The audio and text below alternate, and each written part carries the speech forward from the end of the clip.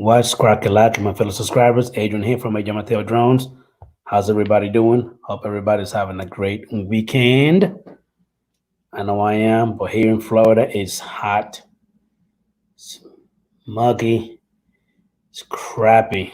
Oh my God, the weather is so crappy this today. I mean, I had a very bad experience earlier with my Dji Mavic Mini. I thought I was gonna lose the little booger, but I got it back under control. It was bad. It really was. I thought I was gonna lose it, but I didn't. So that's always a good thing. How are you, Mr. Full-Eyed K9? I do apologize for not coming in before you did. I was actually getting everything ready and settled. How you doing? How's everything going with you?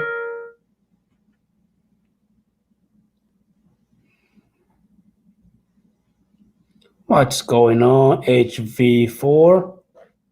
How you doing, fellow?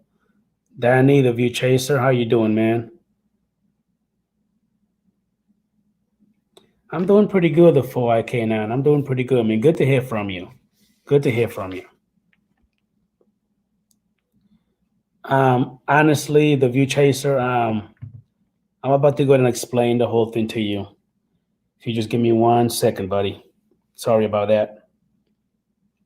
Anyway, so what happened is that I was actually outside my house. So I took the drone up in the air. First of all, I had to do a battery update on it.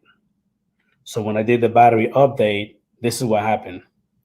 The battery update was fine. You know what I mean? No problem. Again, keep in mind it's hot outside. It's about 105 degrees, something of that nature. So I barely took the drone up in the air about 100 feet, maybe 150 feet, something like that. Literally above me. So it's not like I'm going up, left, right, you know what I mean, side to side. It's just hovering above me. Next thing you know, I'm getting warning on my iPad because I was using my iPad as the FPV. Getting a warning that says motors, overheating.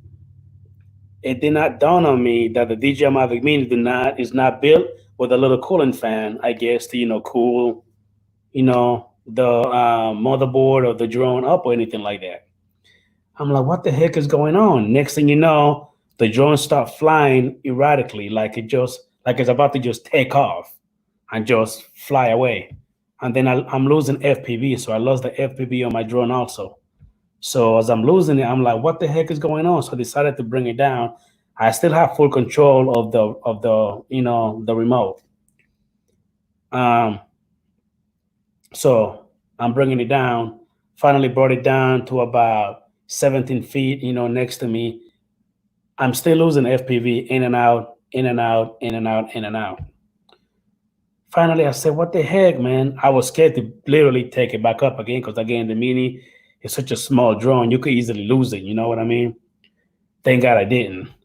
But, man, I finally just brought it in the house, took off in the house. That's why you see that I made a little video earlier, like 20 seconds, that I was actually flying it inside my house just to kind of show you guys, you know what I mean? I wish I would have actually recorded it outside, but I was literally panicking to the point where I don't want to lose the drone. Let me just say, screw it. You know what I mean? I'm done flying outside. Let me just bring it in. So yeah, that's pretty much what happened. So whoever had the Dji Mavic Mini, be careful flying it in the heat because it will overheat. You could easily lose the drone. Let me go ahead and say hi to Danny. I think I already got you. The View Chaser. How you doing, Chief? Newfound Drone Productions, thank you for popping into the stream, buddy. Fly Right Drones, hey, buddy, thank you so much for coming in, sir. Bob Casey, appreciate you, boss. Jesus Ube, oh my God, thank you for popping into the stream. I really appreciate you. Thank you so much for coming in. Drone Days, how you doing, buddy? I'm doing pretty good. Doing pretty good. Actually, I'm about to go ahead and send. Days, how you doing, buddy? Oopsie.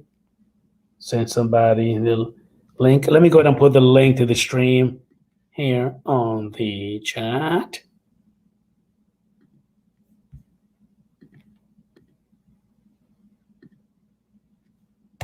Thank you, Donnie, the view Chase. I appreciate you, man. What's going on, CTNJDB? Thank you for popping into the stream. I really appreciate you. Thank you so much for coming in. Really appreciate you guys.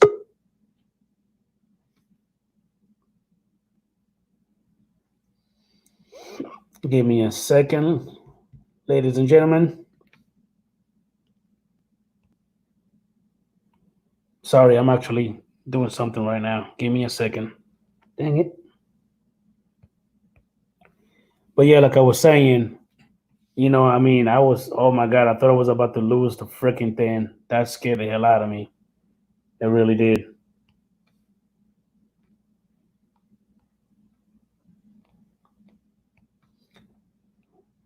I'm on May Mobile to your last stream. I tried to sleep, Adrian. Thank you, Jesus. I really appreciate you. What's going on, Charles? See, I didn't know what was your name, CTN JDB. Now I know it's Charles. Appreciate you, man. Thank you for popping into the stream.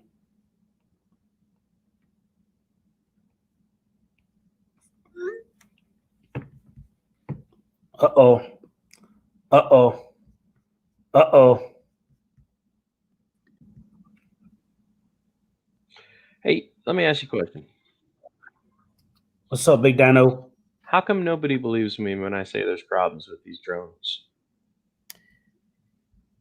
Dan, I don't think it's a problem of not believing you. I honestly took your word for it. You know what I mean? I just happened to go ahead and take the freaking drone out.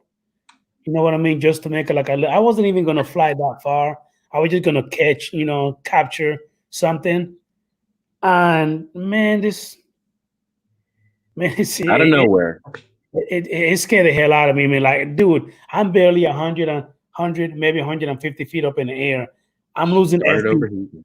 The joint just started going nuts. And the Mhm. only thing I was dude, I was like, oh my God, I had my thumbs on the stick, like ready to go and try to override it. You know what I mean? Something if anything happens. And I'm glad that I was able to bring it down and just landed it, brought the bad boy back in the house.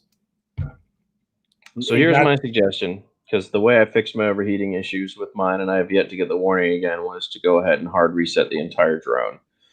I'm assuming that one of the updates they've released within the past 3 months is causing this issue. As soon as I scrapped it and I reinstalled everything, it worked fine after that. I'm assuming that the Mavic Air 2 is also having the same problem.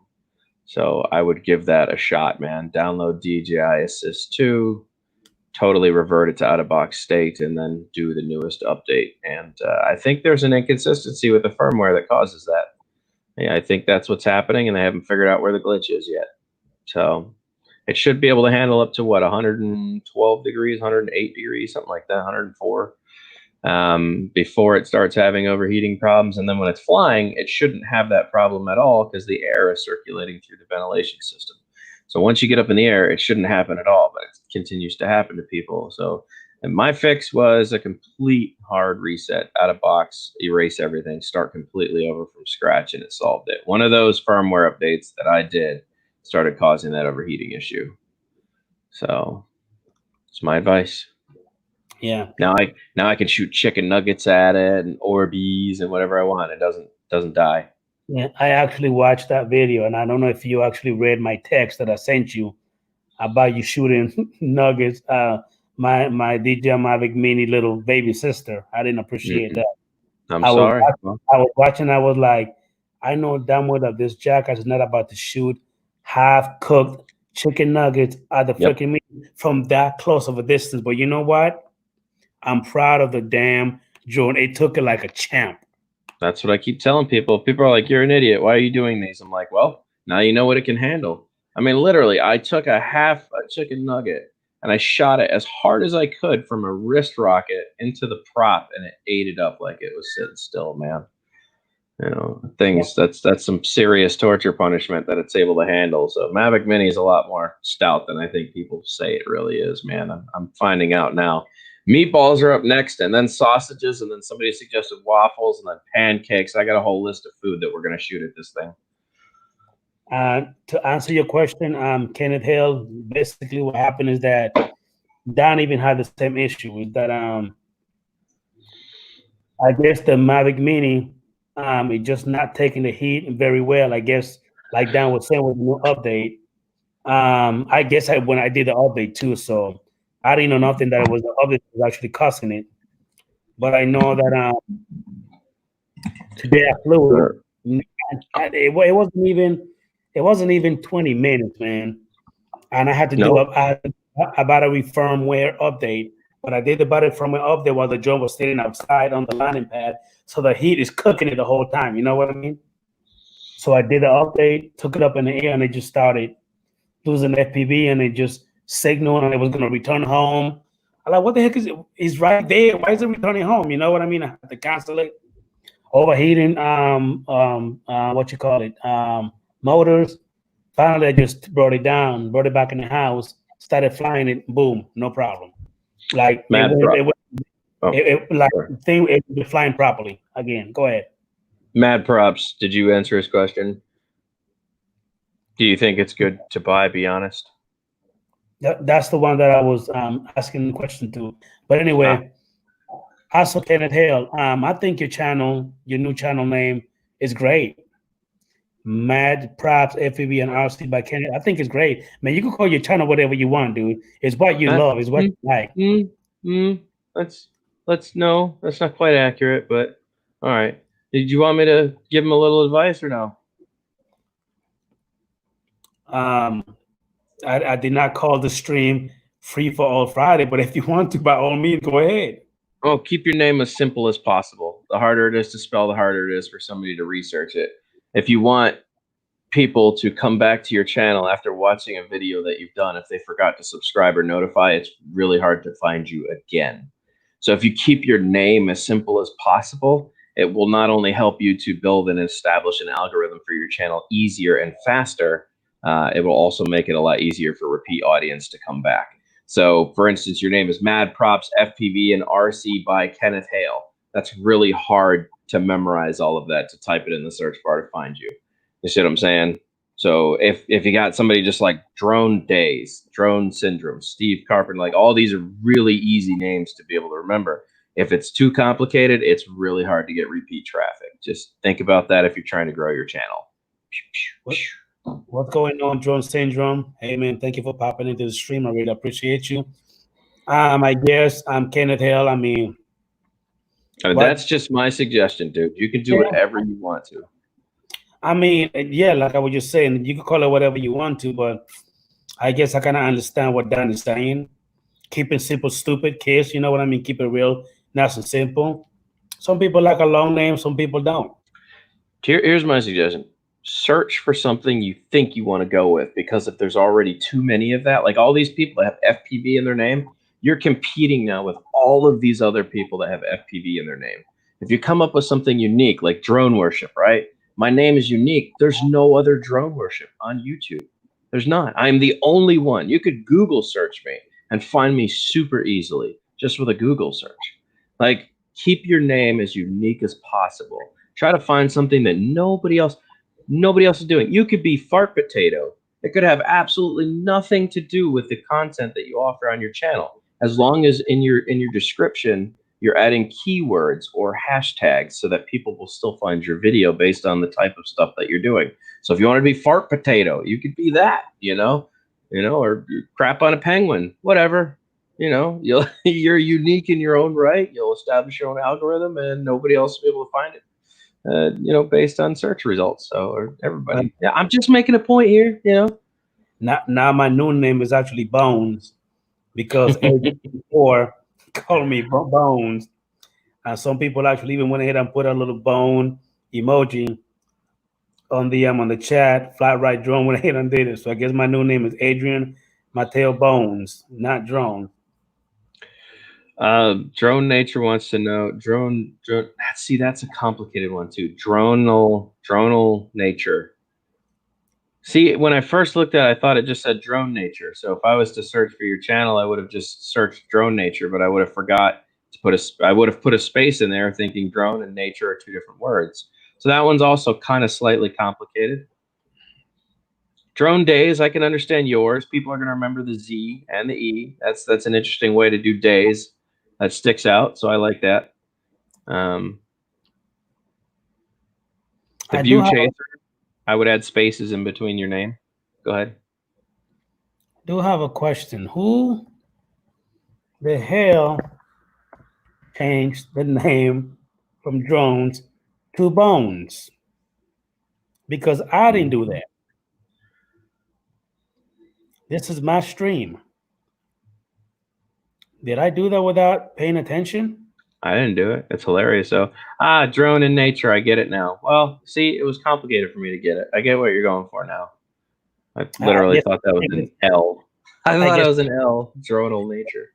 I guess he had the I capitalized and the N capitalized. Dan, Yeah. It was a little weird. I didn't put the I in together. I just did dronal, and I was like, why is there an extra N in nature? what's going on, Londinar? How you doing, Chief? Drone in Nature. How you doing, buddy? John Spizzo. How you doing, boss man? Steve Carpenter. Love you, buddy. How you doing, man? Uh, who else? Did I miss anybody else? No, Jim. What's going on, man? Come on in, Jim. I'm waiting for you. By the way, guys, you're allowed to change your name 3 times in what? What is it? 90 days? Yeah, Every I think 90 days, something like that. every 90 days. So you can change your name 3 times, and then you have to wait 90 days again to change your name. So if you want to change it to something else, you can always do that. It's very easy. If you don't like it, you can go back to what you had. No, Robert S. For some reason, I believe I went ahead and put Bones, I guess, by mistake. I don't know what the hell that was that about. But anyway, we're back to where we were. And Bob Casey, how you doing, buddy? Thank you for Bobby. coming. Appreciate you.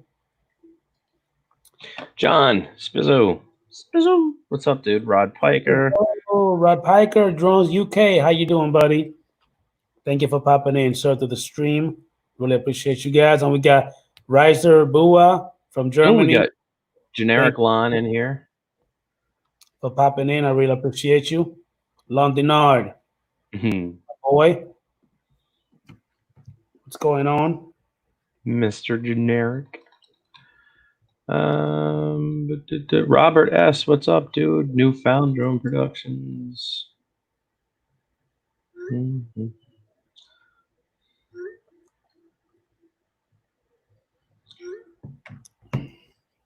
So yes, yeah. I think that would probably be a little better drone in nature. That's just my opinion. You don't have to.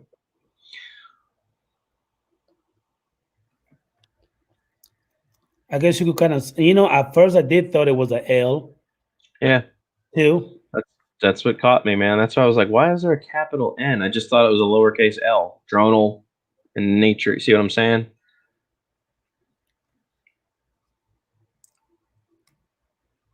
Adrian Mateo Bones. That's why he was picking on me. I'll be damned. I kept wondering, what the hell is he talking about, Bones?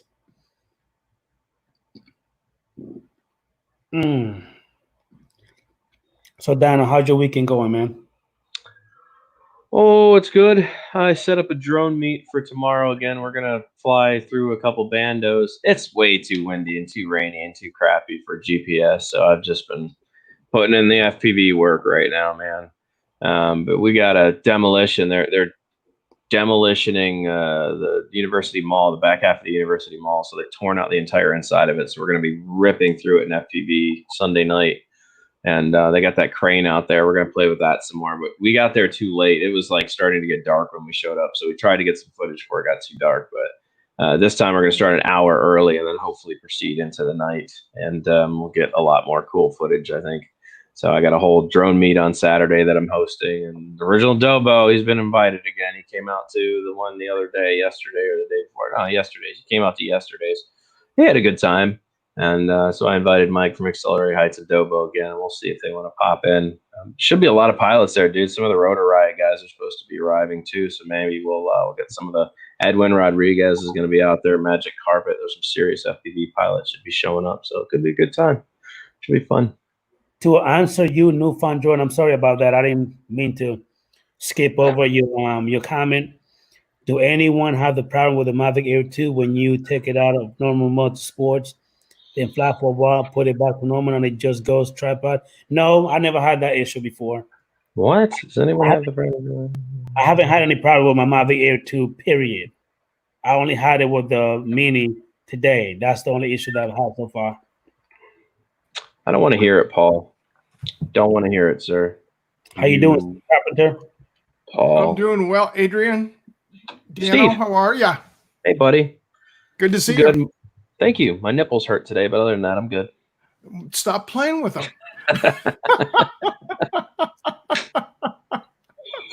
You know I'm good for a laugh. Come on. Oh, I know you are, man. That's what I love it. Yeah. Well, yeah. Oh my God. Last night's show with Matt, it was hilarious, Steve.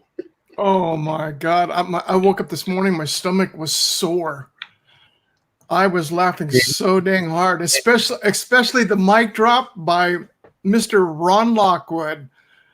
Oh my God, that was just... Oh, we talking about that other stream again? Yeah, that was blowing, dude. I didn't expect that at all. I was like, oh, this is going down now. Wow. I get to be part of this? This is magical. Sorry, boys. I'm taking him. The chair starts rolling back. That was hilarious. Somebody just asked me a question. Where? Hold on. I'm going into it. Give me a minute. Did I just miss it? Yes, I did. What FPV drones would you recommend for a beginner wanting to get into the hobby? Is a tiny whoop a good start? Actually, at this point, man, brushless micro whoops are the way to go. You don't want to start with the brushed and coreless motors. You want to go brushless right out the hole. Something like the Tiny Hawk 2. They have 3 versions of the Tiny Hawk 2. They have the FPV version, the race version, and the standard version, which is what normally you would buy. But it comes as a starter package. It's like $160. Comes with goggles, transmitter, and drone, plus battery, everything you need to get started. So they have a ready-to-fly version of the Tiny Hawk 2. It's a good drone, man. It's a great starter package. I believe it jumps right into 2S, too. That's awesome, man. So that means it should come with 2 batteries, not just one. So you should be able to run it on 2 and 3S. I don't know if it's a 1S system, but I think it jumps right into 2 and 3. Yeah, there. Ed nailed it. Brushless is the only way to go. Yeah, it is. Save yourself the time and plagued problems of owning brushed and coreless motor quads, man. Just do yourself a favor. Don't buy them. What's going on, Ed? Mr. Roll Tide. Love my drones. Mr. Pain and the you know what? How you doing, buddy? Also, the Mobula 7 is good, but you already have to have your own goggles and your own transmitter. So, whereas the Tiny Hawk package comes with both of those things. So, BNF, Bind and Fly, or Ready to Fly. Those choices are yours. If you're ready to upgrade and you want a really fast little whoop, then go with the Mobula 7. They also have an HD version of it, and they have another version of the HD version now. It takes up to 3S, so there you go. It's a letter rip tater chip. Yep. So, Steve-O, have you been able to fly, did any more sunrise or sunset? No, it's been we've got this haze that's just been coming in. In fact, because I've been wanting to go up to see the comet, and we're getting this inland haze through here, so it just knocks everything out. It's just like this morning. Well, not this morning, but actually the last 2 weeks. Sunrise, it's just a gray, like you put a filter over the whole entire sky. You don't see the sun, you just see glowing gray. That's all you see. Which is nice because it's cool, because we've had a very cool summer here so far.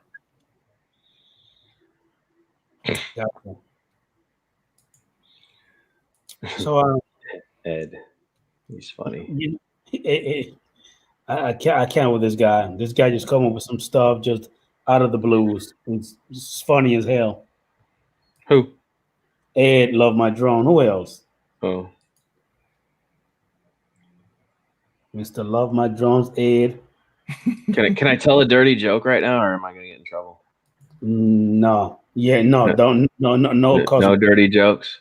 No dirty jokes, no cuss words, please. No. Okay, all right, no cuss word, but male No, organism. no.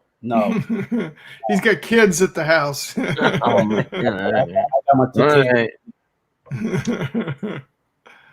One of the things I just wanted to follow up with, where Dan was right, and this has nothing to do with having a long name. That's your choice to do what you want to do. But Dan was spot on. I have friends of mine that are in social media. Their business is all they do is multi-million-dollar corporations, and that's all they do is coordinate, consult, and everything for people on whether it be YouTube, every social media platform out there, Twitter, everything else. As long as you can keep that name as short but as unusual if possible, because that's what's going to bring it out. There won't be duplications. It's like my name. I have SoCal Steve up here. My screen name, my channel name is Steve Carpenter. You put Steve Carpenter in there, you're not going to find me because I don't have enough subscribers. But I have figured it out. Steve Carpenter drone. If you type Steve Carpenter drone, I find you. I have to use a keyword to track you down. That's the problem. Yeah, because if you look at a gentleman that was on there, I don't know what happened. He's a photographer, Steve Carpenter. He's in there, photographer, but he used to have 70-some thousand subscribers. He's now down in the tens of thousands. I don't know what happened. But he got hit bad.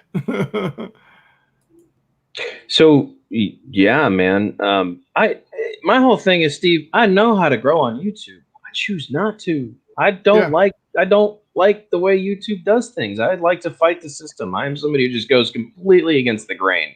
I hate, there's only certain things I will do to help myself. The rest of it, I don't care to do because I don't believe in the way that YouTube builds a channel or helps people build a channel. I don't like all that stuff that they do. Like, hype.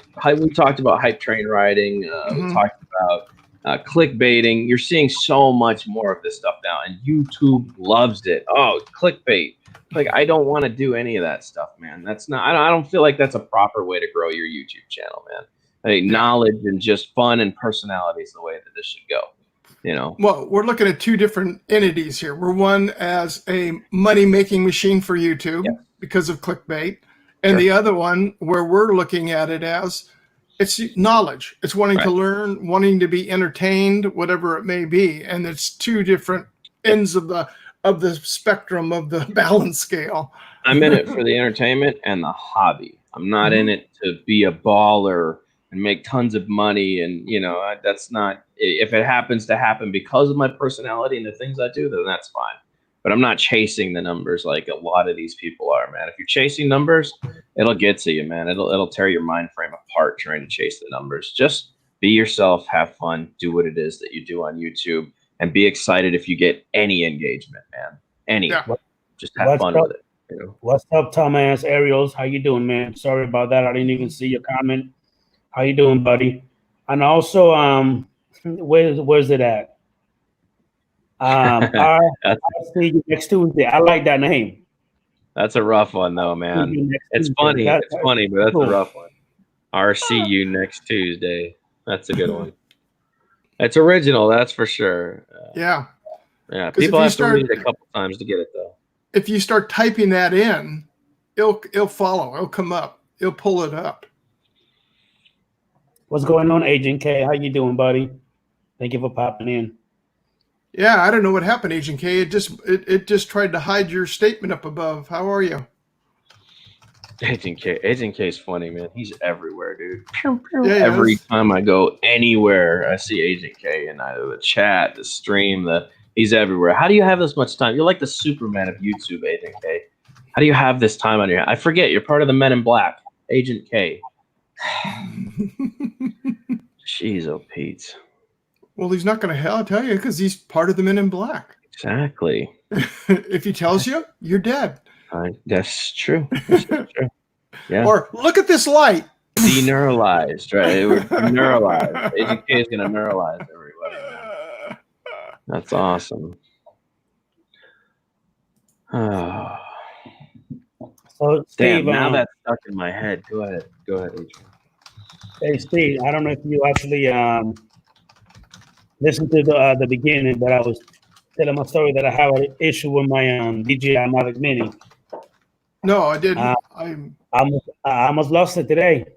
That sucker just started flying erratically because it wanted to take off, and then it started giving me a heat overheating warning when I was only hovering about 150 feet up in the air right above my head. I wasn't even going anywhere.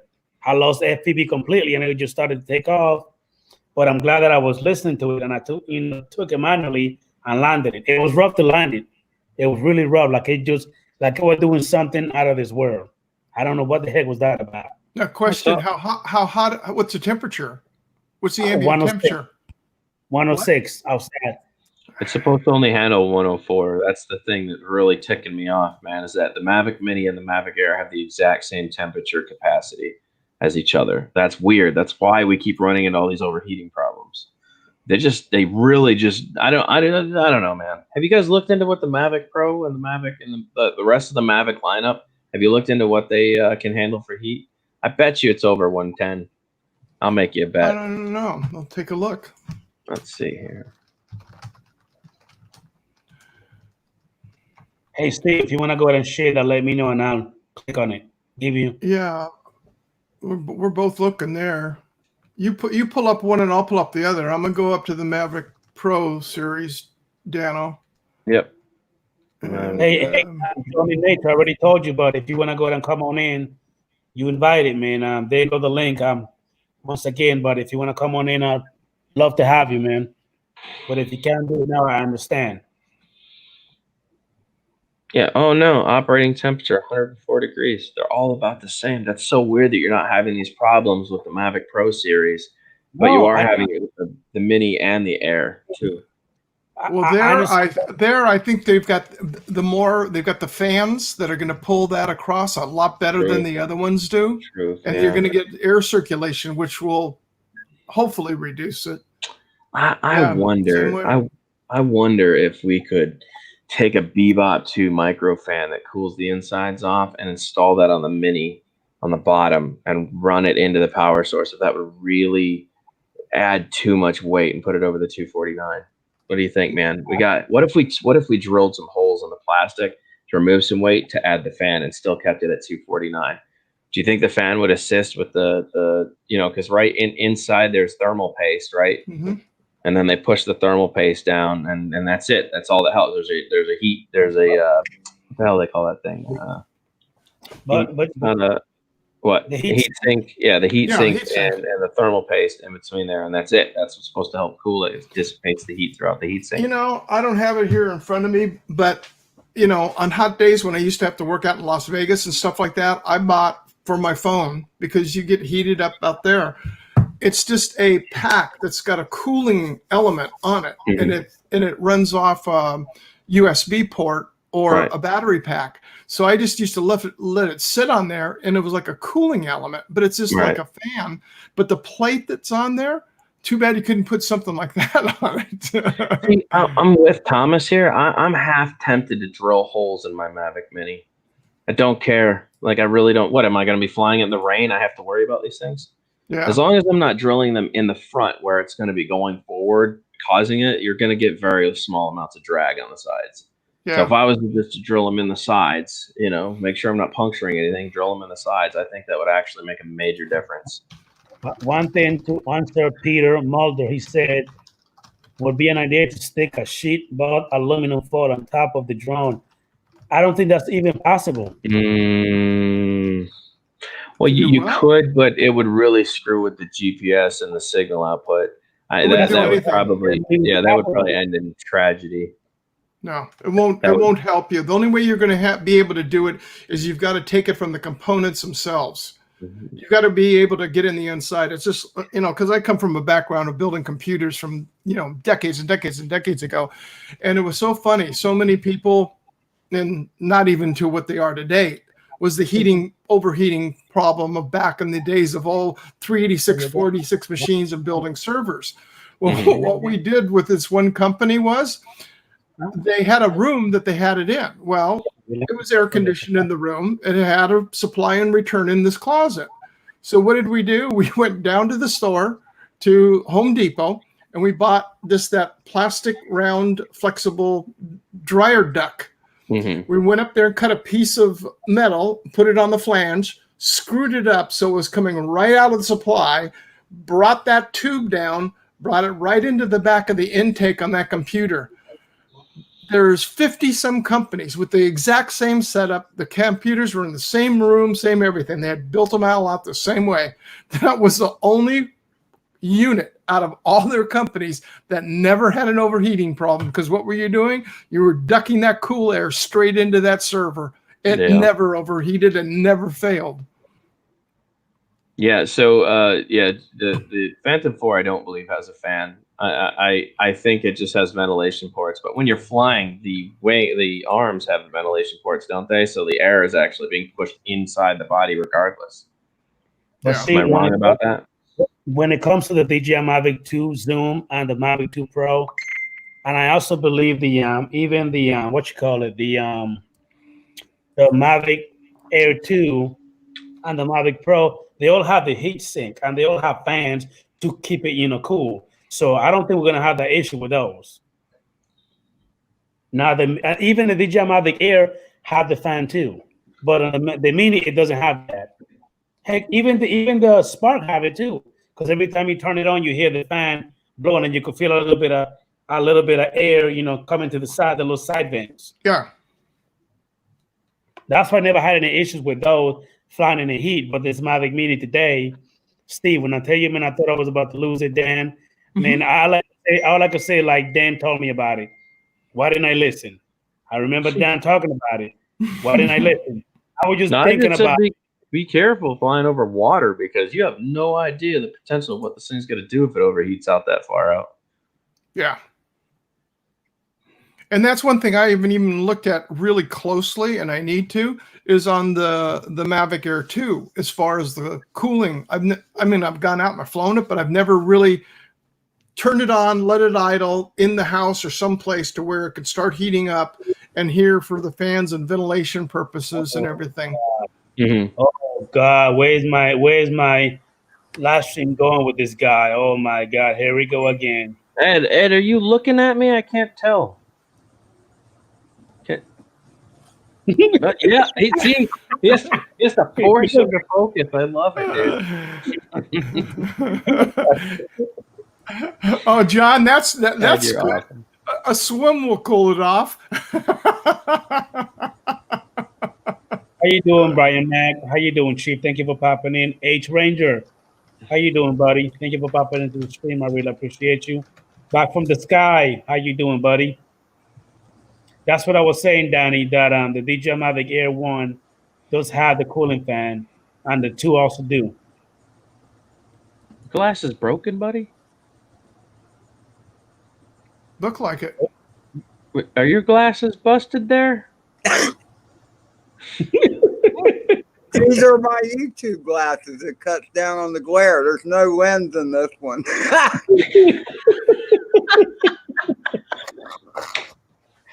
Oh my God. I was like, that one looks a little funky, bro. What happened there? That's like people going with contact lenses, monovision. They put the lens in only the one eye and nothing in the other. Oh my God. That is amazing. Thank you, Bob Case. I'll see you later, buddy. Bob Case is about to leave, Steve. See you later, Bob Case. I'm actually going to bounce too. I got to run up and get hot dogs and hot dog buns and plates and everything for tomorrow. So I got to get out of here. I just wanted to stop in and say, I told you so. I told you so. Let's see, check this out, Dan. Sometimes we get a little hard-headed. You know what I mean? Hey, I didn't even think about it. I just wanted to just make this little video and, keep it going. You know what I mean? That's start testing now, though. Now that you've had the consistency of the problem, test more before you send it out further. If it happens again, I would suggest DJI Assist 2 and a complete reformat out-of-box state of that drone, and then do the newest update. Okay. Don't keep taking chances, bro, for no reason. You don't want it to fly away if possible. Yeah. But obviously do some testing. That way you have an idea that it's going to continue happening. That wasn't just a one-off chance that it was too hot or the humidity was crazy that day or whatever. But don't go dumb far with it, because then you might not get it back. And I would hate to call DJI Hubson. Yeah, I got you. I hate to do that. Dan, hey man, thank you for popping in, buddy. I really appreciate you, Dan. You got it. Steve, Ed, Dan. Adrian, I'm out. Toodles. Everybody in chat. Bye bye, motherfucker. So Ed, Yes, sir. have you been crashing today? Cause see, I have I'm not been crashing yet, but I might be able to do a little crashing for you. I'm not even gonna ask you have you been flying because the key word with you is you crash. You don't fly. You crash. Because if you're not crashing, you're not flying. Isn't that what they always say? Well, that's what they say, but in your case, there's no telling what you're gonna do. You're gonna crash before you fly, which is bad. Ed, I agree with you. When I learned to ski, one of the instructors I had when I was first learning to ski says the day you stop falling is the day you've stopped learning, which should be the day you should stop skiing. So it means you're not continuing to learn. You got to push the limit.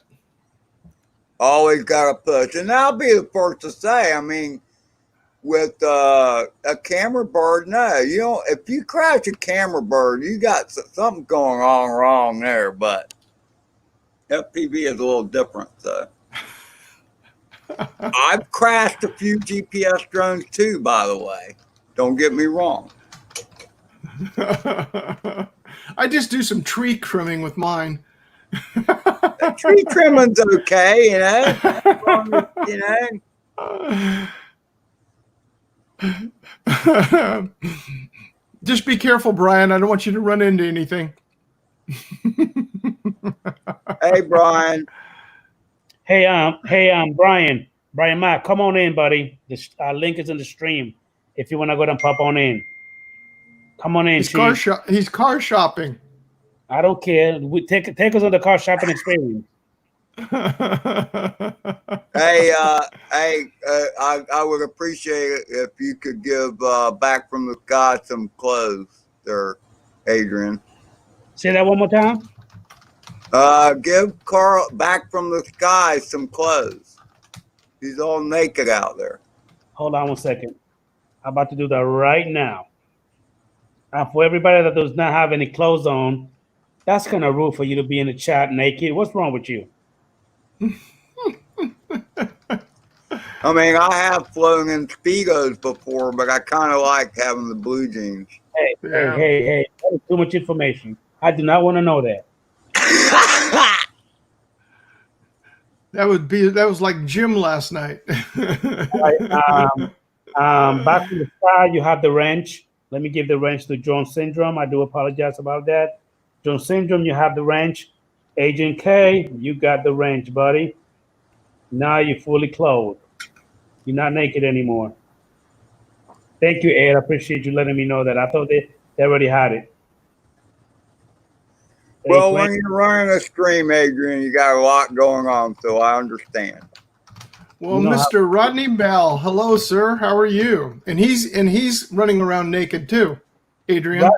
Rodney Bell, I finally got this guy to come on in and say hi. How are you, Rodney Bell? How you doing, buddy? Well, that's because you're live before Rodney's bedtime. Is that right? I think Rodney already had enough coffee to stay up. No, he took the day off today. Oh yeah, yeah, you're right. Hey, he did that special one. Hey, Mr. Rodney Bell, what about me? You saying hi to Steve, but not me. Come on now. Well, that's because I greeted him. Behave, Rodney, behave. That's because I greeted him, and you've yet to greet him. Rodney Bell, love you, buddy. There's the link. I would love to have you in under one condition: no beating on the host. Do not beat me today, please. Give me a break. He got beat up too bad last night. Oh my God. Did I?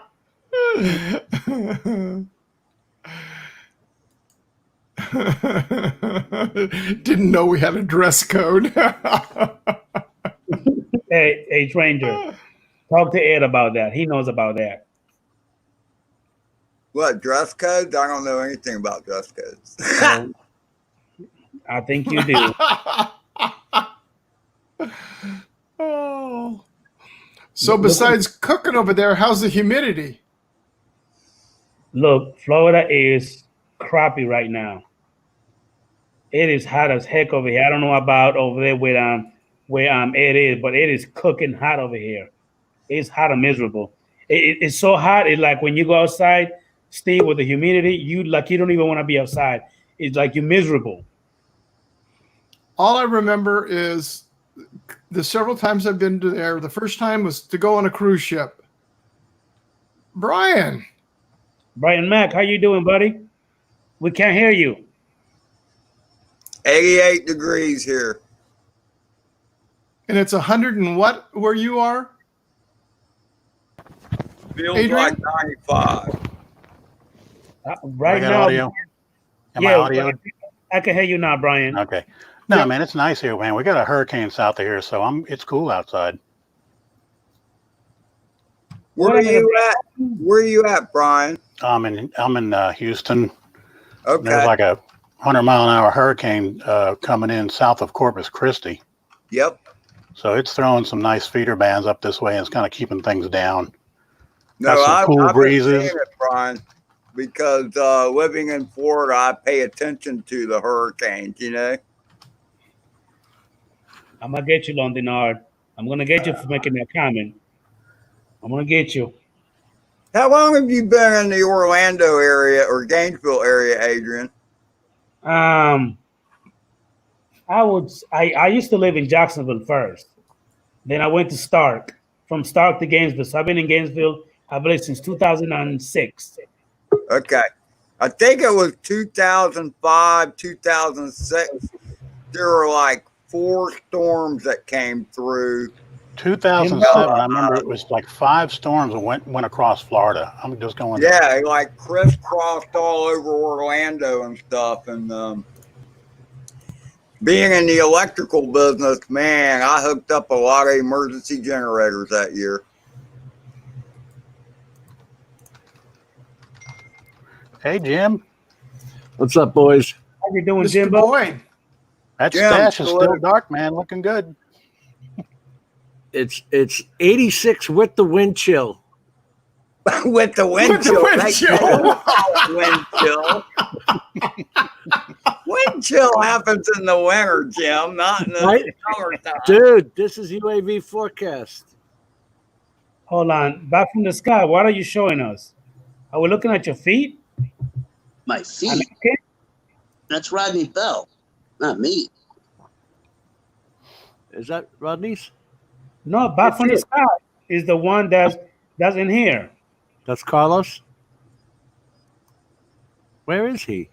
Oh, I'm showing the wrong screen. I got to turn the screen around. That's what it is. Yes, you do. And they don't get soy, Mamau. I'm sorry.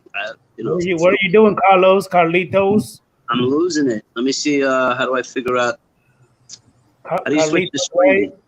So you Did got you have a Rice Krispie treat? How do you switch the screen on this? I forget now. tap on the picture you're seeing. Okay, and then camera or no more. Oh no, I got it now. Okay. Okay. What a Nimrod. No. We all do it, man. No. He called it right, Jim. Nimrod, I think it's right. Thanks for being so agreeable. There you go. Carlitos way. You take care of Mr. Bell. Have a good rest of your weekend, sir. See you later, Mr. Bell. Thank you for popping in, sir. I come in and Rodney runs. Okay. I see how it is. Yeah. I'm surprised he popped in. He said he was off everything this weekend. He was doing other things this weekend. Family day, yeah. It's just too hard to get away from. What's going on? What should we call that hat, Brian? Is that the Rico Suave? This What should is we my call that hat? 500K celebration hat, man. If you'd have come into my stream yesterday, you'd have known that. You know I was there, man. I know, I'm messing with you, dude. All right. I was listening. I wasn't in. I was listening while on a conference call with the Coastal Commission. Hey, Dre. Hey, how you guys doing? Good. You guys hear me okay? Yeah, we can hear you. Good deal. It's the first time you've come in and it's all worked. Hey, Dre. Hey, what's up, Brian? Good show the other day, Brian. Thank you. Thank you. With your Panama Jack hat on. Thank you. That's what it is. Yeah. Yeah. How can we even hear you? Your microphone's all tilted up. He's a camera mic. Gotcha. Yeah, this going out the window. This light's broken right here. That's why it's flopping. You know, it's my gaming headset. I got other headsets coming.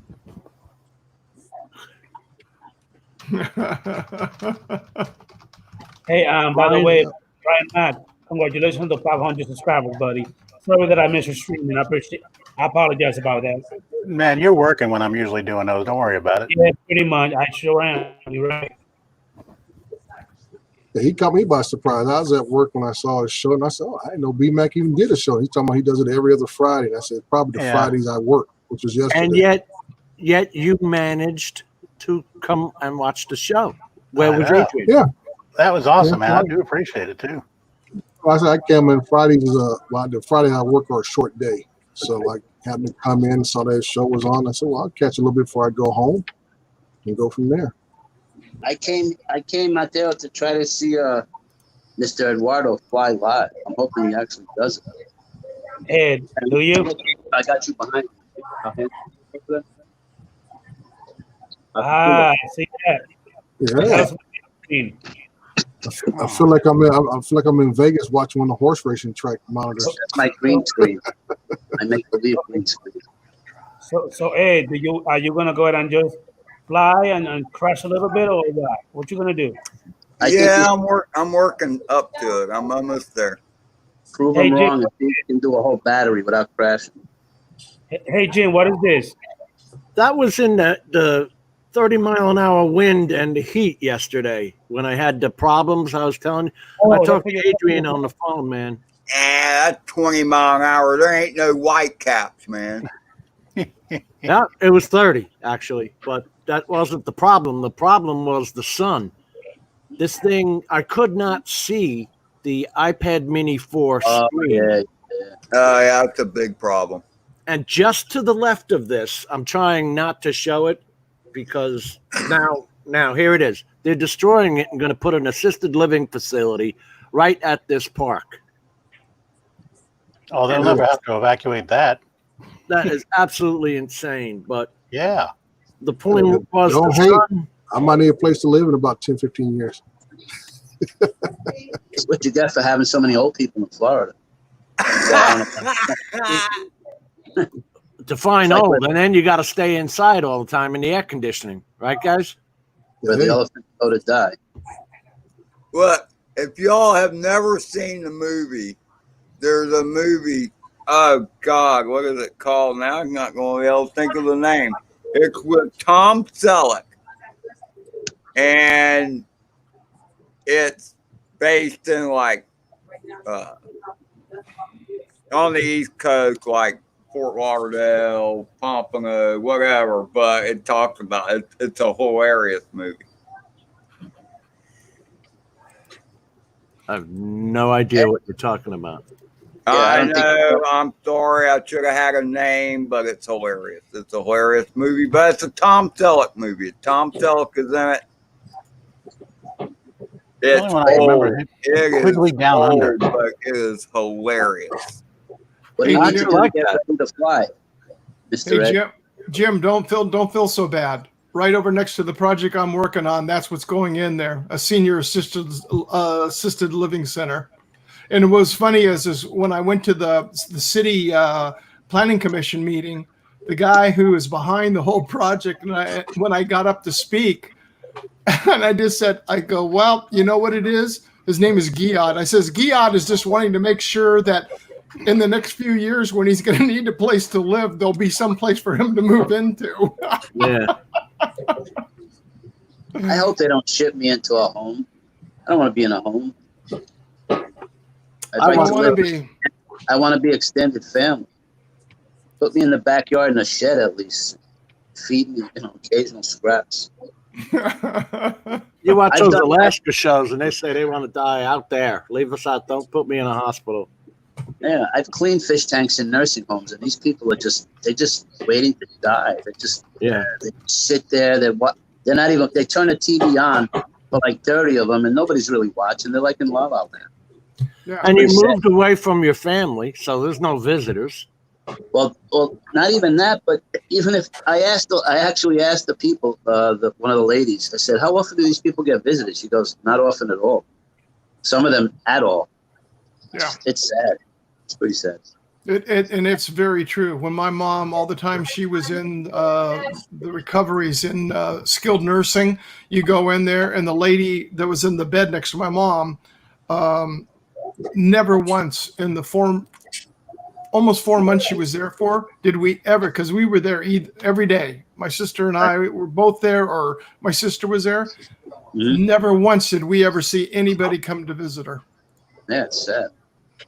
They're like forgotten. Oh. But what are you going to do? It's tragic. That was with Christy. What was it? Christy something, right? The What? 3 Men and a Baby with Tom Selleck and Christy, what the heck was her name? Not Brinkley. Oh, no. She was on Cheers, and then she got fat and couldn't get any jobs anymore. Her? Yeah, Kirstie Alley. What's her name? Yeah, Kirstie Alley? yeah. Kirstie Alley.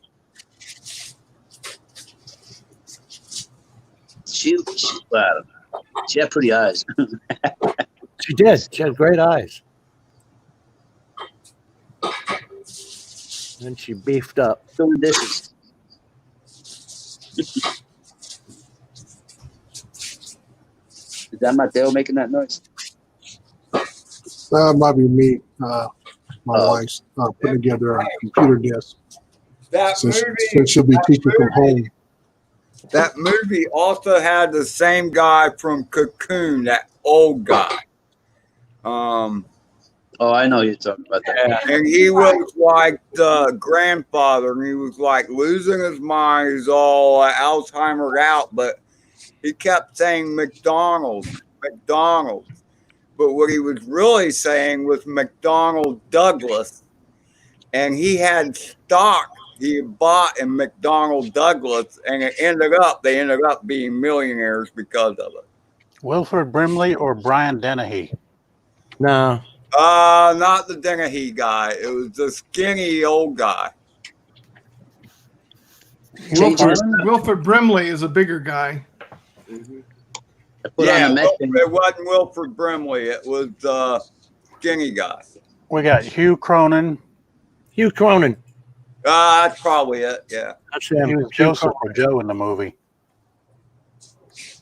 Anyway, in the world of sports, I put on the Met game real quick, and I'm looking. They're pitching, and behind the catcher and the ump, they have cardboard figures of people watching the game. Yep. What? Have you seen that? Oh yeah. And which game is this? The Met game. Put it on. You'll see. They have cardboard figures in the stands, and you'll see.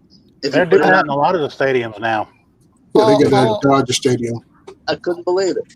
All I remember is when the new Yankee Stadium got built, and they had, and it was ridiculous. They were the seats for, your prime seats down on the note. They weren't selling. So what did they do? They were getting people from the upper deck and bringing them down and letting them sit down in these $1,500, $1,000 a seat spots in order to make it look like there were people there. That's cool. Every now and then you can tip the guys. They'll let you sit down there. Yeah. I've done that. There he is.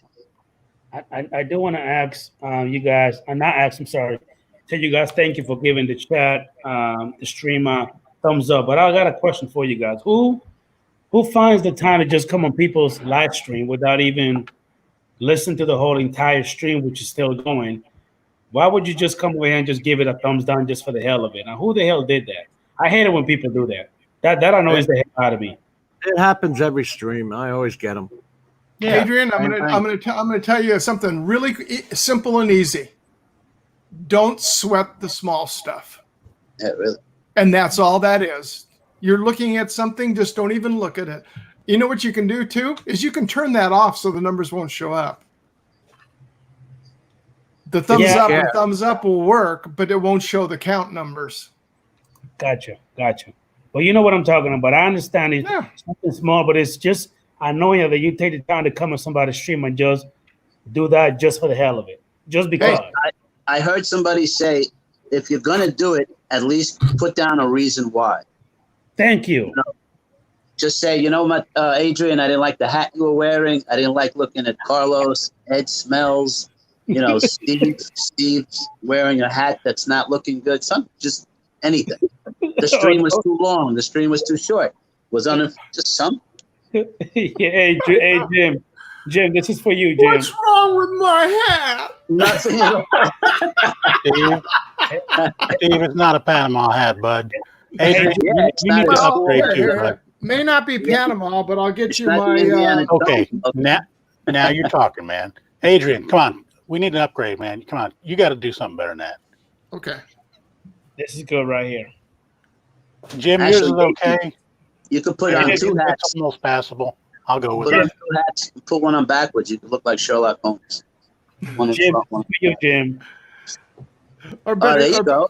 or better yet, we'll just turn around and do this and look like Ken Dono. Yeah. You got to get drunk and have an attitude first. Oh, I know. Oh man, his And Twitter, if you're going his ball Twitter cap, feed that he had.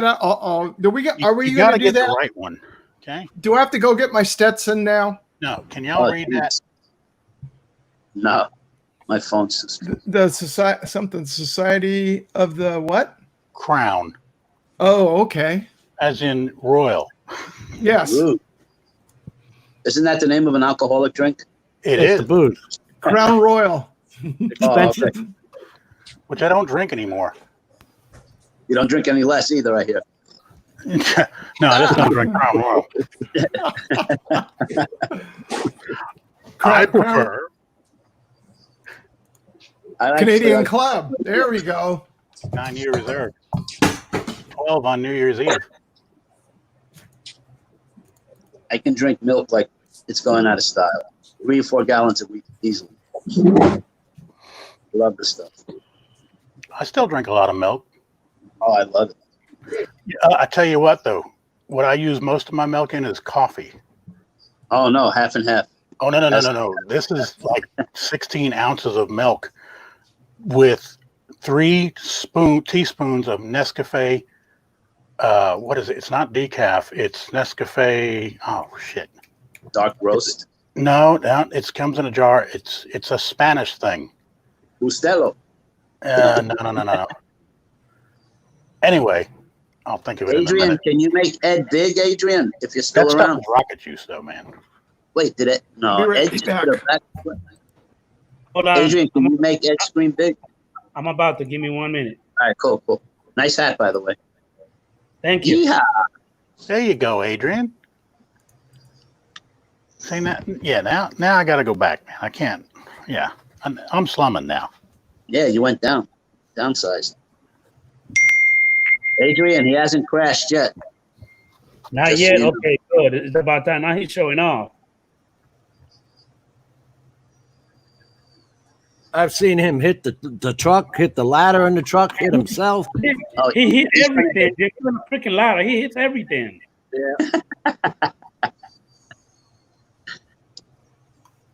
I don't even know why he's still flying. Somebody need to revoke his license. See, he hit the wire just now. He got it. He saved it. Nice job. This is a 2S battery, by the way. That's crazy by the wires. How you doing, Michael Magrenos? Thank you for popping into the stream. Oh, Brian, Ooh, you got another backflip. Can't believe it. I was picking on him, telling him he never does backflips. Now he did 2 of them. What's Yeah, going sure. on?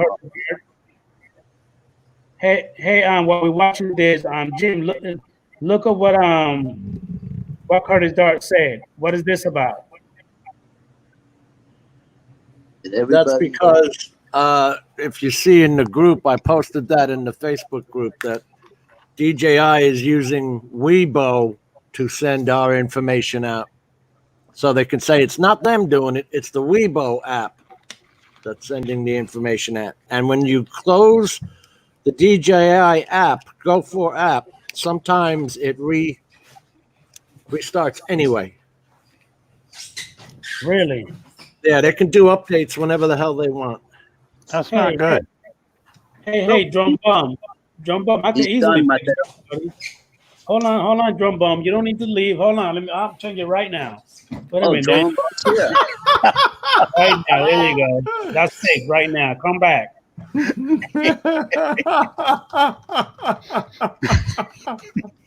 Missing the chat. I have to turn on my laptop. Ed, good job. One whole battery, 2 back flips. What's today's date? You got to write it down. Today's the 25th, isn't it? There you go. Yep. Flies a whole pack with 2 flips. The Flying Lunatic. That was perfect, Paul. Hey, Jim. Yeah. Question. What app are you talking about with the DJI update? Weibo is a Chinese app. What the heck is that? I never heard of it, Jim. It's a Chinese social media app. Oh, Like I don't have it. Yeah, I like don't have it. WhatsApp, like the WhatsApp app and all that. You don't have to have the app. No one said you have to have it. It's in the 47 different connections DJI Go 4 makes to the internet when it starts up. Oh, Okay, it goes through their protocol servers then? Yeah, see, I have the link in the Facebook group here. I'll go look. So help me understand this, Jim. That's an app that you actually have a choice to download to your phone, so you don't have to have it. You have to have the DJI Go 4 app. The DJI Go 4 app has always connected to multiple internet things like Alibaba, Weibo, bunch of Chinese crap. Always done this.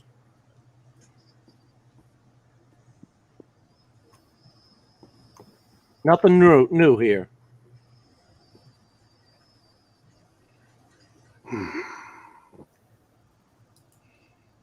Okay, I could finally take this guy off the big screen. Pretty good, Ed. 2 flips I even saw, I think. Yeah, the ones you were bugging me about. Nicely done. You know what, Ed? I gotta give it to you. Half a finger, a little finger clap. Good job. Adrian. Good job. What? You said he has the clap? No. He's gonna get a little finger clap. That's it. Hold on. I'll get some penicillin for him. Please do.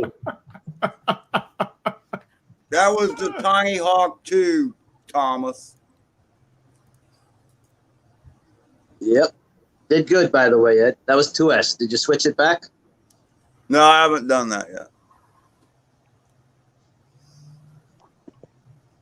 I tell you what, Ed, you're getting better. Thank you. This little battery got pretty toasty while I went during that flight. Especially the weather, too. You said 85, 88? 88, I think. It wasn't too bad out there for a few minutes. Well, look at what happened to Adrian. You said it was 106 when you were out flying today? Yeah, at 106 with my Dji Mavic Mini, and that sucker almost took up. I almost lost it. Gainesville, man, is hot as Hades. I've worked there many a time. It's as bad as Orlando.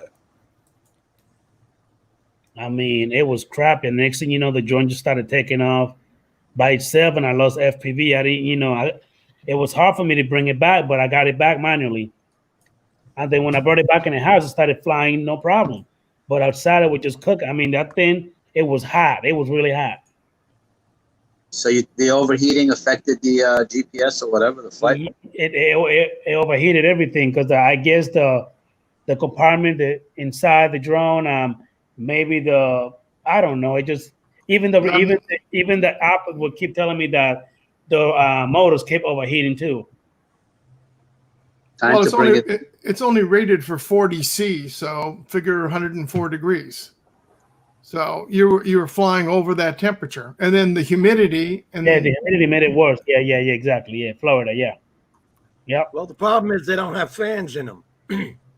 yeah, and that's what I was mentioning earlier. Is that without the ventilation being there, you're going to have that problem no matter what.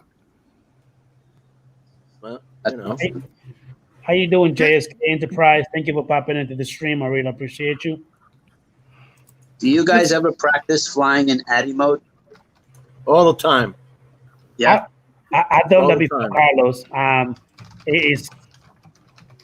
I actually like doing it. I mean, I think I'm getting better and better and better on it. Okay, good. GPS. Yeah. Yeah, On he camera had drones. Go ahead, Steve. Jim. Go ahead.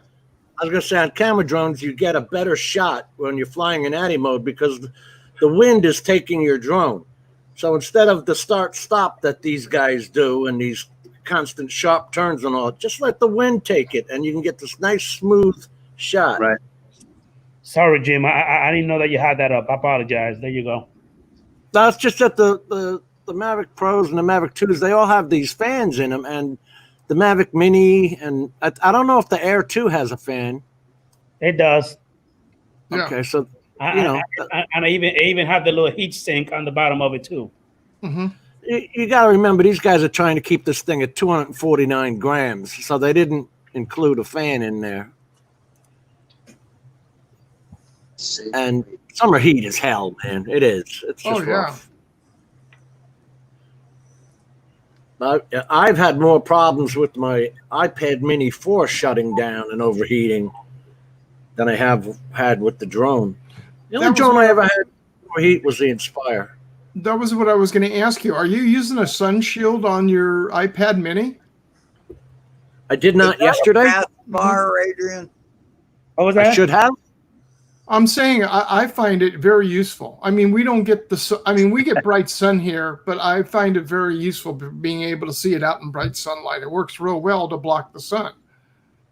I didn't use it yesterday, Steve, and I should have. It was my own fault. Yeah. Because that direct sun, man, I didn't know how long I was flying, and I didn't realize. And then all of a sudden it started beeping, and we all know what the beep is. When the low battery warning hits that you set, it starts beeping. So I have it set at 15% because I'm in a close-in flight. Right. And whoa. I mean, it starts to go land. Cut off the top of the Mini. Solved. Why'd you laugh? What did I mention? Hey, or go down to your local ice house and buy some dry ice and put it on the bottom of it and clamp it to it. Yeah.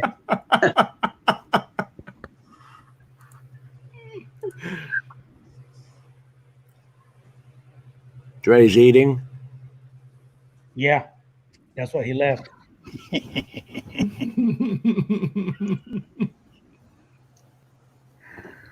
I didn't even realize everybody's got a hat now. I was just looking at that. Ed looks like a farmer, though. He doesn't look cool. Except Carlos.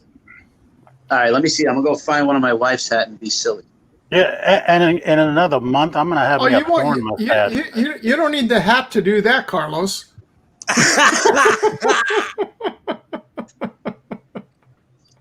Is he projecting onto the wall? Yeah.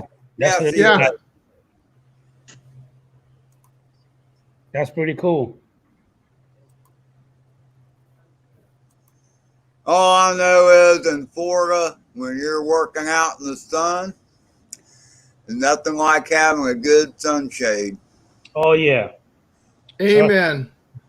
You're right about that, Ed, because by me working for Waste Management, driving that truck, the whole day in and out of the truck, it gets hot and miserable, man.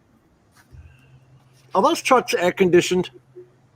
Yeah, but my AC actually took a dump, so I have to put up with the heat the whole day. Plus, I have to have that mask, protective, on my face because I work with random, like labor ready, people from the temp agency, and you don't even know who the heck you can work with. You know what I mean? Right. I know when I'd work in Las Vegas, I'd wear a hat like what Ed has on, or the other one I'd wear is like you see the Aussies wearing, or on the fishing boats and stuff, where it's got the flap so it protects the back of your neck. But Sharper Image used to have this little ring. It was like a woman's beret, but you put it around your neck, and it had cold plates on it.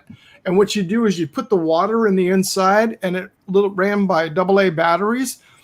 And the water would go across that in those plates, so it was nothing more than a evaporator around your neck. Man, I'll tell you what, it kept your core temperature down.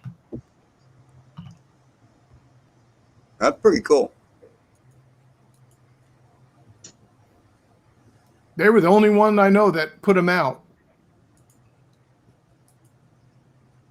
because it would get so hot when we were out there working.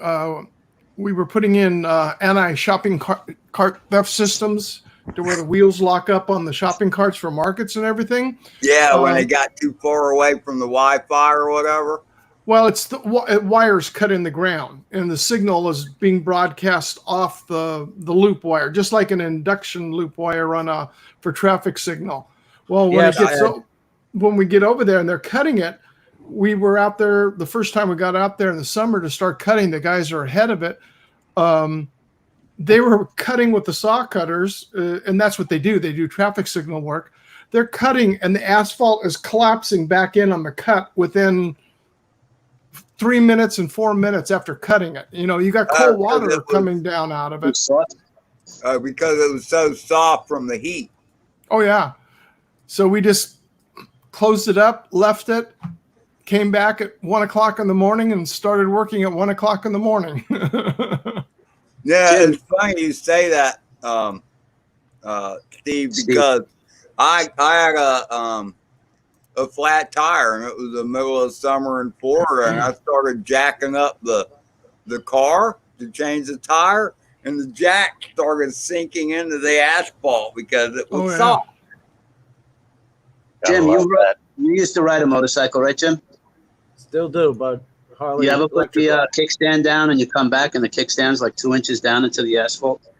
No, because the bike would fall over. You have these plastic 3-inch discs that you put underneath the kickstand. Yeah. The bike bike's 1,000 pounds. If it lays over like that, it'll fall down. Yeah, no, I remember. Obviously, Jim learned that lesson at some point. No, I've just seen it. I brought my especially in fresh concrete, asphalt. Yeah. Carlos. You could tar and concrete. You can almost push it in with your fingers. Yeah. They put that down at 300 degrees. Man, you got the sun beating on it all day. It's like ridiculously soft. How you doing, Michael McReynolds? How you doing, buddy? I'm enjoying your videos, man. Making good content. Keep it going. Carlos, though, I did have to watch a few videos on the easiest way to get the bike up, because I've had a couple of spills while riding when there's crap in the road. Oh, yeah. Anything, like you only got maybe 3 inches of rubber on the road. Right. And going around a turn, even at 30 miles an hour, if there's sand, flat washers, if there's nuts and bolts from a previous car accident. I've gone to this city many times because in 2014 I took a spill and slid across 3 lanes with the motorcycle on top of me. Oh Broke wow! my ankle, and it was all because after the car accident, the tow truck driver did not clean up the crap from the accident. They never do. I've never seen that happen. The city contract says they have to clean it up, and they don't. So anyway, I went around a corner, couldn't see. You're always looking, right? But I didn't see anything in the road. Just made a simple turn, and the back end just went boom, and it laid on top of me, dragged me over. Man, it's so hot, so fast. Scary. So fast. But that's scary to cross 3 lanes, thinking there's cars behind you that could possibly I've only dropped the bike parking it. And let me tell you, it was like 400 and some odd pounds, and this sucker's heavy. Yeah. Like, wait in the butt. Yeah. So what hat are you wearing there, Carlos? I can't see. My you wearing a Ben Hogan cap? I'm not sure who Ben Hogan is. I'm ignorant in that part. But That's it's like a golfer. taxi, my leather taxi hat, I call it. Oh, it's a gonna say, leather cab hat. driver. Okay. I tried had to one of find those. something for my wife, but she has no like Easter hats or anything. I could have stuck with the Tomas, big ring. what's the Irish rendition of that? My mother had got me. She went to Ireland and she brought me back one of those. Yeah, like It's a Ben like- Hogan hat. The Netflix Peaky Blinders. Have you ever seen Yeah, that? here, I'll show Yeah, it to you. yeah. Right here. That's a good show. Those kind of hats. Almost. Ben Hogan is a golfer, Oh, okay. and he wore it. But it's the Irish have worn them for hundreds of years. I didn't realize Michael McReynolds is putting videos out. I usually get it. Right here. Yeah.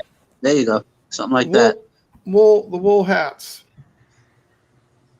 I think Very you have to be similar. fully bald to wear those, though. No, Why? Keeps your head warm. it does. Wool. Good But stuff. when but wool breathes too. Yeah. Steve, That you look brought very French, man. You look like you should be a painter. You don't want to see me. How I can't. I can paint real well. I end up with more paint on me than I do on the object I'm trying to No. paint. It's all art, man. It's all good. Hey, Brian. Yeah. Don't bust his head, or he look like a used car salesman. Don't say that. Steve, are you a lefty or a righty? Right. Oh yeah, a used car salesman. That's why he is righty. I'm just curious. When you guys fly your drones, do you pinch or you thumb? I use Both. the sides of my thumbs. Both. I use my thumb. I try to get used to the pinching, Carlos. I'm getting a little confused when I try to do it, so I use a thumb. That's it. I can't do the pinch. It depends on what I'm doing. Hey, you I know what I don't have use the right top of my thumb. Here, I use the sides. on the Mavic Air 2 on the left controller? Yeah. Take the stick off. Just use the wheel or the round wheel. That might You be very mentioned smooth. that before. Yeah, it's really smooth. And You know, those you're- and those sticks are taller than Yeah, the they are. Mavic Air the Mavic Pro, which I have. Those sticks are a lot taller. And so if you want to pinch, it's a lot easier to pinch on that remote than it is on the Mavic Yep. remote. That's the reason why I buy so many accessories for my drone, Jim. Cause you and Matt get on to me. Why do you buy so much crap for your drone? Because I like different things. Like I got the sticks, like Steve was just saying. Cause your regular Dji, thumb sticks are, different. Yeah, but I buy the big ones. That gives me more. You know what I mean? Like more of a better grip. I don't like doing it from the top. I don't know. I just developed the style of doing it from this bottom, and I'm leaning and I roll my fingers like this. And so look, I'm doing construction. You know what I mean? I'm not doing the flying you guys are doing. So if I'm doing a point of interest, I just roll my thumb right, and the bird rolls around. Yeah. But how do you? Oh, I need you to show me. Doing Hold on. both at the same time. You're doing both at the That's same like time. a modified pinch, would you say, Jim? Yeah, probably because you're turning the bird as you're flying through the sky, as you're He's sending not it. pinching. He's pushing the controls Right. more than anything, Ed. He's not pinching it at all. Good description. Yeah. I actually used to do that on some maneuvers. Just push it. Okay, Jim. So this But is the hardest. Okay, go ahead. So Now you just telling put your me- thumb at so the you're bottom. telling me instead of doing this, you do Yeah. it right here. Yes. Yes. He's almost he's like behind them, pushing them. You can roll your thumb. You can Right. roll your thumb, and now you can get a smooth and slow turn of the bird, and you're rolling your other thumb, controlling the speed and direction. But see, for you to do that, that's pretty cool because I feel awkward doing what you do. I gotta have it right here. I gotta have it up here. This right Yes, here can be a better grip to me right here. And to me, that's awkward because at some point you got to stop. You know what I mean? And if you're doing a large area and going around, I don't know. I just never got used to that. I guess I took the easy route, you would say, right? No, I just you lay my did thumb what at the works. bottom. You just do what works. So- if you fly with your palms and it works, fly with your palms. So Whatever. So Jim, what you're doing actually, I'm gonna ask you a question right now. So what you're doing, you could probably fly it without the thumbsticks. Then, if you're just gonna put your fingers up here in the little ball, then. That's what Brian's saying. Except on the right one, because I mean, on the right one, you want to be able to. I mean, if you want to shit and get, you want to be able to push forward to make sure you're going forward or backwards, you know, or sideways. You just don't want to. You want to make sure it's at one extreme or the other with the right controller button. But the left one, you got a lot of wiggle room there. You can just really slow it down, make it nice and smooth. Hey Jim, I did not know that you use the parabolic antenna boosters either. I didn't know you like All the using time. those. Been using them for 5-6 years. Parabolics are good. You just can't keep them in the sun or you'll melt your antennas. Cheap and they work. Good to know. Didn't know I just that. come in on the side. I guess I got fat thumbs, but I just come in on the side of it, and I'm just rolling my thumb Okay. like that. And if you do the left one, now you're turning the left one turns the direction, the attitude of the drone where it's facing, and so I could just have a little pressure on that, and I'm going nice and slow, turning right. And the right one puts it in the circle. So that's all we do. Oh, So just turn it like that. Oh, yeah!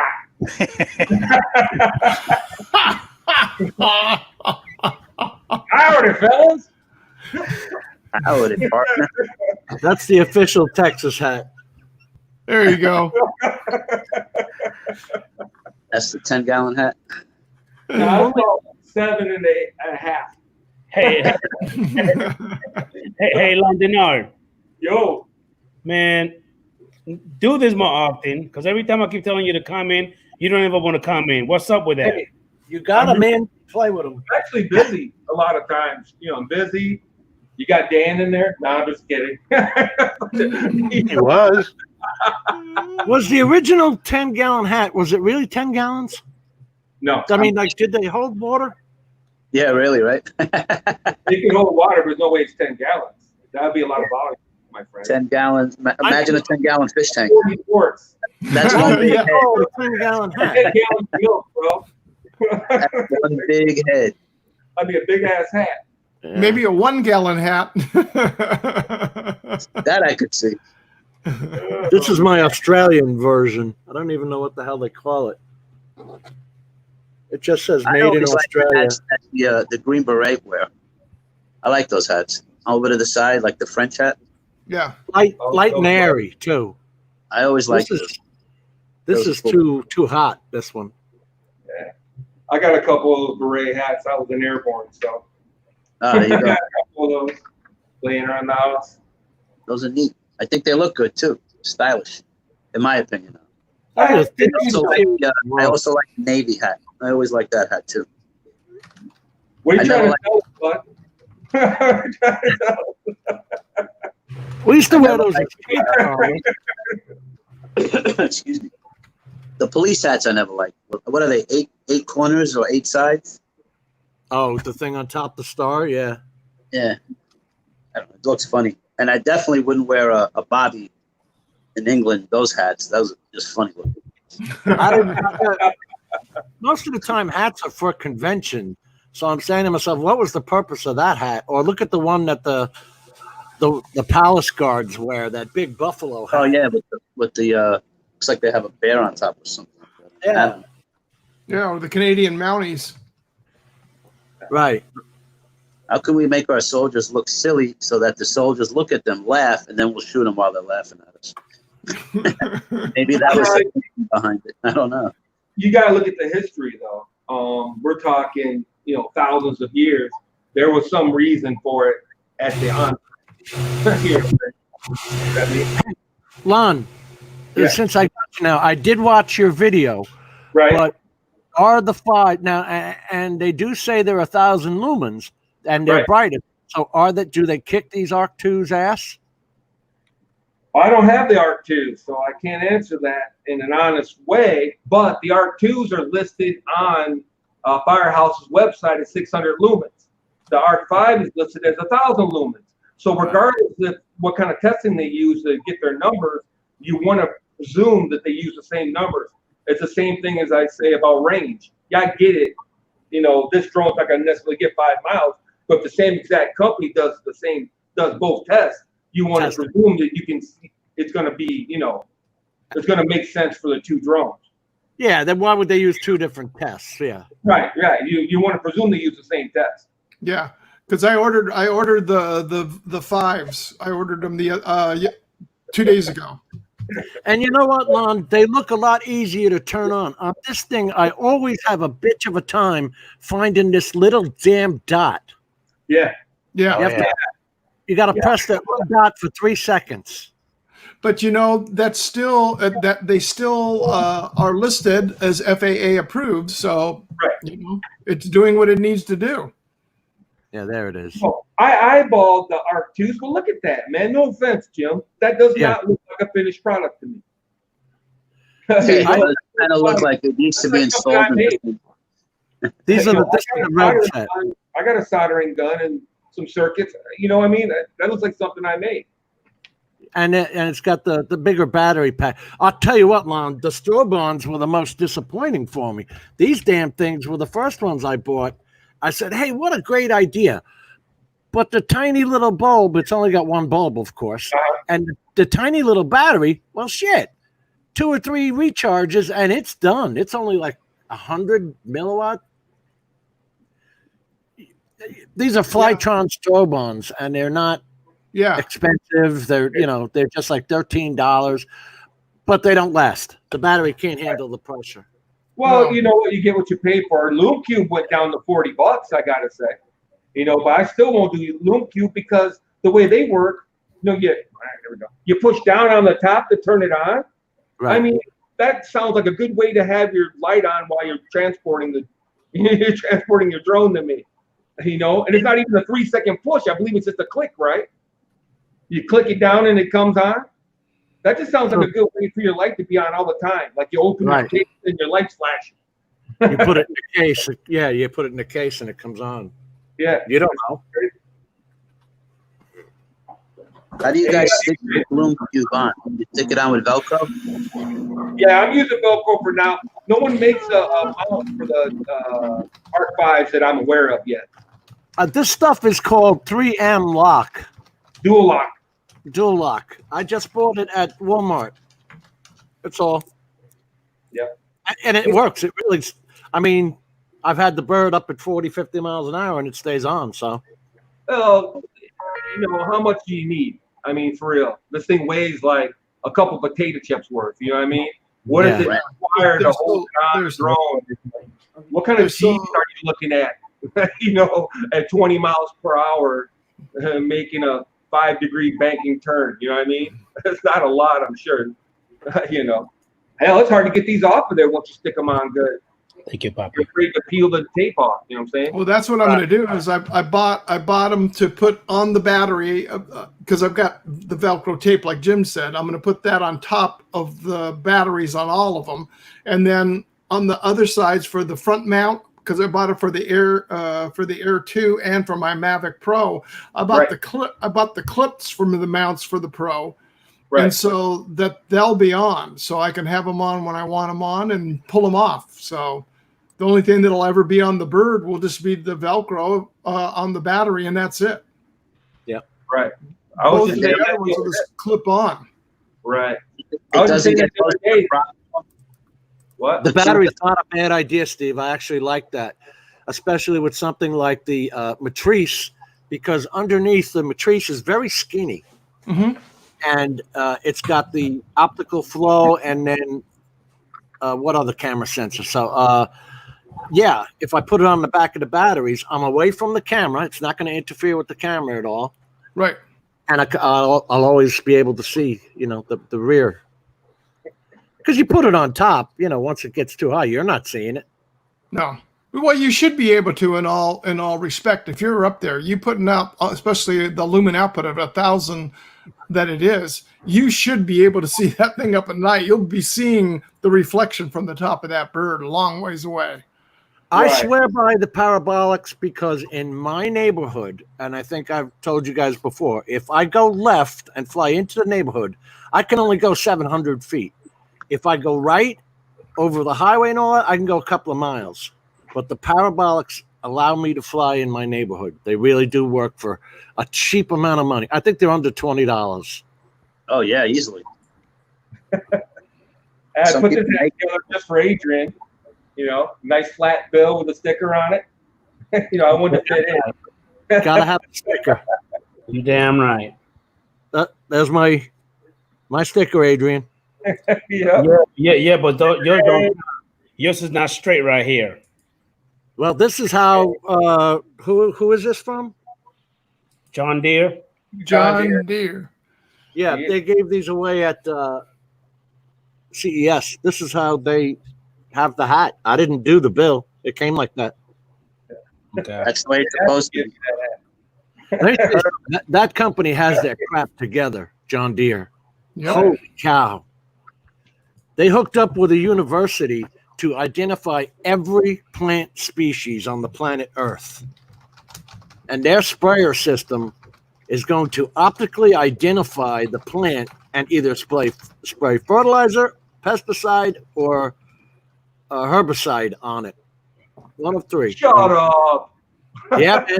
Crazy. You don't know what you planted. You need the machine to figure it out for you while you're watering your crops. I mean, what? Right. But is there a weed next to that corn? Is there a bug on that corn? This thing's going to see it and spray it. Oh, that's kind of cool. What's going on, rigor mortis? Daddy of 13, how you doing, Chief? Thank you for popping in. I really appreciate you, Kevin. You imagine the cost of that truck? What was that, Jim? The cost of that truck, it had 100-yard booms on either side. Got to be millions of dollars to buy that. They both need clothes, by the way. Both rigor mortis and Daddy at 13 need clothes. Kevin, what's up, buddy? Hello, Kevin. Ed, Good that's evening it. to you, sir. Hey, Adrian, I got to bow out of here, man. I got some stuff I got to take care of. So, Yeah, have a yeah, good evening. Everything's still good with the computer? Okay, yeah. Brian. Thank you for coming in, Chief. I appreciate Thanks, you, sir, man. I'll talk to you later. All right, buddy. Adios. And I got to Take mow care, the lawn. Brian. Wait for this heat to die down. What's going on, Mike? You wait until like 8 o'clock to mow the grass, Jim. Man, you ain't lying, right? The sun could go down. It's still 90 degrees out. Or early in the morning. Yeah. You know, hey, Jim, you know what I did? I rigged up a little inverter and some little 12-volt batteries, you know, like they have an emergency light. Yeah. And I rigged up, it's just a self-propelled walk behind, you know, but I rigged up some CFL headlights on it, you know, and I mowed the grass at night. Crazy bastard. I am back. I am back.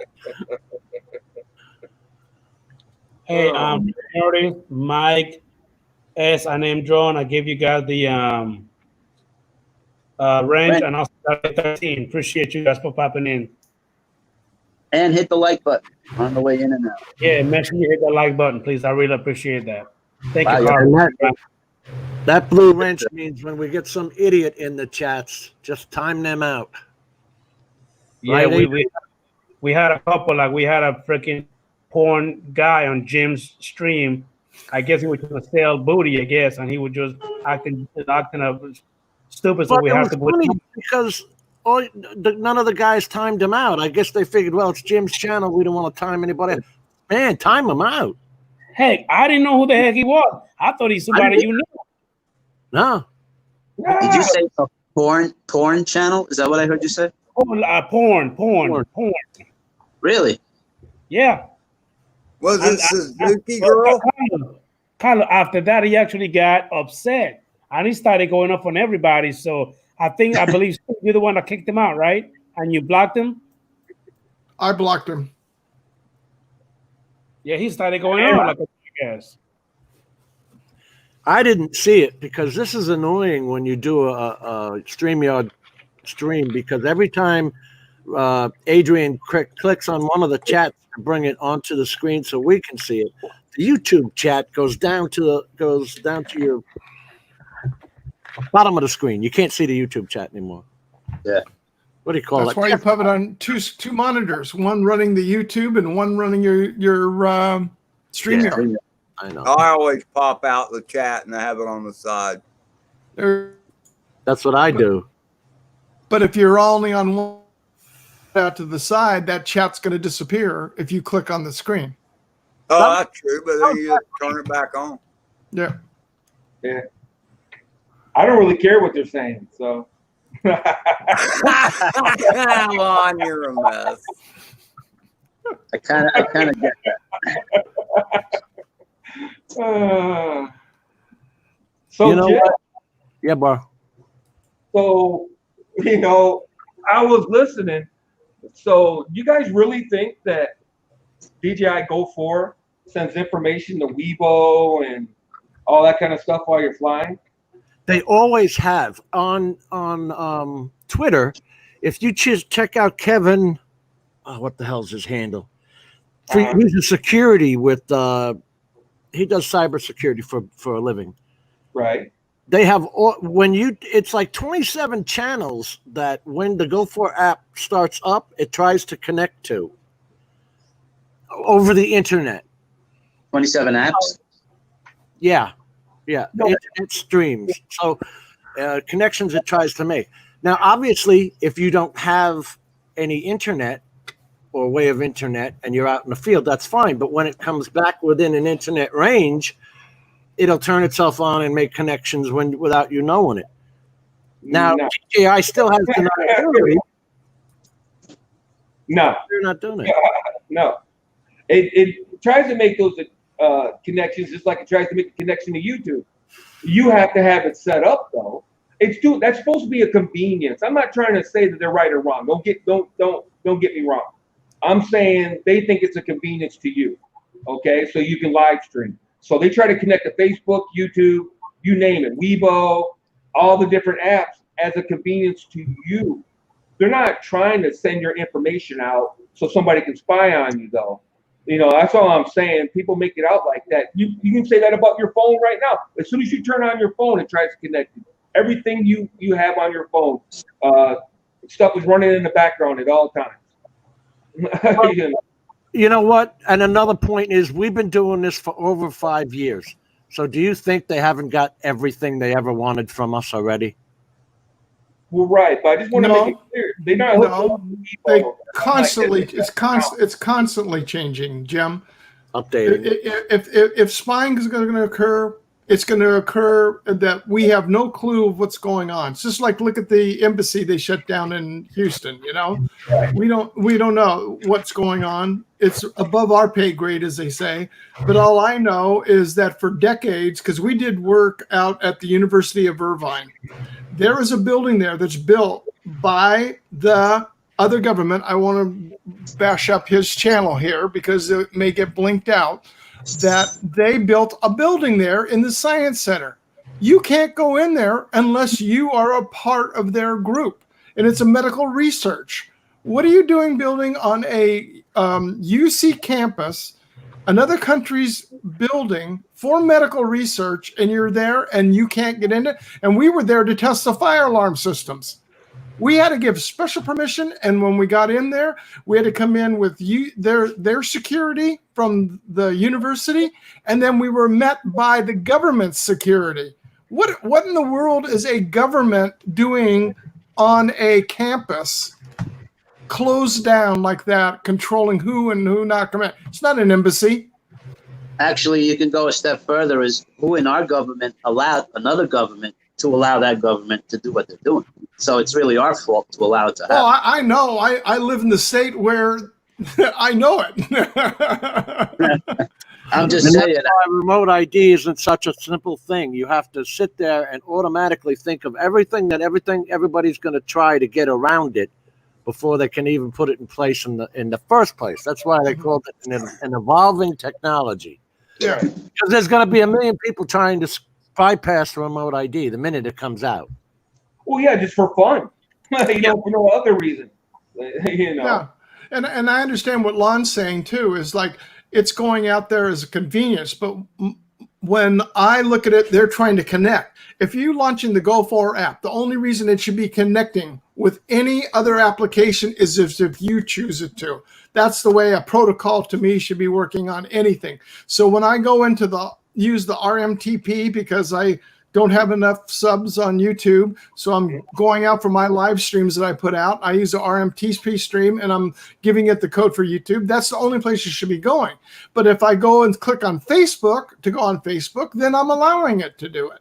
But it shouldn't be just automatically going out and connecting with every Tom, Dick, and Harry in the world.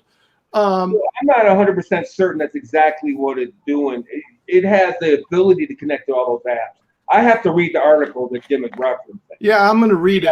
You got the permissions, and you can go through your permissions and decide what happens whenever you click on. When you go to DJI Go 4, you have full control of that app. I don't want to stress this. Yeah, you do, man. No, you can turn on and update it. If you shut off the permissions, try it. If you shut off the permission to go back to DJI, you cannot fly your drone. You do not own the drone. I don't know how many times I've said this. Whoa, renting the damn thing. No, you're going to go from Weibo to DJI. That's two different things. On the app, there is two different selections where you can shut off not image transmission, intellectual transmission. Data if you shut it off, you cannot. Watch the video in the group that I put in our I'll check it out, but I've heard this so many times. You know, even our stupid federal government in the current environment has cleared DJI of any wrongdoing or sending any data back. Okay, and we trust the federal government. They cleared DJI. The lowest bidder won the contract. No, Scotty won the contract. Scotty won the contract, as far as I can tell. Oh, they've all got contracts. There's 100 drone companies with contracts.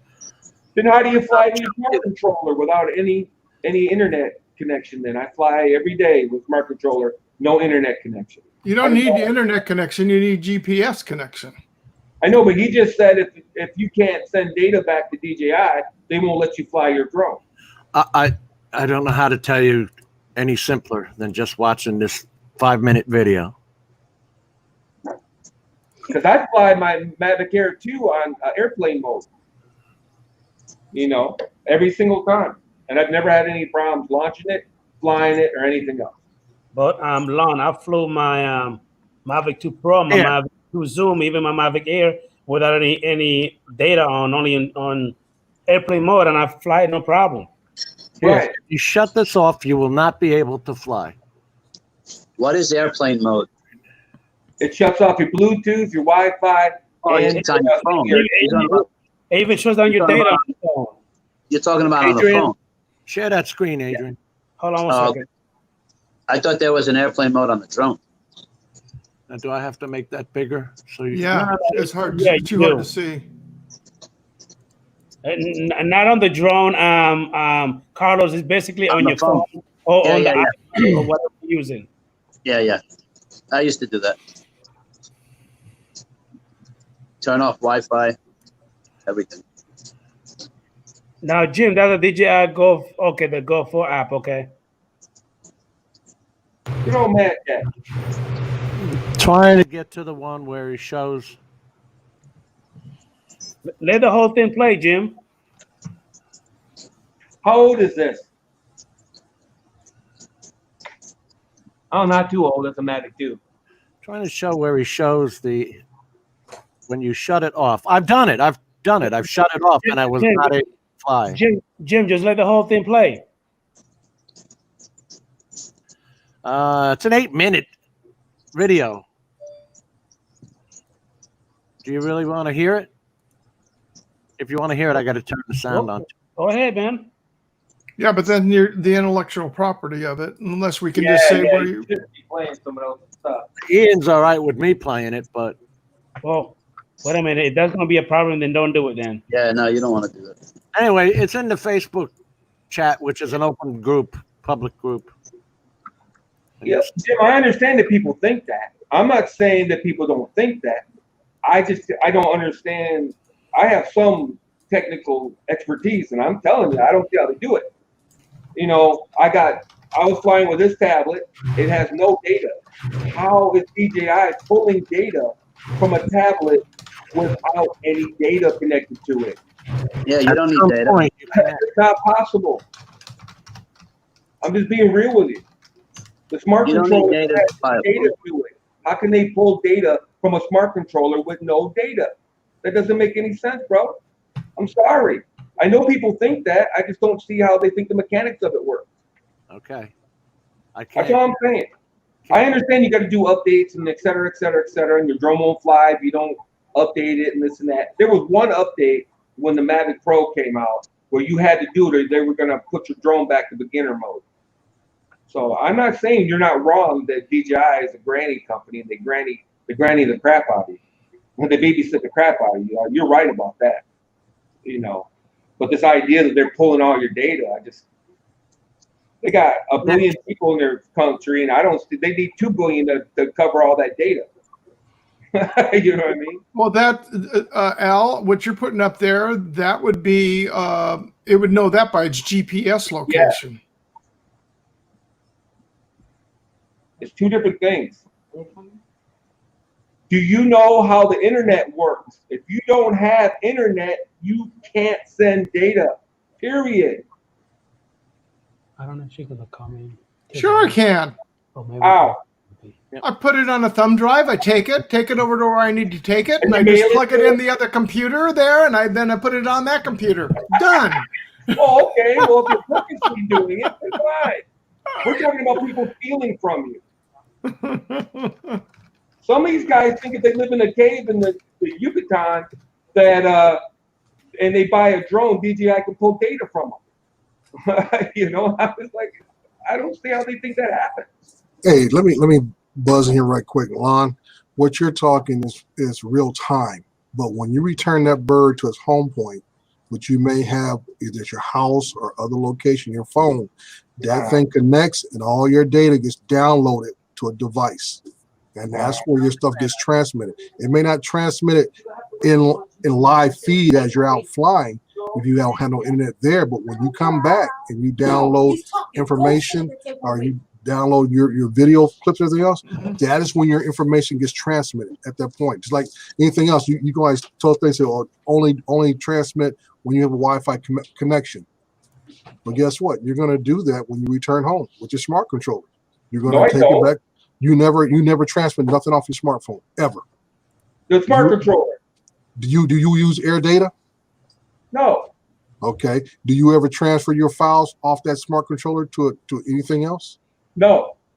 So I come to my house, I pull my SD card out of my drone, and I plug it in my computer. Now, if you want to tell me they pull data like that, I'll be more. Hold on a second. I have a question. When you go your DJI Go 4 app, if I'm not mistaken, if you go back, you can see the flight that you did. Right. It holds on the bird and it holds on the controller. And I'm sure, and you have to open up the DJI Go 4 app to get to that data or that. Go 4 app can open itself. Right. No. But what I'm saying, in order to retrieve your flight that you did, you have to open up the app. Right. And the app is connected or not connected to China in any way. You understand what I'm saying? To an extent, you know. Then DJI suck up the information from your DJI Go 4 app and store it. I'm thinking they can, right? Because my biggest thing is that ever since DJI got in this business, they've always designed their birds from Phantom 1s, Phantom 2s up to now. They always put out a signal. Now, who captures that signal is always a different point. Okay, but the signal's always been tracked. That's why ADS is not really brand new, because the original Mavic Air had ADS on it. Most people didn't enable it, but it was on that bird to be used. And depending upon what app you use to access that, you could enable that on there, because those drones are putting out a signal on a continuous basis when they're activated. Now, who's capturing that is the whole issue. Who is capturing that information? It may not be transmitted directly to a foreign entity or whatever, but the drones are capable of transmitting out data. Well, obviously, because they're connected to satellite. Right. there's a data stream that runs to the satellite. So if you're saying they're getting the data points from the satellite, then me and you are in full agreement. And I'm with you. Right. Yeah. Yeah. That's what I'm saying. There's always a method. Doesn't tell them who I am or what I have breakfast or whatever. I mean, the people, they're talking like they're spying on you. They're going to know who your drone is. I agree with that. My boy is in the Army still, and he was involved in that flight in New York when the helicopter hit the drone, and he tracked that guy down. Yeah. You know, all they had to do was figure out who was flying there, and they knocked the door. Right. So I agree with that. Yeah. DJI knows the drone, and they know where the drone is.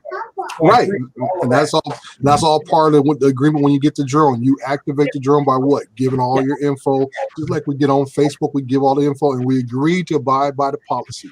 Yes, and go from there. Everything right now, me and you are in full agreement. What I don't agree with is that they're spying on you through your phone 24/7 through DJI Core. I'm sorry. No, they just do that through Google. Google does that. They don't need DJI for that. Yeah, you need DJI for that. Yeah. I just wanted to be clear that you turn on your drone in your house, and maybe they can tap in, and they're looking through that same camera. You ever would just wonder, like, who's looking or who could look?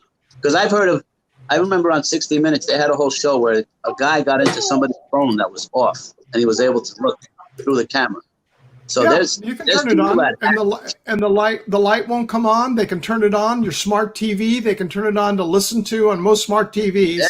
Not all smart TVs have cameras, but the ones that do, they can turn them on. Yep. All of that stuff. My cable box has something to hear me. You never know. Yeah. Well, it's just like, you're on there, even on my phone. Okay, there was an update on the iPhone here. I sat there and I had Siri's turned off, but yet it said, "Oh, you were looking for something for Costco on your," and it brought up my Costco notes that Siri says it found it in my notes for my Costco shopping. With this, but the fact that the app has the ability to be updated outside of the Play Store raises some serious security concerns. Now, the next big thing they have found is regards to a Reboot plugin within the app itself. Now, this is one of the social media plugins. However, they have found an issue with this, that this plugin could actually install third-party applications on your device. Now, this isn't directly related to DJI themselves because it is actually this Reboot plugin that is doing it. However, the fact that DJI are bundling this with the Go4 app means they are putting you at risk. Further to that, there has also been some concerns around the data being collected via the Weeboo access as well, and there is clear evidence that it is accessing data that they should never need to access outside of what you would need for the ability I gotta leave and come back. Drone. I'll see you in a few. Now, the third thing they have found relates to older versions of the Go4 app before version 4.3.36, and it uses a third-party plugin called Mob SDK, and there has been some security concerns around this in the background, taking data or having access to data that the user hasn't been given permission for. Now, again, this specifically relates to older versions, but it does raise another concern of what data the Go4 app is accessing. Now, the fourth and final thing that they found is regarding the app actually running in the background. They have found that when you actually close the Go4 app via the normal method, it can actually restart itself in the background without the user knowing. Now, this is frankly a little bit disturbing, and there is no technical reason this needs to happen. Now, they do say that you can kill the app via the Android system. However, normal method of closing the app means that it can actually restart itself and carry on doing whatever it was doing without the user actually knowing. Now, whilst I was filming this video, DJI have actually released a statement regarding these issues, and I will discuss that now in a second. I do want to emphasize again that everything that I have said and everything that is suggested here is not saying DJI are stealing user data. It is simply saying that these capabilities or these issues have been found, but there is nothing to suggest that any private user data has actually been taken without their permission. Okay, that, God, I remember all that. Yeah, I remember all that. But you know what? When you give a permission for, what do they call it? The improvement system or something like that. Right. Go into your. That's why the app comes back on, because it's sending that data because you agree to it. If You don't have to agree to it.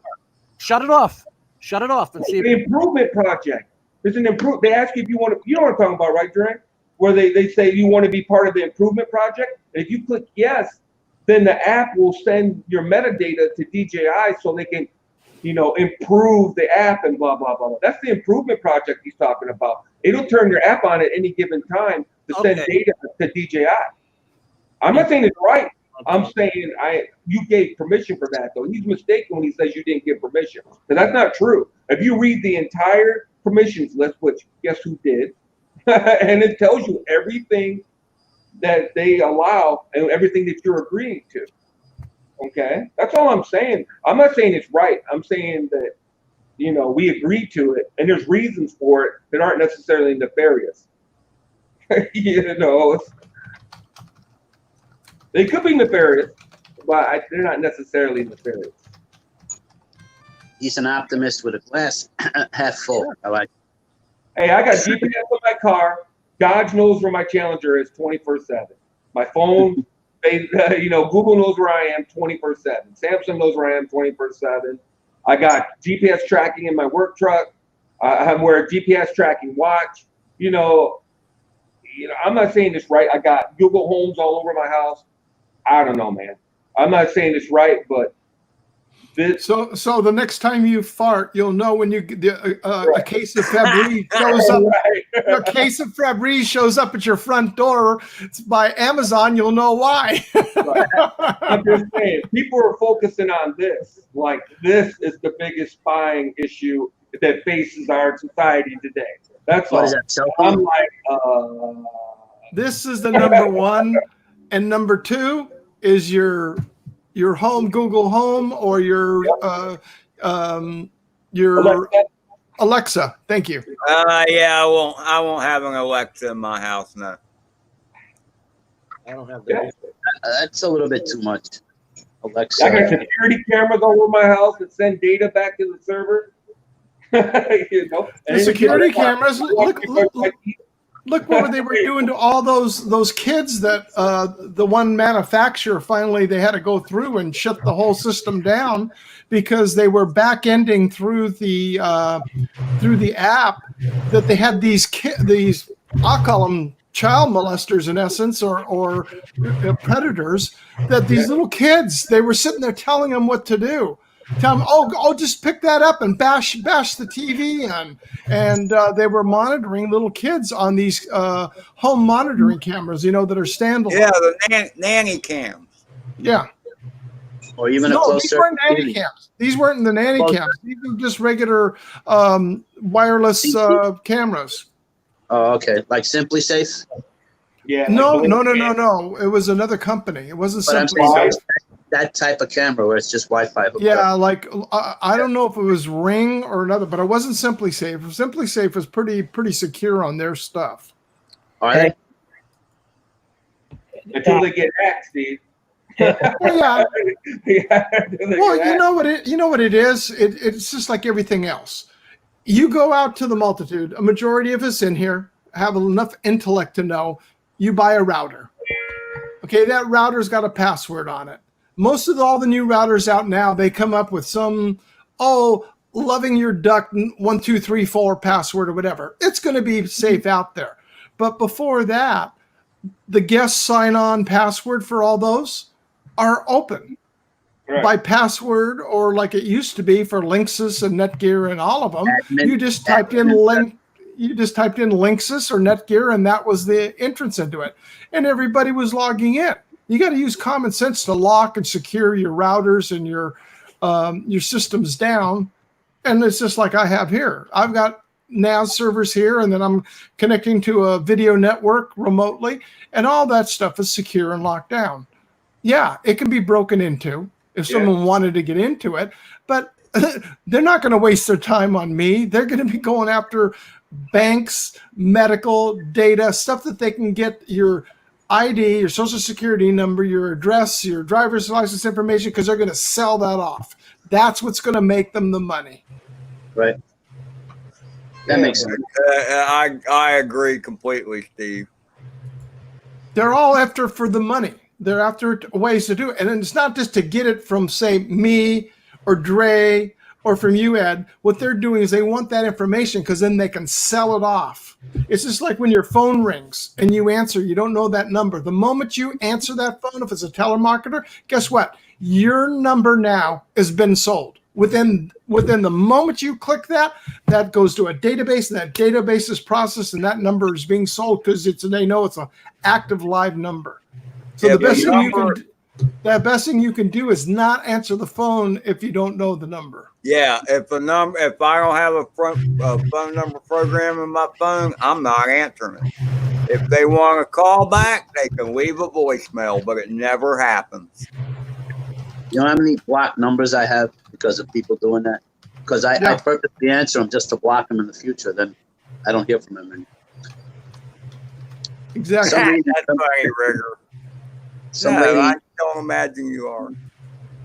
Yeah, I make money on phone calls, so I try. I want to block them, but you know, some people don't like these messages. They'll call somebody else. You know what I'm saying? So on my cell phone, I don't know how automatic updates either. I have to approve all the updates because I know Google wants to keep updating me so they can try to track me. Every day is new. Mine is turned off for any automatic updates, and with that health app firmware that they put out to all of our iPhones now for the firmware to be able to go in to use with any health applications, Apple forced the update. There was 3 updates I didn't put in because of the first one talking about how the firmware was being updated. I did not do it. I woke up one morning and guess what? I was already into 3 updates past that one. Wow. So you couldn't even stop it. No, it did it in the middle of the night. Wow. No, all my updates on my phone have to be approved. See, and to me, I think that's just wrong, Steve, because that's your phone. You paid for it. They have no right to do that. Yeah, but you're using their lines to make the call. It doesn't matter. You're paying for that damn line. It doesn't matter. If I got on a subway, I can't tell the train to go on a different track just because I paid for it.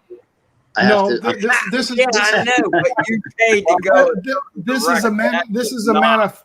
is a manufacturer taking control over what you did, not the provider. Yeah. Well, see, I like the way Carlos just put that together with the train. That was good. I mean, hey Carlos, look at this. Good job. Yeah. Yeah. Just because you pay for something don't mean you have the right to, decide which way or what's going to happen. And especially, you're having a heart attack. Relax. I don't want how many times.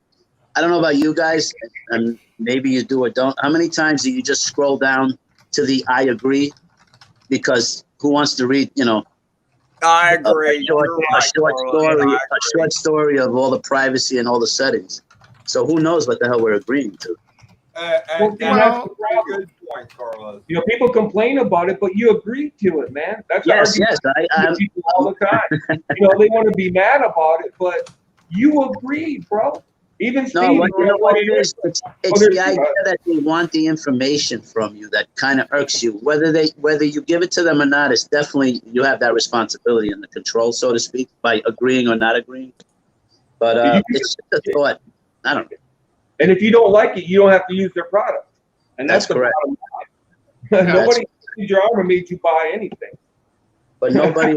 I've been saying that for years. If everybody show up at your house and beat you up and make you buy it, Mavic 2 Pro, you know what I'm saying? Yeah. Could you imagine if everybody didn't buy Coca-Cola for 1 month because we all said we want them to lower the price, they would have to lower the price. But because we want our conveniences and we want it now or how we want it, we don't really have control over commercial. But I think if people stuck together, we could freaking be powerful, and then I could get killed for even suggesting this idea. I believe that's why the phone company makes so much money Guys, is like anytime the new phone is about to come in about a couple of weeks, you got a whole bunch of idiots freaking sleeping outside the goddamn store just to be the first one to get the freaking phone. And then a month or 2 months after, you get the same stupid phone cheaper, maybe by a few bucks. The here and the now. RC. Dre, you're saying about that, but that's the purpose for it, because here in the state of California, if you read the legislation, that if you do end up testing positive, they are going to force you to turn on that app that you've tested positive. And this 6 feet of separation, it's not because of what's going on now. You know what that's for? It's because a 5G network, that's its distance it can be accurate for, is 6 feet between one phone and another phone, of being able to detect its exact location. It has nothing to do, it doesn't have nothing to do with any of this virus or anything. It's the 5G network. It's the distance to pinpoint accuracy of up to 6 feet. If you've read about 5G and all what it's going to be doing, that's the purpose of it, because then they can guarantee the accuracy of it. And that's why it's the 6 feet. It has nothing to do with this entity that we're in. And they care about your life. Well, you know what? Mike Nitrain made a good point Thursday. He goes, why is it that people are wearing masks, but yet you can fart through a pair of underwear and pants and you still smell it? So those coronavirus, they're getting out anyway. hey, Carlos, you actually correct. I've always asked myself, and I think I asked the same question. I think on Matt channel, if you do fart, I smell it. So how is the mask gonna? Exactly. It's a good question. I don't know, Steve. You got an answer for that one? No. But Jim will concur to me that there's no proof that the mask is going to do you any good with this. There is no proof. There's no scientific proof at all. And the only scientific proof that it will do is that it will reduce your oxygen intake between 8 and 33%, and it'll increase your carbon dioxide withholdings in you by 8 to 33%. That is a proven fact. Yeah, no, I agree. I don't do the mask. But see, Steve, you're correct. But at the same time, I guess what we call it, the smart guys that work up in Washington, they say that it doesn't protect 100%, but it can actually reduce the chance of you getting it. So no, not by getting it, transmitting it. It's not going to stop. It's not going to stop you from stop you from receiving it. It goes in your ears. It goes in your eyes. You can't, It's liquid. If you are not infected and you are around a person that is infected, and both people are wearing masks, the number I've heard is that it's still only 70% effective. Oh, they're working good, Ron. They're working good. I got 2 more coming, so I'll have 5 strokes when I hit spin down. So I don't got to hear anything from the drone police. Okay, now I don't have a question for you. I love Denard. The one you have, are those the lenses DR1 that you were showing me that I have too? No, I gave up on the Ulan. It's too dull, man. Did you watch my video? It's not even close. It's like I said, it's like John Holmes versus Pee Wee Herman. It's like, I'll be right back, guys. I'll be right back. Pee Wee. Well, I can show them. It's like, it's not even close. It's like a pen light versus a mag light. Steve, where did you hear this information? Can I read that somewhere, an article? On what, the 5G? Yes, sir. And the 6 feet. I'll bring that up. It's the accuracy that they were talking about. If you just Google it and just say what's the accuracy of 5G, and you bring that up, and you'll bring it up to a bunch of different articles that are out there. Okay, that's what I'll do. Yeah. Wow. That's interesting, but you know me, man. I'm the skeptic. I'm always going to be like, yeah, but because there's hardly any 5G across the country, so you know, Hey, what effect would that have? 5G is what it's going to be turning into. We've got 5G here, but no, I'm on a 4G phone. I don't have a 5G phone, but the Right. network is out there, and that's the capability of the network. And the network is, if you've done any research on it, 5G is crap. You move one block or one street away from where there's an antenna, a transmitter receiver, and you're sitting out there, you'll drop your signal down to almost nothing. I sat there and watched this transmission rate being on speed test. It was running 2G download and 1G upload on a 5G phone. And I'm sitting there watching it and walked away, and it dropped down to almost nothing. The purpose of it is it's going to use, when it's completely rolled out, it's going to use house modems. It will use your phone, and they'll all become repeaters off the network. You won't be just going to a 5G antenna signal. So in other words, I could be connected to an antenna here, but you may be, say, 300 feet away, not being able to really connect up to that, but you'll be able to use my phone as a repeater off that other signal. Oh, so everybody's bouncing off each other. Yeah. I got 1,200 megabytes the other day, though. What's that? My phone's 5G. I got 1,200 megabytes the other day, though. I downloaded it in about 30 seconds. Well, yeah, and your provider's going to love you, because when they start charging you for going over your data plan, I have unlimited. So, but they're going to throttle you back after you hit what, 2G? After 100 gigabytes. So yeah. No, I get 50 gigs. I get 50 gigs of high speed before they slow you down, and that's per I got phone. 100. I paid a little bit extra, and I got 100. How do I know how much I have? You call up your company and ask them. I asked them purposely. I said, how long before I get slowed down? They go 50 gigs per phone. The standard Verizon is 22. If you pay extra for the next plan up, it's 75. And if you pay extra after that, I believe it's 100. Yeah, no, Verizon's freaking crazy. They're expensive. Yeah, they are expensive, but it's the best network, period. I've tried every network. I gave up. What state are you in? What state are you in? Michigan. Okay. It all goes by state, too. I've had T-Mobile since they were VoiceStream, and they've only gotten better. I have 7 phones. $35. I have a $240 bill for 7 phones, and $25 is for $25 is for the phone, and $10 is for phone finder app. So for $210, $15, I have 7 cell phones. Unlimited talk. That's cheap. Yeah, that's what I'm cheap. saying. Yeah. I'm paying $208 for 2 phones plus having my tablet connected. Wow, who are you with? AT&T. I pay $135 and I got 2 phones and a tablet. 2 phones and a who? A tablet. Oh, okay. That's reasonable. I mean, within. My bill. Yeah, well, mind you, that's also buying the phones on the plan. So I'm paying the phones on, because you're not paying any interest. So why pay up front? Oh, Pay up monthly and get the plan, and you're getting it cheaper. I actually buy one get one free phone.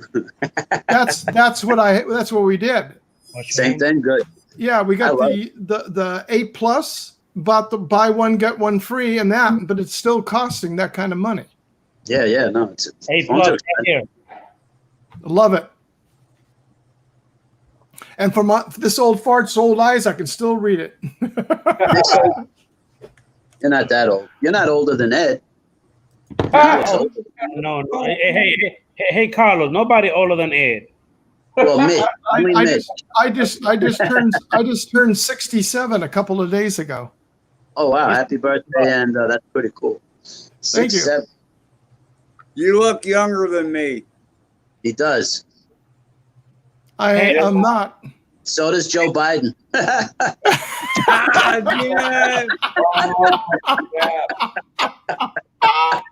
Yeah, when God started writing the Bible, I'm just kidding. You guys look about the same age. You're about the same age. Hey, Carlos. Yeah. Give me a fist bump for saying that. Give me a fist bump. Bam.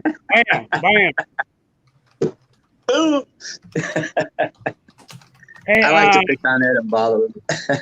to answer your question, TDI drone, Brian, I actually did fly today, and I literally had my Mavic, Dji Mavic Mini take off on me and fly away because they got overheated. So yeah, I had to bring that sucker in ASAP before I lost it. When are Jaybird. you gonna fly FPV again, Adrian? So what now? When are you gonna fly FPV again? I don't have one yet, buddy. I'm still. Well, I'm going to see sub. I hope you were recording when you almost fell over. Actually, not almost. I did fell over. I know. I heard. I've fallen over before too. It's all good, man. Yeah, but you fallen over and you weren't flying. Dun dun dun. No. Yeah. I got the joke, yo. I'm Thank sorry. goodness. Yeah, it was too easy. You gave him that one, Ed. Yeah, exactly. That calls for another beer, by the way. Oh man, I'm sorry. You're right. I don't. Never mind. Let me be nice. Thank goodness he wasn't around any hot electrical circuits.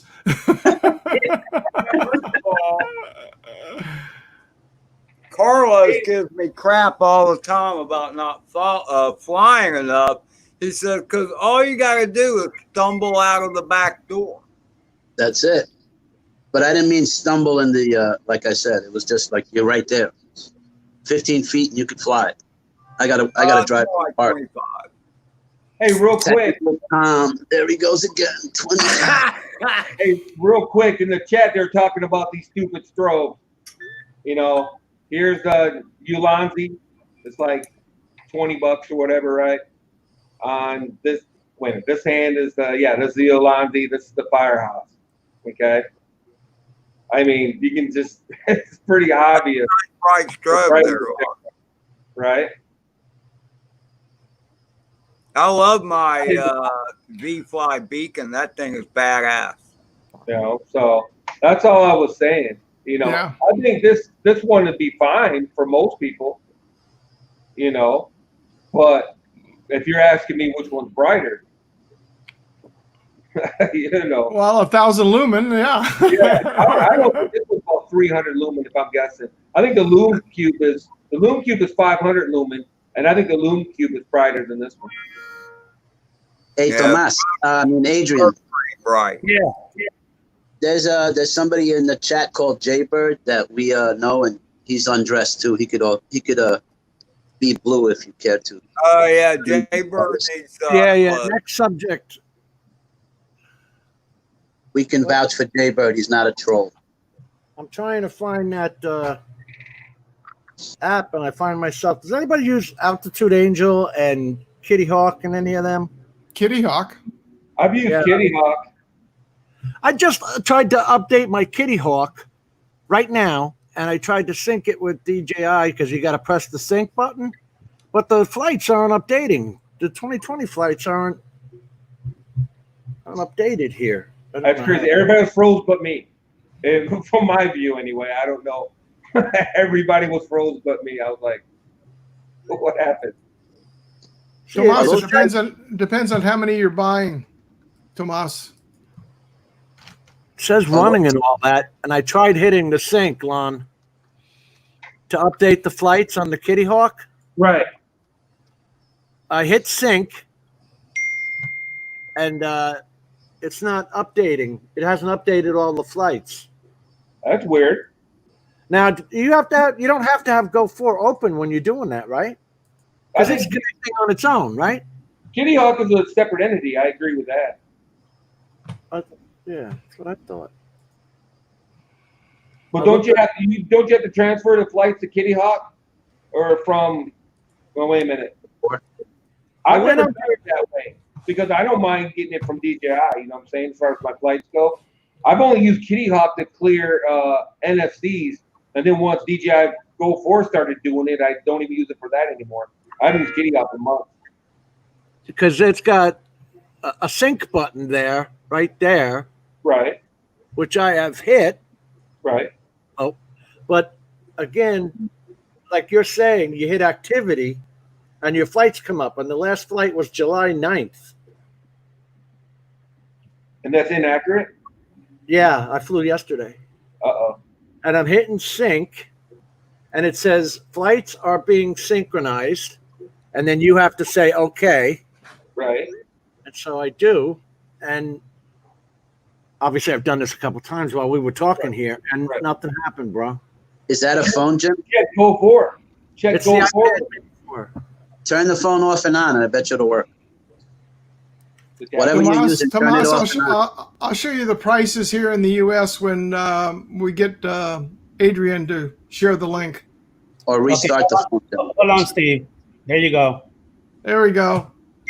An individual, the Arc 5, which Lon was talking about, here is $37.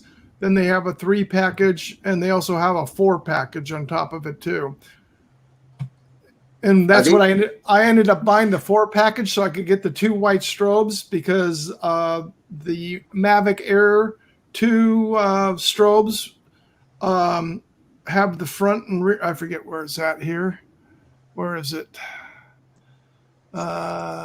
These have the sound signals on them. They're just not the lights only. Yeah, the Arc XL.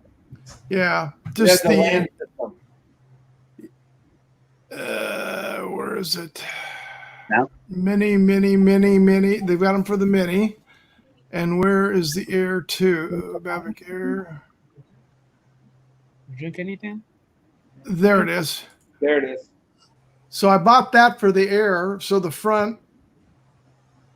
And then I'm going to put the clear other extra one on top that came in that 4 pack, so the other strobe will go on top.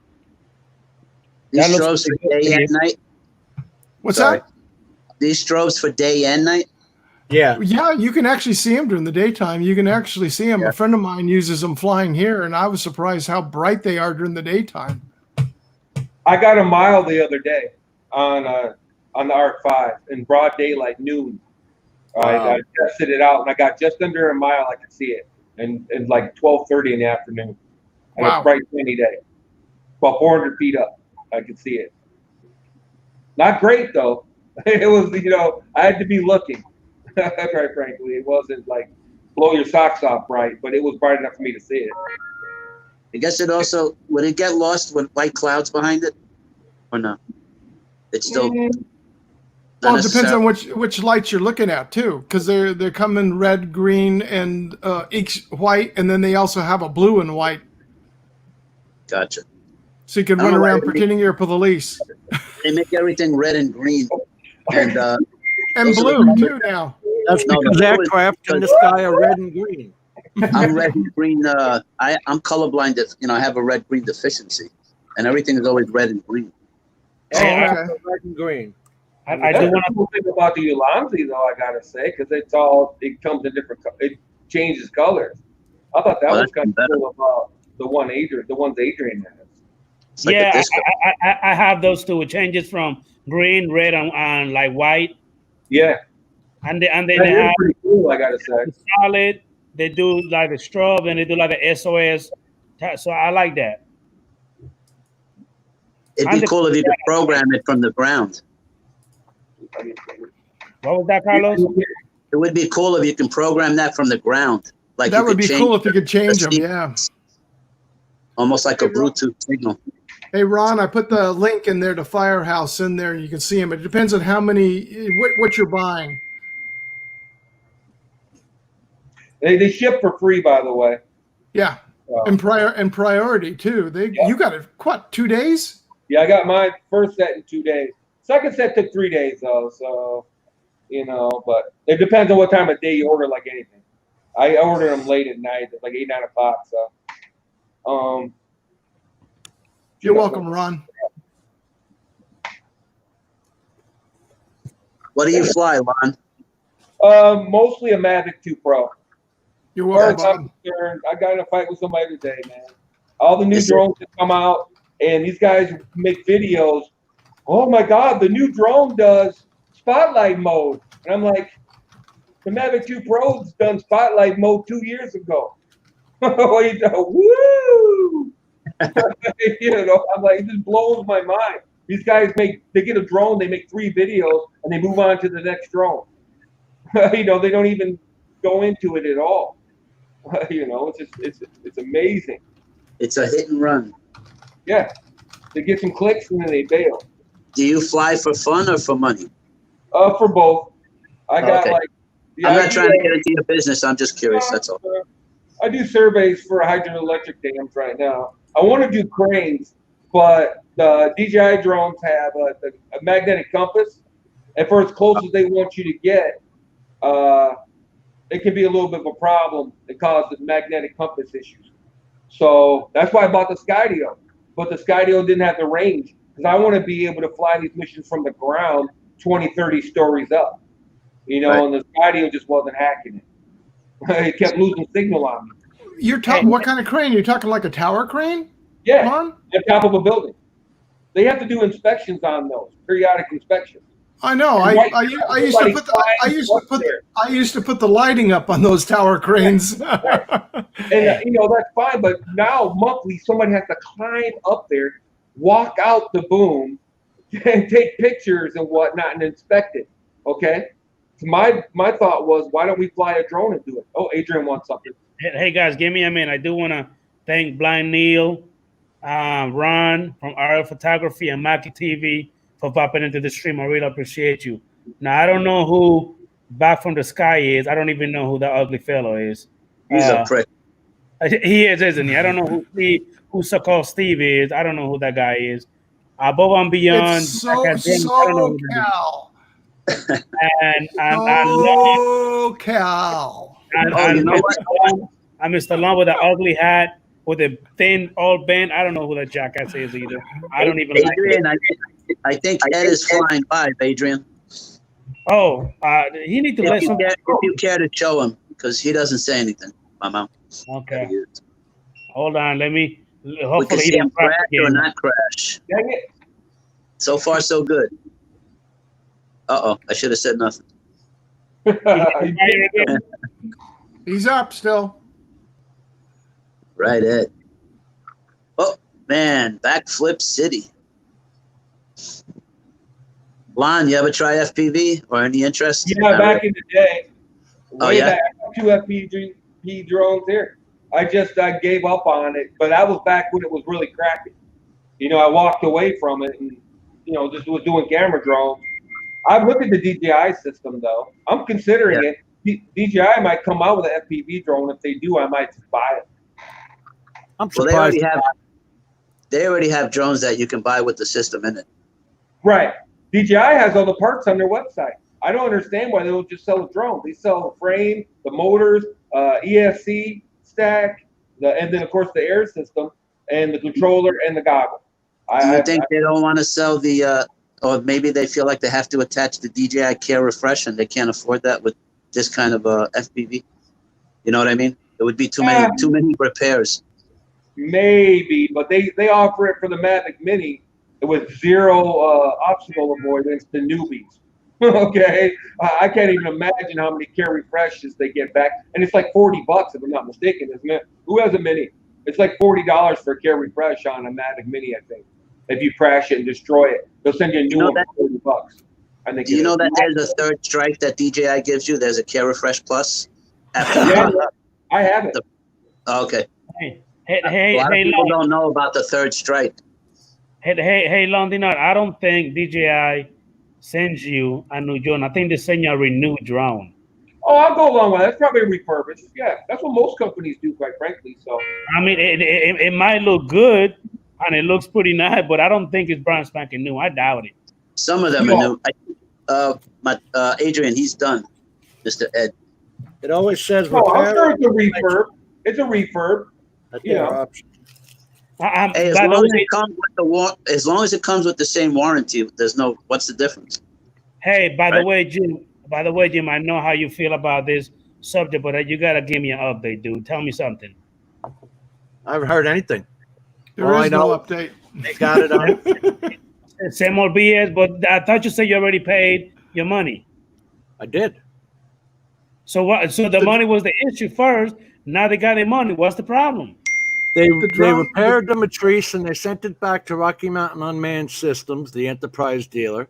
On July 16th, it was delivered to Rocky Mountain in Utah. And since I didn't hear from them, I emailed them. They answered back, but I haven't heard anything from them in the 10 days. Tomorrow will be 10 days. So I guess I'll tell them, am I supposed to call the police? What do I do? Get a lawyer? What? Now, Jim, you did send them an email, and he replied Did I not saying just he was say that? Did I not just get done saying that? But you said they didn't reply. They did reply. No, he said he did say that they reply, Steve. The reply to the email was not telling me where my goddamn drone is, what they're doing to my goddamn drone, why I don't have my goddamn drone. Pull up your email because I saw it, Jim, and I know you're upset, but in the email it says when the guy gets back the next day, he will have him do it. He was in training or whatever he was doing. Right. He was gone for the day. Now, what is today? 10 days later. But are we going to count the weekend, or are we only going to count business days? Oh, that was. Let me look at the date. What was it? July 16th was the day they received it at 9:22 in the morning. So DJI did their job, and now Rocky Mountain sitting on it. 3, 4, 5, 6, 7. That's 7 working days. 20 will be 8 working days. The 20th is when you sent him the email, and he replied back the same day. Where the fuck is my drone, Steve? What are you talking about? What the fuck he responded to you. I know that. I'm not disputing the fact. What I am questioning an email. Where's my drone? What stage is it in? What the hell are you doing to it? Why don't I have it? Send him an email again. Let me buy you a car and then take it and tell you nothing about it. How far away is Rocky Mountain Road? Find out where your car is. Hey, Jim. You brought this up, Adrian. Hey, this is 100% your fault. Hey, Jim. What?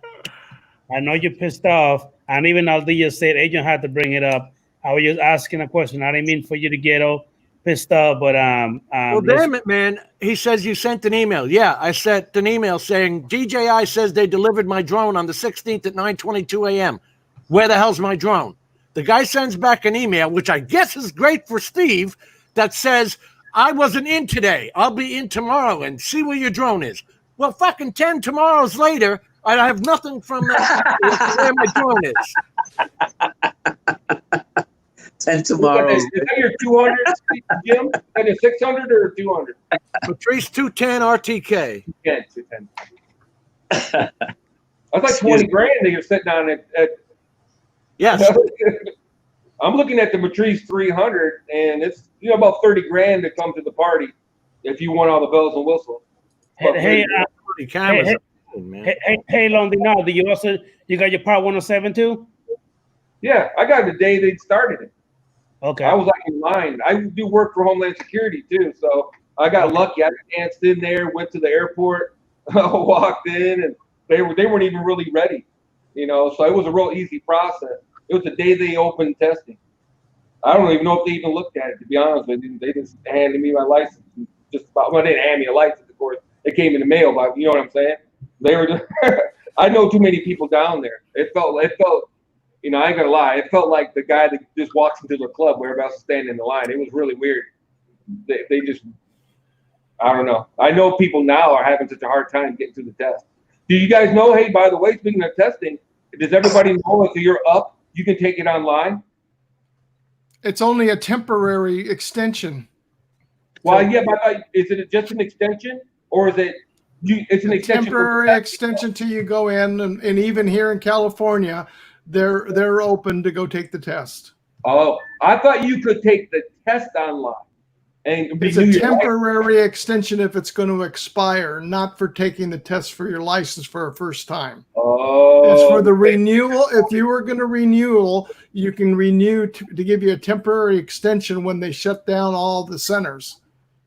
Oh, okay. Yeah, somebody misquoted themselves in this morning on some video. I was like, really? I was like, what's my expiration? Oh, man. I was like, that would be. I'm like, hell yeah, you'd have the book like over here. You'd be like, okay, let's see. You know, how are they gonna know? There's your answer, Jim from Dre.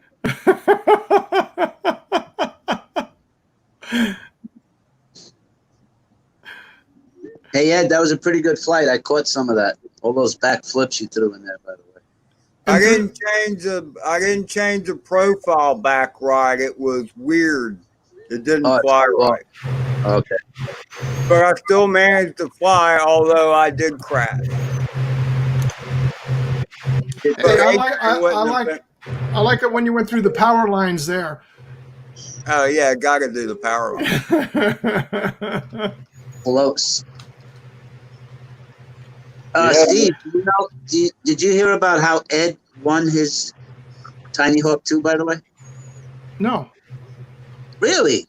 No. Well, about 2 weeks ago, I challenged Ed to fly his FPV little Tiny Hawk outside in Speedos, and I would buy him a Tiny Hawk 2. No way.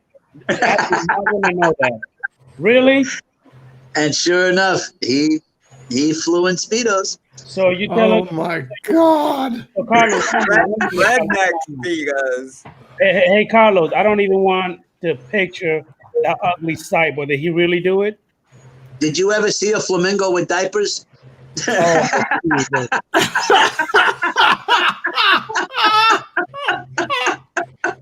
thought maybe he wanted in a dice game of That's what I thought too, man. A flamingo with diapers. That's a good one, Carlos. That is as a MasterCard moment. Priceless. Ed, why don't you show him some of the pictures that I sent you of the screenshots? No. Oh, what time is it? Oh, look at the time. Oh, it's getting late. It's getting late. It's getting late. Oh. Al, flamingo with diapers. Hey, Ed. Oh, man. Hey, Ed, question. Ed. Yeah. Okay, now were you a little cold? Cold? No. Well, maybe a little cold, no pun intended. Excuse me one second. I'm going to see if I find these pictures of Adonis. Ed the Adonis.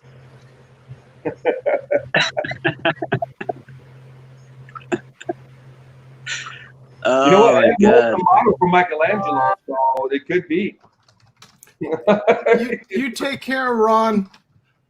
Be safe. Later, Ron. Hey, we got Mr. Rick Halber in the house. How you doing, Big Rick? How you doing, Chief? Rick Halber.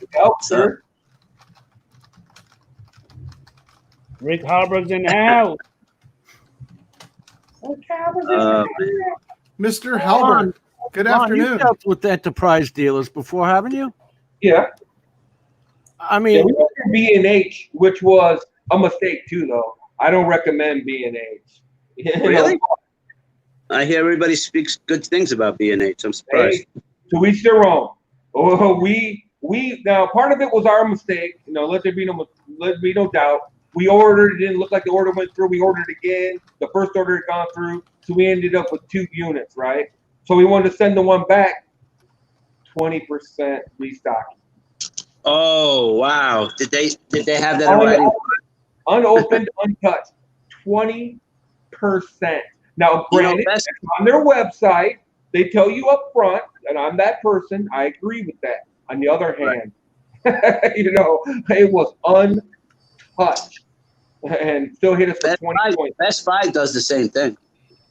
Yeah, when it's unopened, man, come on. Not when it's unopened. Unopened, Best Buy doesn't hit you for 20 points. I think they charge you a restocking fee for anything. Nope. I'm Elite Plus, baby. I'm a Best Buy kid, man. I buy so much stuff from Best Buy. I mean, I can buy something from Best Buy and take it back, and they'll take it back if it's not open. I froze. I like Best Buy. You can do 4. I love Best Buy. Yeah. Me and Best Buy are tight. If you spend money with them, you get that Elite Plus where you can return your electronics 45 days later, man. Yep. That's what I got. I'm Elite Plus, man. I'll tell you something. Go ahead. Thank God they had that. When I got the original Phantom 4, My first one took off like a bat out of hell. In 20 minutes, I packed it up, took it back to Best Buy. Then they even opened it, man. The arm was broken and all kinds of shit. They did not care. They just handed me another one. Wow. Yep. You know what a really good place to buy drones at if you're not sure you want it, and it's going to sound crazy? Walmart. They don't have them in the store, but you can order them online. Walmart will take anything back. I bought the GoPro Karma, right? And that thing, whoa. But anyway, I took it back. You're exactly the same thing. They didn't look inside. I could have kept whatever I wanted out of that. I could have put a brick in that box. They didn't, and they paid me back in cash. Because I used a debit card to buy it. They paid me, she started whacking out hundreds. Man, handing me the money and see ya. Kind of like Costco. Costco, same way. Yep. How bad was the Karma? Woo!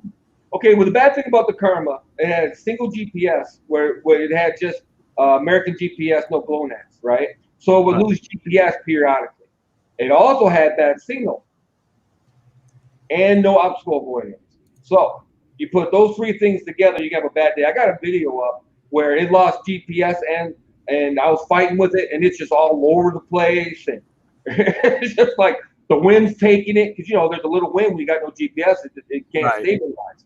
So and it would just drop GPS at the drop of a hat. I mean, it would just be like you'd be like, all of a sudden GPS gone. Oh, and it's whatever wind, it's a kite now. That's a really big FPV. Huh? It was a good idea, all in one with the handle on it to take the camera out and everything. All right. I used to be a booster. I hated DJI. Me and Dan were like, not buddies or nothing, but we were on the 3DR solo forum. We used to bash DJI 24/7.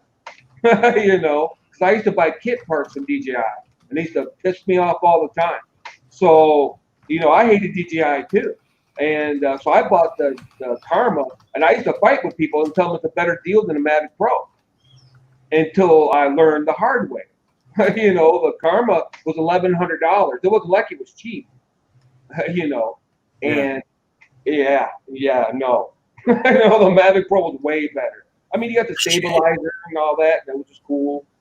Had a screen in the controller, which was cool. You could forward the picture to a phone. That was cool. And like you said, the idea was a great idea. It's just keeping it in the air. Yeah. Battery thing. Yeah. That was easily fixable, and they just gave up on the whole damn project. Wow. Yeah.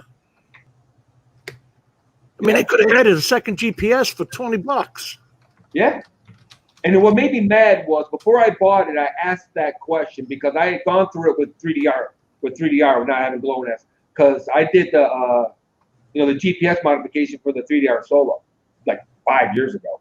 Anyway, to get a module with GPS and GLONASS, right? And so I emailed them, I called, I'm like, GoPro, does it have dual GPS? Yes or no? And I could never get an answer. And then I get the drone, and sure enough, they go GPS. But I tried it, and it was a mess, man. It would just lose GPS like at a drop of a hat. It was nuts. See, well, you know what? What if you were to sit there and update the GPS unit on those with a newer GPS system nowadays? You probably could if you found one. There's some company out there somewhere that probably would sell you a GPS unit. There might be some little, like 3DR Solo that I can't think of the name of the company. Yeah. MRO Robotics. What Dan did. Yeah. He put that in there, and now it's picking up GLONASS and everybody else, and he's got satellites up the butt compared to what it used to have. Right. That module I put on. I bought that same module Dan had, like I said, about 5-6 years ago, and did that mod because that drone was the 3DR Solo was almost unflyable in my opinion without that mod. It was murder too. It would just lose GPS like that, and it was now with triple redundancy. Yeah. If GoPro had just hung out for a year or two, man, even just put the project on the shelf, come back a year later. Mm-hmm.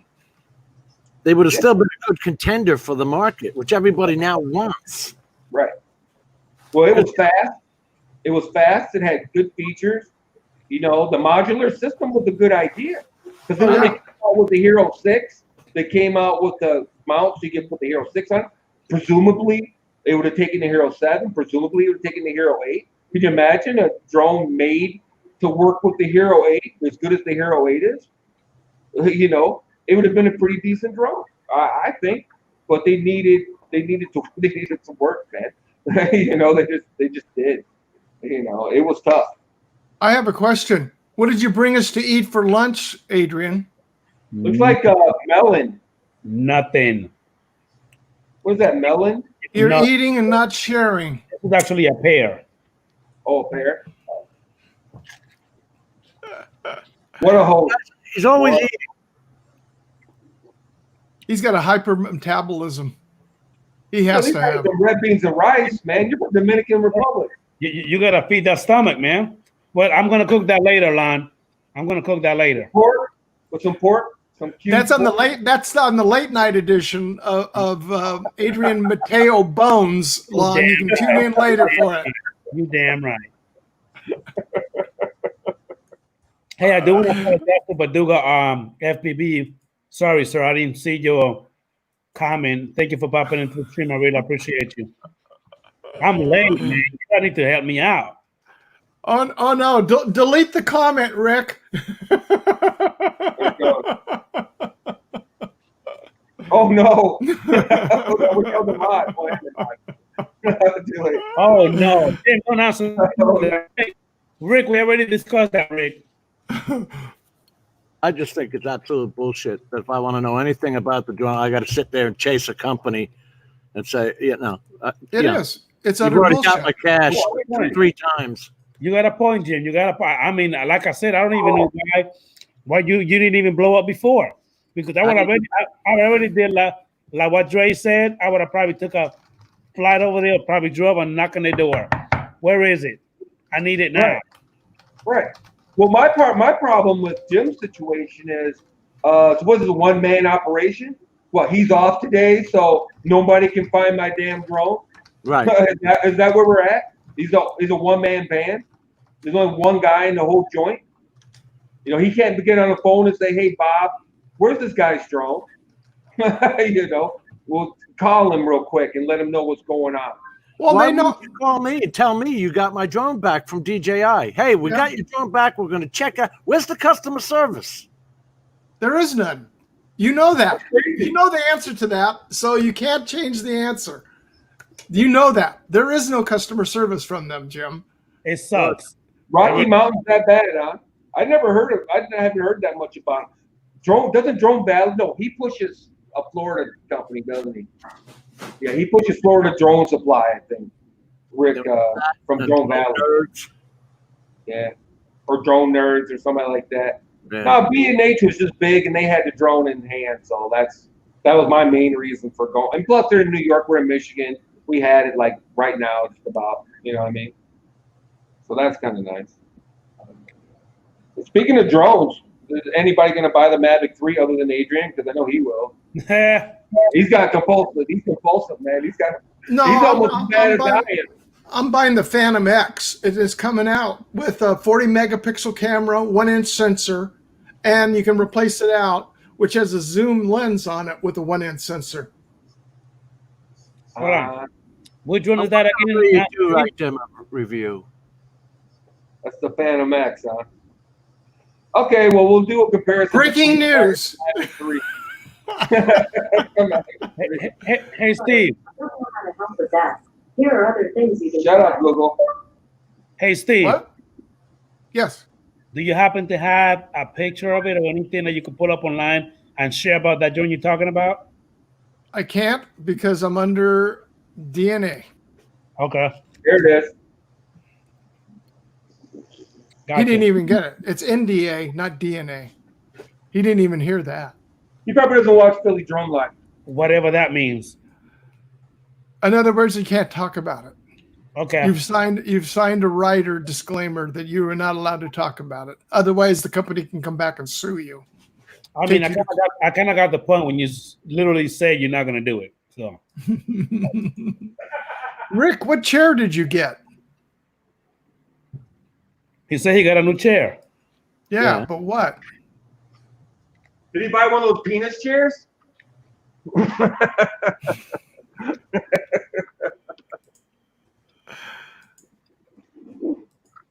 Did you get one like either Matt North or Tim?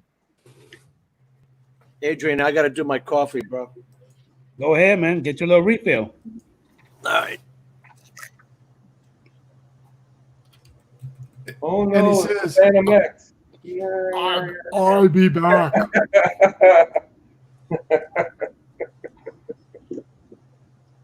I forgot I had this. Hey, Ed, do you have another pack you're gonna run, or you good? No. Here, Lon. Lon, you ready? Ready for a sneak preview?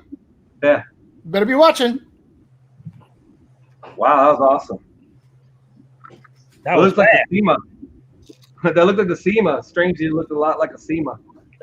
No. Is it SEMA or SIMA? G-Track gaming chair racing. Oh, he's going racing? He went to the racing chair. Oh, snap. Does it have elevated legs? You can keep your legs elevated, Rick? Does it have RGB? Uh-oh. Ed's goggling up. Well, I need to change. I that second flight I didn't have something set right, and it wasn't flying right.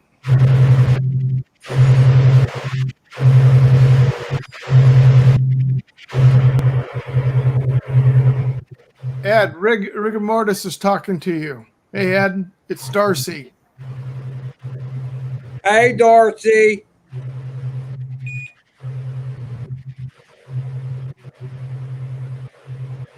Let's see. So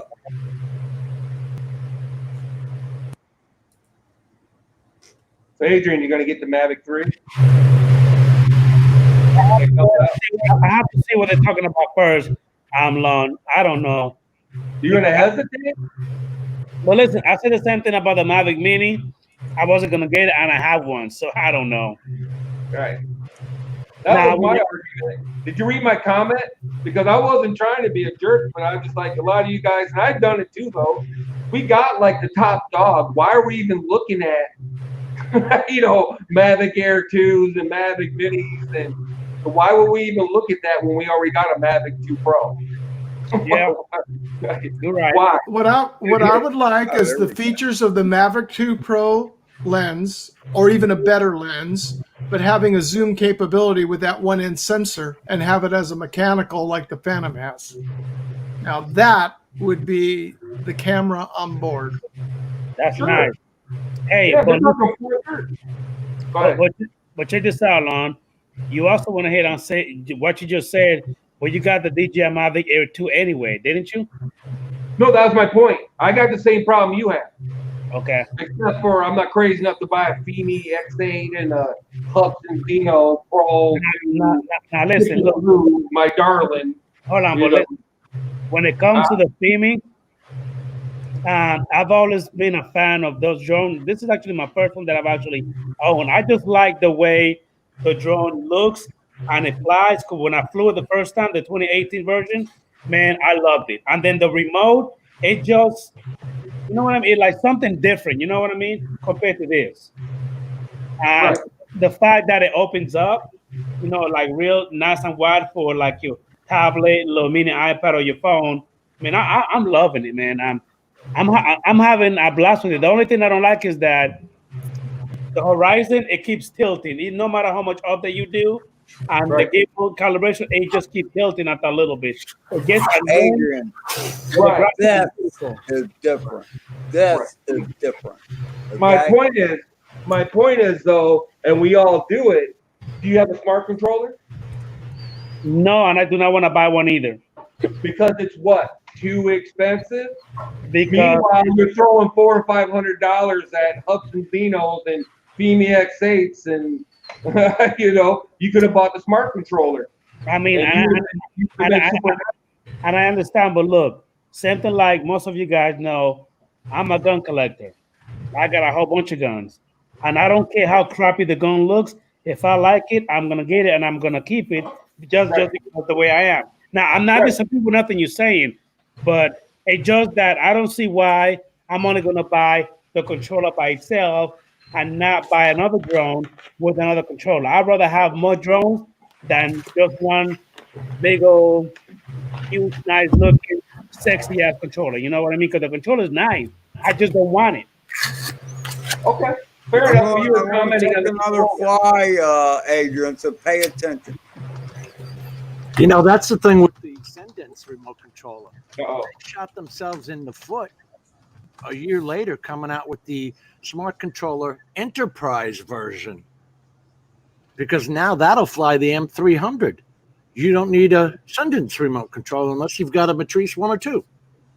They shot themselves, where's their sales? Gone. And that thing has such controllability, Lon.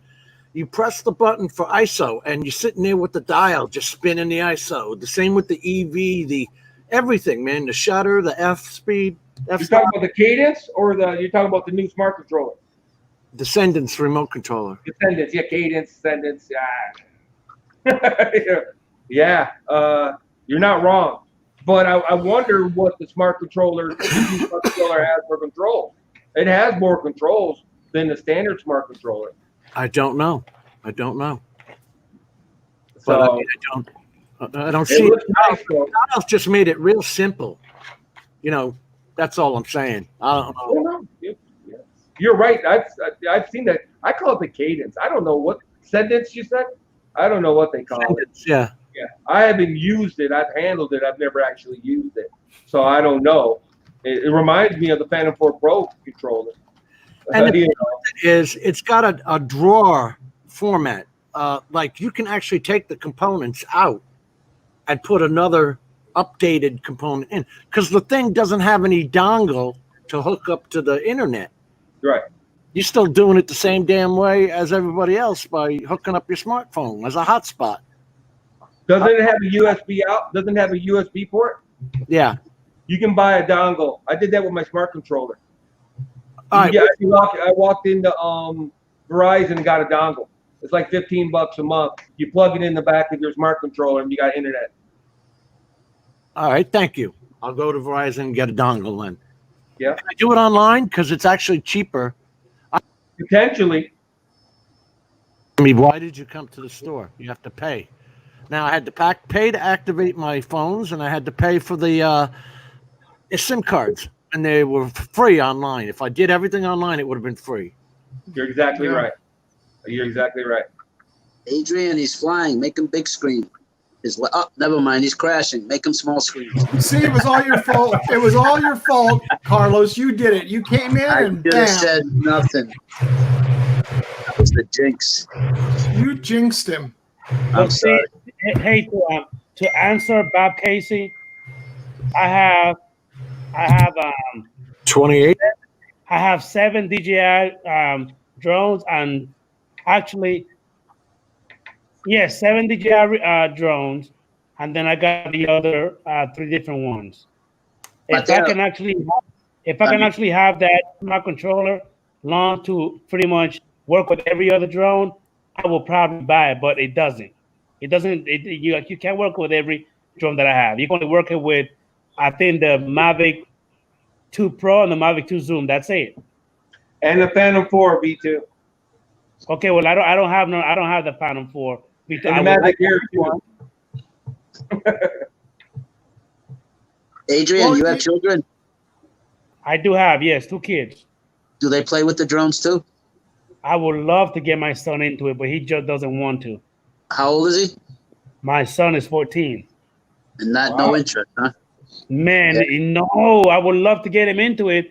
Man, I would give him any drone he wants just to let him, fly with me. I don't care which one he wants. I'll be your son, Adrian. I want a Matrice 300. What was that, Long Daddy? He wants to get it done. Oh, right into the pipe rack. I'll be your son, Adrian. Daddy, I want a Matrice 300. Hey, Long, guess what? What, Pops? I don't think so. Oh, come on. No, he said of the drones he owns now. No. For me being for me adopting him and then buying him a drone. I don't think so. That ain't happening. Aww, you're so mean. Hey, Adrian, Yes. you have a new visitor, Rodrigo Vana. Hello to Wow. Brazil, or maybe hello from Brazil. How are you, He said- Rodrigo? Diana, how you doing? Thank you for popping in. I really appreciate you. Thank you. JSK Enterprise. I'll see you later, buddy. Thank you for popping into the stream. No, Tomas. Tomas, I'm not being greedy. I just love drones like I love my guns. Love him. And I'm gonna have nothing wrong with that, man. I got 50 pairs of Jordans on a rack over here. You know what I'm saying? Everybody buys what they buy. You know what I'm saying? And they like what they like. Yep. I got sucked into the drone thing. I was okay. At the time, we only had the Phantom 4, so I got the Inspire Pro because it had the Micro Four Thirds camera. Then the damn thing couldn't hold itself together near power lines, so I had to go with the Matrice. Everything was purposefully bought, and now they're coming out with these lower models that are trying to reach, like the Mavic Mini. What are you trying to put out of business? The Mavic Air 2 or the Mavic Air or the Pro? That is true now. It was a lower price entry drone is what they went in for. Yeah, but the camera's just as good, right? It doesn't matter about the camera. It's the price of getting people into drones. Marketing wise, that's my thought.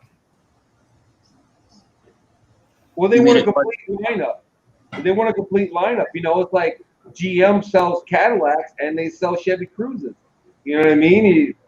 They didn't put out the Malibu and say, oh no, it's going to steal sales from our Eldorado, did they? I mean, or the CTS, I guess. Or I don't know. I hear what you're saying though. No, but it's different. It's like putting 3 Dunkin' Donuts in a square, like in a 10-block radius, and trying to have everybody get. You know what I'm saying? Too many stores too close to each other of the same kind.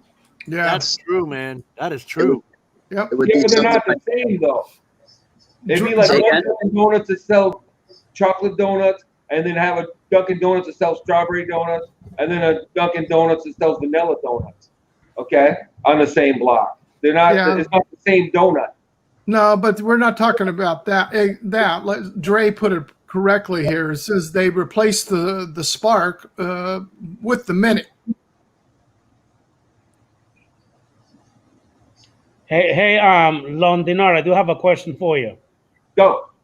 That MC case that you have on that video, is that for the Dji Mavic Air 2?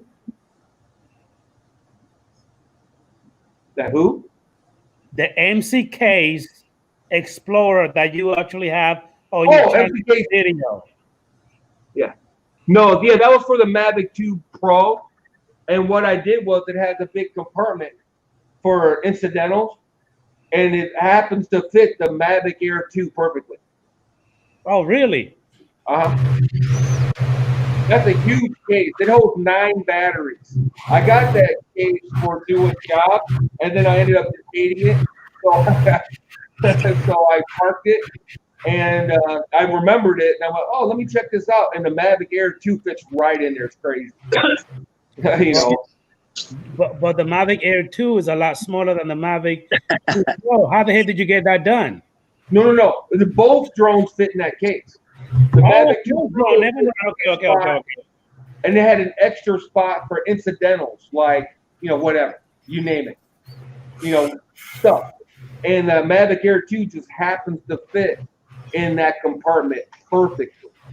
Okay, gotcha. So I'm able to get 5 batteries, my Mavic 2 Pro, the smart controller, the Mavic Air 2 controller, the Mavic 2 spare batteries, all my filters, an iPod Pro, my Crystal Sky 5-inch, and my Crystal Sky 8-inch, all on the same case.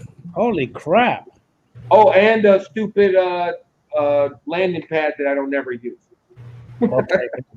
Adrian.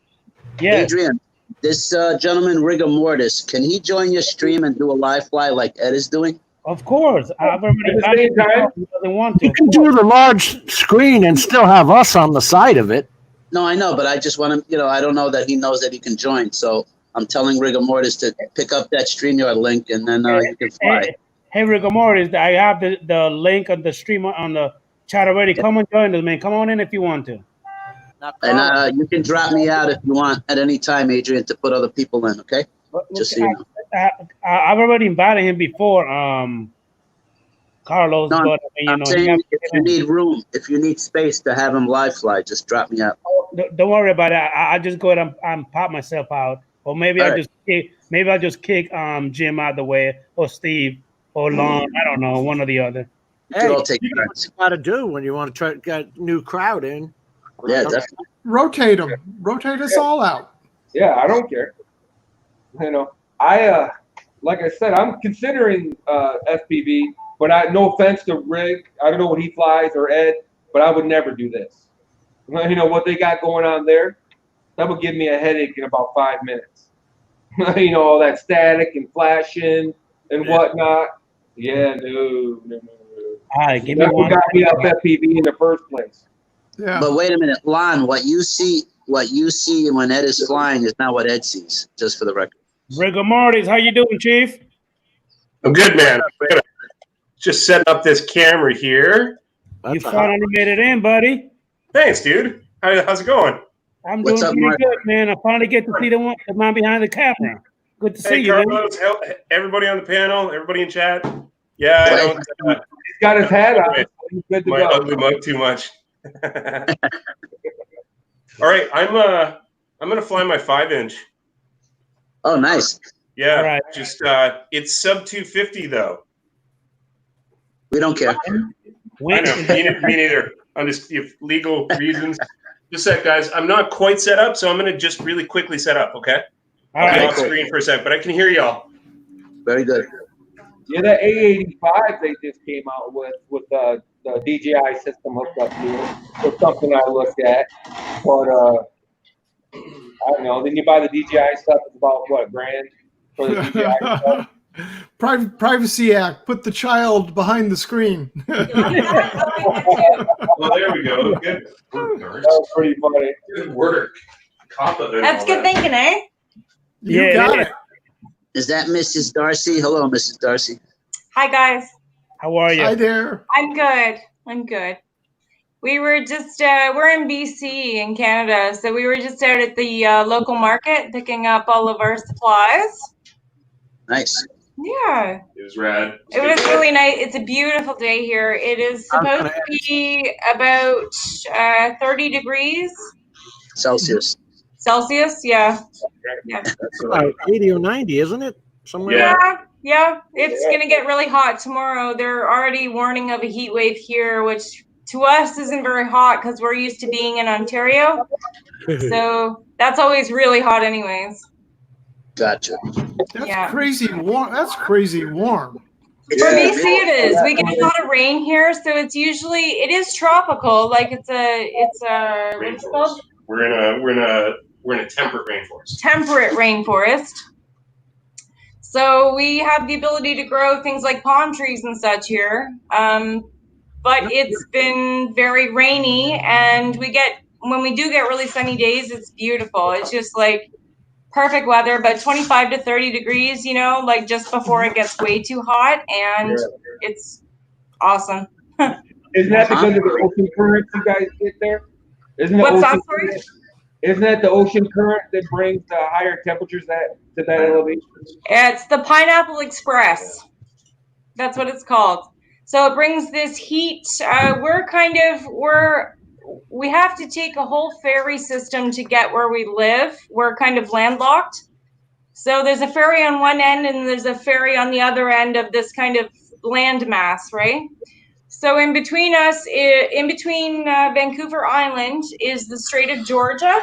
And that so there's like Vancouver Island, and then the Strait of Georgia is in between.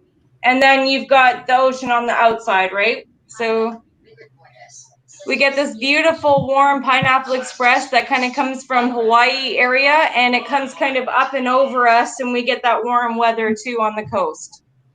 Wow, that's crazy. Because I'm in Southern California, and we have nowhere near that kind of heat. Oh, well, you're just missing it. You're like just below us. Yeah. It's because they're Democrats. No, I'm not. No, California.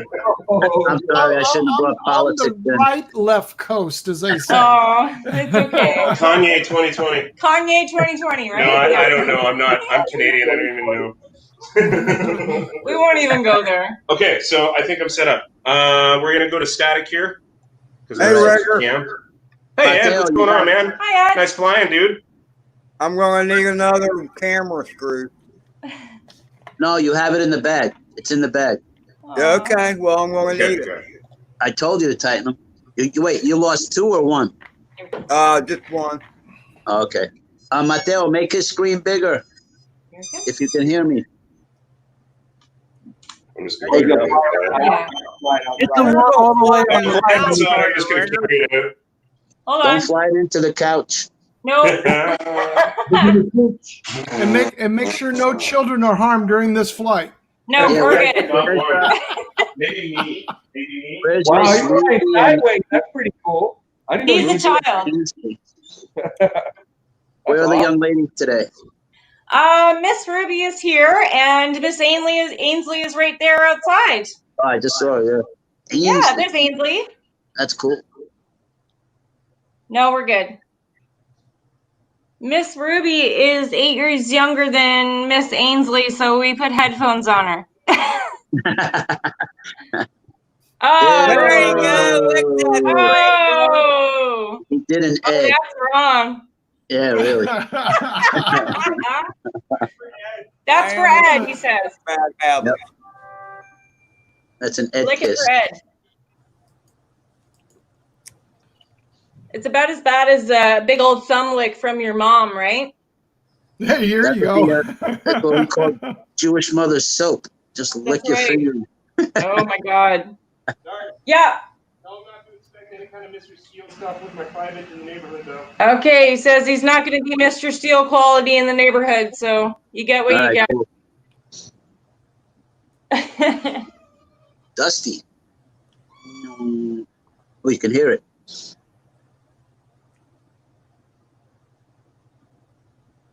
Mr. Oh, hey. Steele.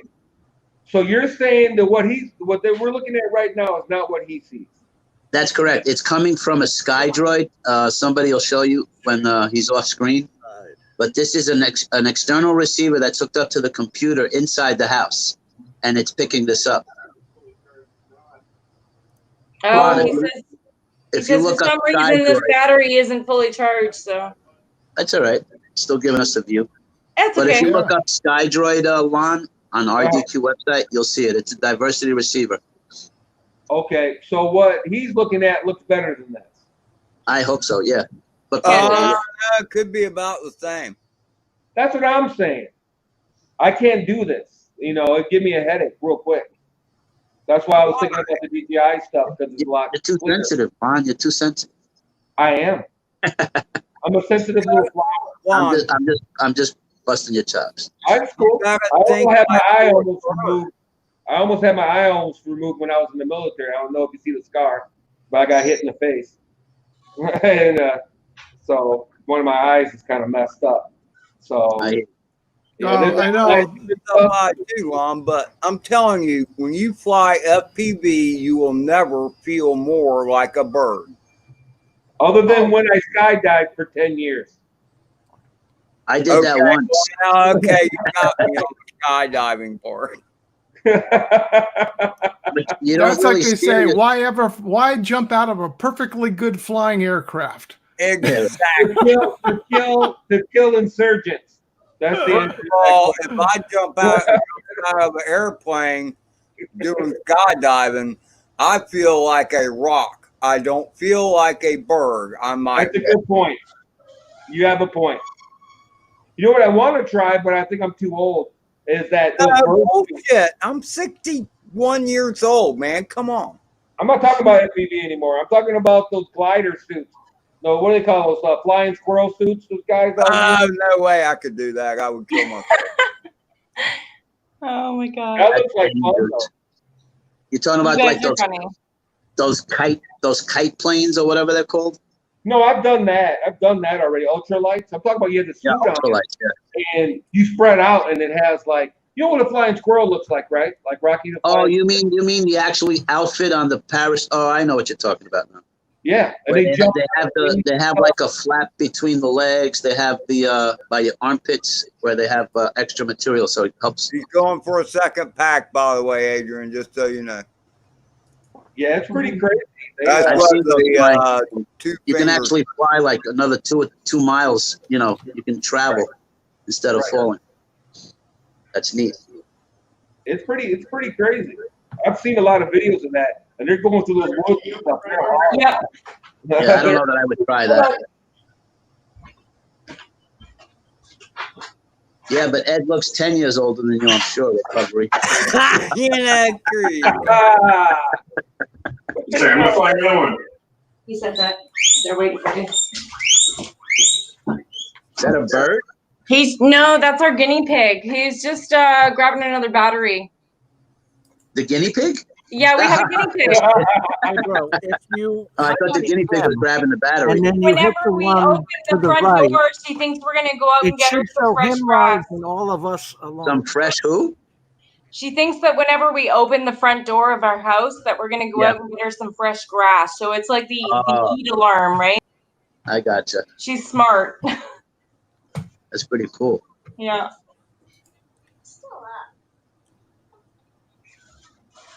I'd like to have a dog. Rigger is going to do a second pack because he held up the piece. Yep. Here it is. And Adrian, rather. As much as Lon is the handsome guy, we want to see. There you go. Zoom, zoom. Okay.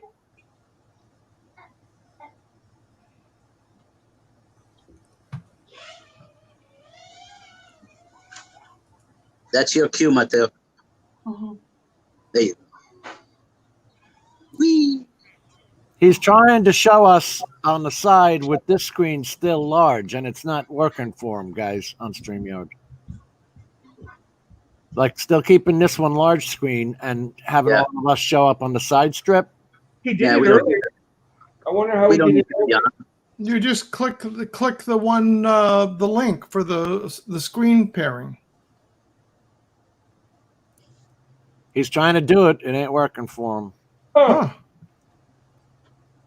I don't know. Maybe they made that a paid version thing. Oh. Yeah, see. There it is with me. Instead I gotta do switch me and Rigger. Don't have to do anything else. Just click on his screen, and it should make him large instead of Lon. Like, don't click on the 3 tabs or any of that crap. Just his screen.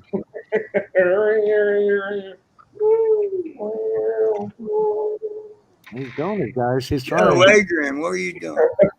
Adrian, wrong screen. There you go. There you go. Oh, but now we lost the side thing. That's right. Very interesting. The side thing is losing the side thing is okay. We can hear each other. Yeah, I don't care. I don't need to look at all you mugs.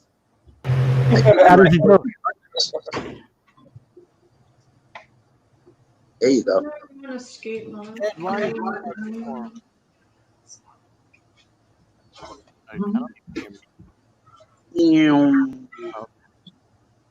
Because Ed ain't answering. On the yard hop. Drone and Sundry, what's up? We'll orbit around the tree. Ed, were you able to switch your rates correctly? Yeah, I think they were the way they were supposed to be on that last flight. Good. But Adrian, if you want to keep the people on the panel on the side screen, there's a different button. You're not pushing the right. Oh, well, wait, it's different when it's somebody else. That's right. Never mind. But see, I'm actually trying to do exactly what Jim was telling me, but for some reason, it's like I could do it when I put Lon, but when it comes to him, it just won't let me do it. Like it won't let me click on him, and I don't understand why. I'm not sure why either. Because I noticed that was when you had Long on, it added the rest of us on the side. So I don't know what the difference is. But see, the bottom line is we know what each other looks like. We can still hear each other. You know what I mean? Yeah. That's fun. So it's okay. And now once he's done flying, he can flip back. He says he's done. He did the gang thing. You Oh, do. yes, he's throwing his gang signs. Yeah. Right, Carlos? I get. Look. MS-12. Hey, Adrian, I get it. It's hard doing what you're doing. You're running a stream by yourself. It's hard. Last time Rigger flew, I was trying to teach these boys how to throw gang signs. Is that That's wrong? right. Yeah. No, it's good. Canadian gang signs. That's right. It's not even Canadian. It's like Wu-Tang. Canadian drive-by gang sign. Yeah, I don't even know what that is. Does that involve a hockey stick or like I don't even know. Drive-by, buddy. Oh my gosh. I think that's just the middle finger. Sorry, bud. Okay, guy. Sure thing, guy. Okay, buddy. Yeah. Yeah, right, buddy. We're gonna shoot you, eh? Oh, sorry, bud. Oh no. Yeah, that was fun. Security is still spelled G-U-N. That was good. That was fun. Oh, I'm back. Oh, we're still on static. Well, yeah. Okay. You just got to do this. I ain't touching nothing. Yeah, Okay. put the camera on. She's innocent. I tell you, she's innocent. When you go into the whole switch the cameras around thing and stuff, it's a little daunting. I can't be yet. Ant-Man. I gotta take these off. That was fun. Who's next? Who's flying next? Ed's ready to go next. Yeah, Ed's gonna go next? Hey, rigor mortis. Yeah. By the way, look, your flight was amazing, flawless compared to that old man to your side. Not the one with the hat, the bald guy. He don't know how to fly. He know how to crash. So thank you. Thanks, dude. Thanks, dude. Rigor mortis. I appreciate it. You can see I'm a little isolated, so I mean I don't have a whole lot of other things to do.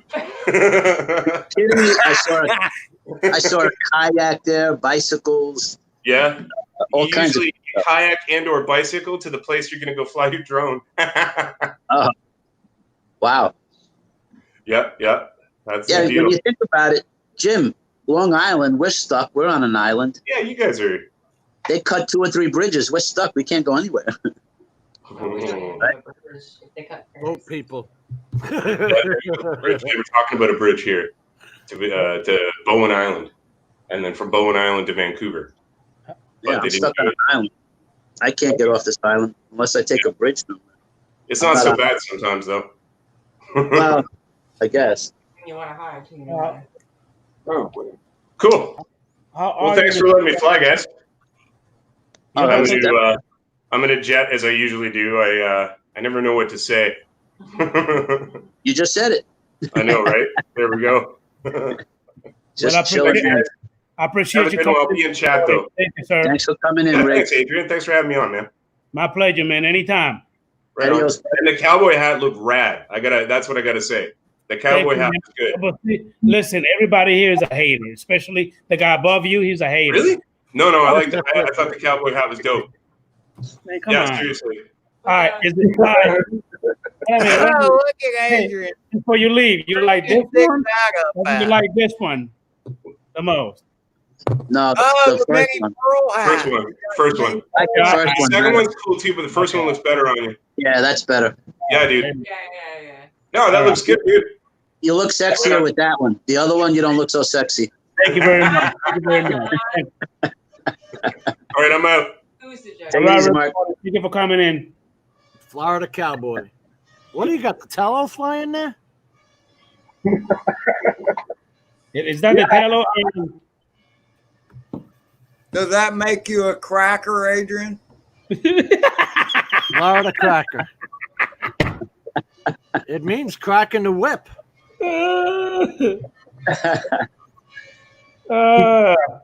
That's funny, Ed. Keep drinking. All right, keep drinking.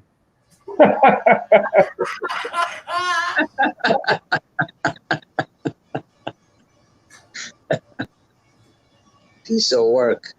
Hey, Adrian, now it looks like it's going to start raining. Man, it's been raining over here by my house already. It's been storming up a storm. I got to get that yard mowed. So wait a minute. Adrian. Yes. Hey, yo, Adrian. You don't have to twist my arm. Just a little bit. I got to do it a little bit. Drink on a dime. Penny. What's on top of that tello? A little light. One of those little pen lights. Rigger, you are a lucky man because Darcy is an angel. Hey, thank you for coming. I really appreciate you, man. What are you doing, Lon? Ed, do you know the joke where the two husbands are talking about their wives, and one husband goes, "Man, my wife's an angel." The other husband goes, "Yeah, mine's still alive." That's pretty good. I like that. What are you flying there, Long? Is that a tello or what? Yeah, just a tello. I haven't taken the stupid thing out in like forever. Why aren't you sharing the video feed then? Oh, Ed, can you hold up the Sky Droid for Lon and show him what it looks like? I'll tell you what, Lon, I was flying that outside, and when that wind starts, holy crap. I didn't know it was over there, Ed. Forget it. Yeah. Oh, the tello? Yeah. Yeah. I live in Michigan, man. This is like, and I have vaulted ceilings, so this is great in the winter. You know. You could still fly, yeah. Yeah, just flying it around. I forgot about it. You know what's good? The Parrot Mambo. Hey, Lon, look. What? The transceiver. You see what Ed is holding up? That's what he's using to pick up. So that's how you share. Yeah. Well, that's also how they also get the feed. Ed, you're hooking that up to your XSplit that's on your computer? Yeah, but you can do it without using that. You can do it right through StreamYard, and you just change the camera on StreamYard. It's just easier with XSplit. You mean it'll pop up as a camera option? Yeah, so you just change the video to the USB 2.0 is what it comes up as. But the thing is, this is why I like that. Another reason why I like the XSplit is because StreamYard, if you plug this in after you already have StreamYard up and then you try to add it, StreamYard freaks out. It don't like it. So before you start StreamYard, you already need to have this hooked to the computer so that when you start up StreamYard, it already knows you have more than one USB camera, so to speak. Hey, Adrian, Mr. Night Train FPV has joined your chat, saying hello. Hey, Mike. What's going on, Big Mike? Night Train, how you doing, man? Somebody mentioned Parrot mini drone. This is the rolling spider. Remember this one? That looks like Which one is that one? Wheels on It looks a lot like the Mambo, really. But it was pretty good. Mike, by the way, Night Train has a sky. Oh, that's the what do they call that? The rolling spider. Yeah, that climbs up the walls, goes upside down. That is the Parrot. That's basically the Parrot Mambo with wheels.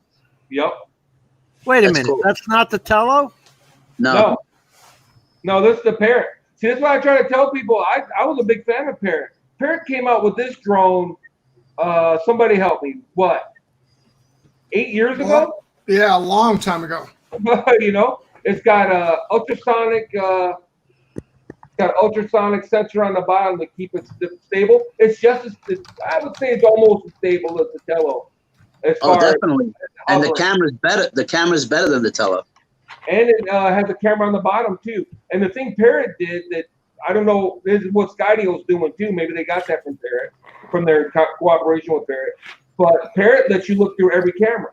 So when they have a camera pointing down, my AR drone from 2010 did that. You know, where you can look through the downward camera and you can look through the forward camera. You can switch between cameras. The downward camera is pixelated. It's not as good. Oh, it's crappy. You don't get me wrong. I'm saying. You can look down it if you wanted to. But the camera, look at it. The camera's only a dot. It looks like a dot on the bottom of the thing. No, there's actually. Let me show you. One's the flow sensor, and the other one is one dot. It's just a little downward camera. Pinhole camera. Yeah.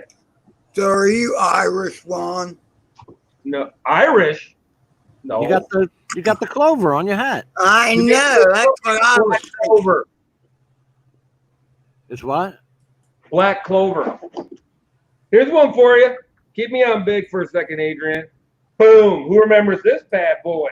I remember Art losing it on somebody's roof. Remember this bad boy from Parrot? The swing? Yep. Yeah. This thing is murder to fly. If somebody sneezes, it's gone. I bet the wind is a bitch on that thing. Yep. The slightest, but if it's nice and calm, it'll fly forever on this itty bitty battery. It's crazy. It reminds me of the disco. Ken Heron flew that too, and that was watching him do it. It was a disaster. The swing or the disco? That. Okay. The swing. Yeah, swing. Yeah. Yeah, this one is the reason I bought the fly controller from Parrot, because you gotta have the fly controller. Oh, yeah. The one where it was a boat too. Parrot, yeah, a mosquito farts and that thing's gonna go all over the place. Yeah.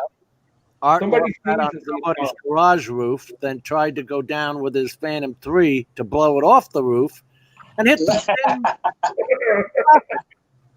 with his Phantom 3 and lost both of them. The guy took them both. Yep. Kept them. Yeah, this bad boy right here is a challenge, right? This is a challenge. When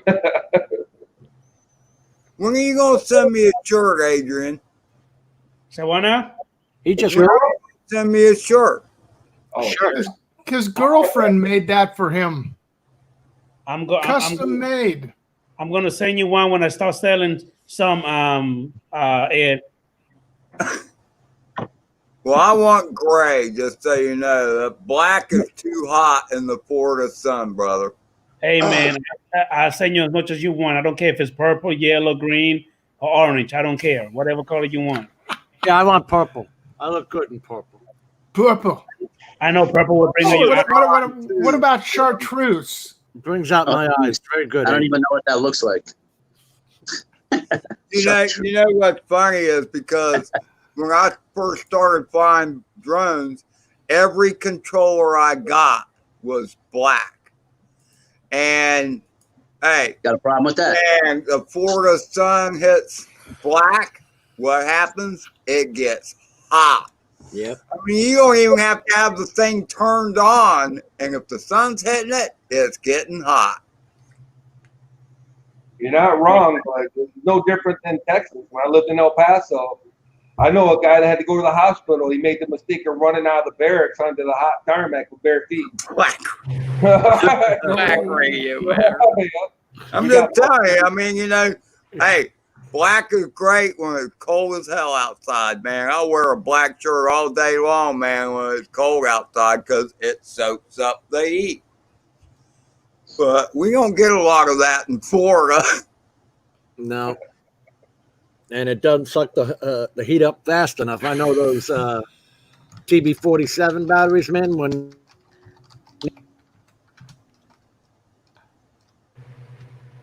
you're only getting 15 minutes to begin with.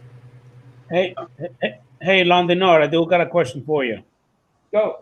And I believe somebody else also asked you too. How many drones? Including in storage, about 14 or 15. 14 or 15. So you making fun of me about having many drones. You got more than me, buddy. I've been flying for 11 years. Commercial drones. longer than that with kit drones than I had RC planes too. I even have those gas powered helicopters. There's a learning curve right there, Dave. I bet. That's crazy. I had a I friend. would kill somebody with a helicopter. Yep. Probably myself first. Yep. What a night. Huh? He used to crash that helicopter more than he flew it. Yep. Yeah, That's usually with those things. Yeah, the learning curve. I know professional pilots that can't fly. Man. That's the problem with the learning curve on helicopters, because like with a quad, you can crash it, you might bend a prop or whatever. With a helicopter, you crash it just once. Easy crash. And you're tearing all kinds of crap up. Right. That's why they're so expensive, and that's why it's so costly to maintain. Yeah.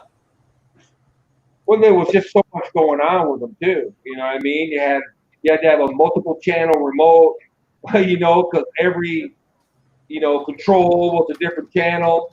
And no, when you get into all that, I mean, the gyrocopters aren't too bad, but when you get into one where you got the collective and all that stuff, there's just a lot of mechanical crap going on there. Well, you can't keep them in the air long enough to tune the channels, to adjust your trim and everything. You got to fight with it to try to adjust your trim. Old controllers, the new controllers do kind of, right? But I haven't flown FPV in years, but the old controllers, you had to adjust the trim, because it would start drifting. You know what I mean? If you didn't have the trim adjusted, and if you didn't have it just right on those helicopters, it's just, it's crazy. And there's no GPS. There's nothing. It's all you. Hey, Lana, you 107? Yeah. I signed up when they first started. Back in the day. I already told that story. I walked in and basically breezed in and breezed out. I think I studied for like 3 hours max. Maybe not even that much. I thought it was really easy. I hear the second wave of testing was harder though. From what people are telling me, that people, when they first started it, the test was kind of a cakewalk, is what I hear. And then the second wave, those guys got spanked. They started bringing in all that weather stuff. There's two. Here's what screws up people on the 107, and that is, it's a lot of information at one time, because I used to fly with a friend of mine, small planes. I even did a lot of ground school, although I never technically got my pilot's license. But I flew a lot of small planes. I have many an hour in a Cessna 172 and a Piper. But you learn the air map, the sectionals, and all that. So the 107 wouldn't be that hard for me, I'm sure. But I just have no desire to go that route. Yeah, it's, I hear there's a 50% drop off on what do you call it, renewing the 107. Yeah, I'm looking at it close. I'm not gonna lie. I shouldn't probably say it in public, but how many times I've ever even been asked about a license? Twice, maybe. Twice ever. And one was I was doing a building right by the airport, and they had armed security and stuff like that, and they came around and asked me questions and stuff, and I flashed them my license, and they drove off. But I heard if you get an FAA like bright colored vest to put over your shirt, people don't bother you. Yeah, Mitch, the guy in the drone, he says he put one on when he was doing a shoot, and the cops were actually saying, can we help you in any way? So maybe you want to invest in a $15 vest. It's funny, Bob, because when I've been flying for a while with this guy who was not an instructor, although he had multi-engine license and all that. He just didn't have an instructor certificate, but he was certainly teaching me how to fly. So anyway, one day I did an official flight lesson. And after I landed, the instructor is a female. Not that that matters, but she told Larry he turns nice. Because I had my coordinated turns down, using the aileron and the rudder, and all that. And he goes, she told Larry, and Larry later told me he turns nice. So, to me, that was a great compliment. Well, I know one day Jim and I were reviewing. He was reviewing the Florida. I was reviewing California on the Part 107 certificates of certified pilots in the area, and we were looking at the past and how many were renewing, and it dropped off. And it was right; it was almost 50%, wasn't it, Jim? There's only 40,000 in the United States. Remote pilot license, commercial certified. Well, part of it is people ran out and got licenses. I think a lot of people, no offense to people that got it, but some people just think they gotta have it. Then there's the other people that go out for clout, and Major knows what I'm talking about when I say clout. They'll walk around, as a Part 107 pilot, my opinion is blah, blah, blah, blah, blah, blah. That's why I never mention it. That's why you had to ask me. I don't mention it. I don't go, I'm a Part 107 pilot, so I know more than you do. I hate those guys, man. They get on my nerves. They just bring it out. I'm a Part 107. You want to tell us how you really feel? Dude, I got a CDL. That doesn't mean I pull people over and tell them how to drive. That's ridiculous. Ooh, Adrian, hey, what's up?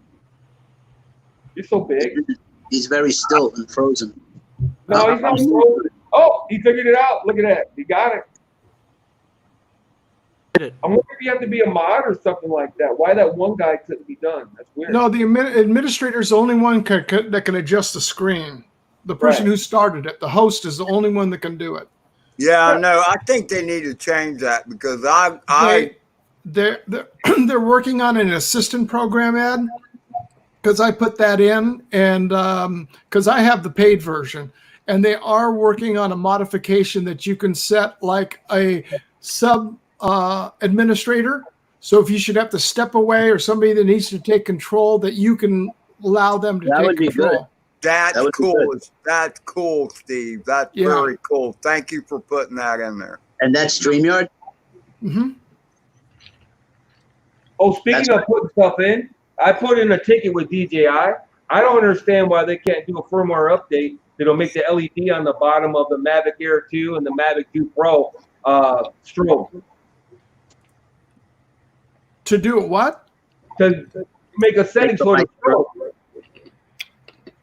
The light on the bottom of the Mavic Air 2 and the Mavic 2 Pro, I wanted to strobe. Well, then you have to put it all through testing again and go and get FCC approval, because now you're modifying what it's designed to do.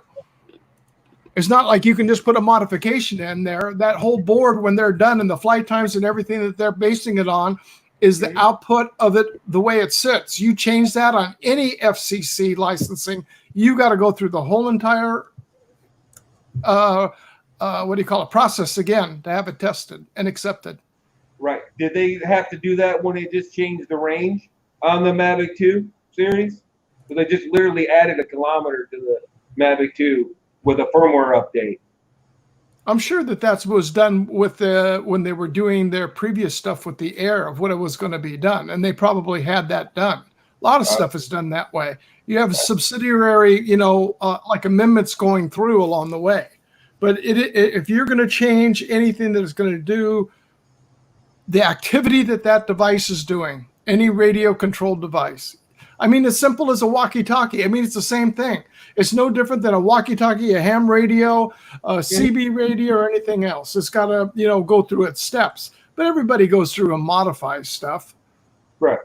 No, I just would like that bottom light to flash, because the Mavic Enterprise, the 2 Enterprise we use, it has a strobe that goes on the top. And I always thought, why not make the strobes on the bottom flash too? To me, that would be great, because they're bright as hell. I don't know how many lumen they are, but if they're not 500 lumen, I'd be surprised. Those bottom LEDs. They're pretty dang bright. And which one is this on? the Mavic Air 2 and the Mavic 2 Pro both have LEDs on the bottom. Yeah. I like them to be able to flash. The Zoom have it too, Lon. You can't make them flash, can you? Well, if you hit the button on, hit the button off, hit the button on, hit the button off, I guess. Pretty big light. There's 2 of them in there. They are pretty big. And they're bright. You can sit there and go dot dot dot dot dot dot dot dot dot. I want the program to make them flash. I think that would be great. I use them to locate the drone sometimes. If I lose sight of it in the daytime, I'll flip it on real quick so I can, and it helps you find it. They're bright. I don't know if they're as bright as these strobes, but they're dang bright. I would like them to strobe. And to me, that would be a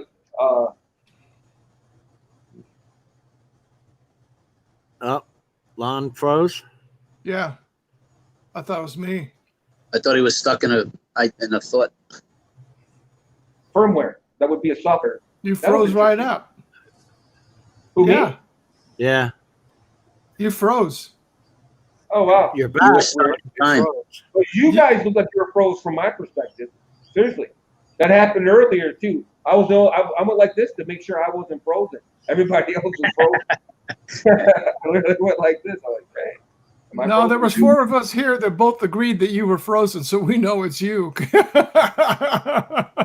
We're never sure if Ed's frozen or just very still. He's the only one that we have to get him to blink every now and then and see if he's alive. There you go. Yeah, I want to reach up and put a mirror by his face. You know, just to double check.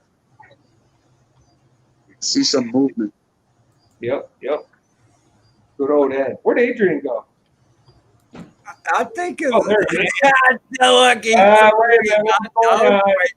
I was waiting for his partner not to hack on just like move off screen real quick. What happened? What was going on around here, buddy? Uh-oh. There's the pink cup. Is it filled with ice, Adrian? Is it filled with ice? Is it filled with ice? I knew it. Guys. You had to do the chipmunk thing. So, do we call you Iceman, Adrian? You damn right. Ice, baby. Listen. Top Gun is gone, man. Iceman is gone. Yep. Come up with something new. Ice has melted. Melted man. He's done. They made that new one. I wonder how good that's going to be. I'm interested to see. Yeah. What are you talking about? Top Gun movie. They made a version of Top Gun 2. Is it politically correct? Are they like female fighter pilots? Oh God! I hope they don't get stupid. There are female fighter pilots. Let's not make it I'm sure politically correct. You know, it has to be politically correct. For Christ's sakes. Yeah. They're gonna have a lesbian pilot. You know. Yeah. Probably. Two homo pilots. With all gay male flight crew in pink. Yeah, exactly. Instead African American, they have the flashlights directing traffic. They'll do it with pom balls and cheerleading. It'll be okay. Let's see. Let's think of the call signs. It'll be hummingbird, whatever, and instead of slapping each other on the palm, they'll give each other a kiss. Oh no! You got to go an elbow bump. Remember, we got a distance. COVID. Well, they can wear masks when they kiss. Hey, Night Train, I'm about to give you the blue wrench in a minute, buddy. Sorry about that. Hey, Lon. Yo. Hey, man. There's my email, man. Hit me up, buddy, so we could talk, offline later on, man. Okay. And I just put it in the chat.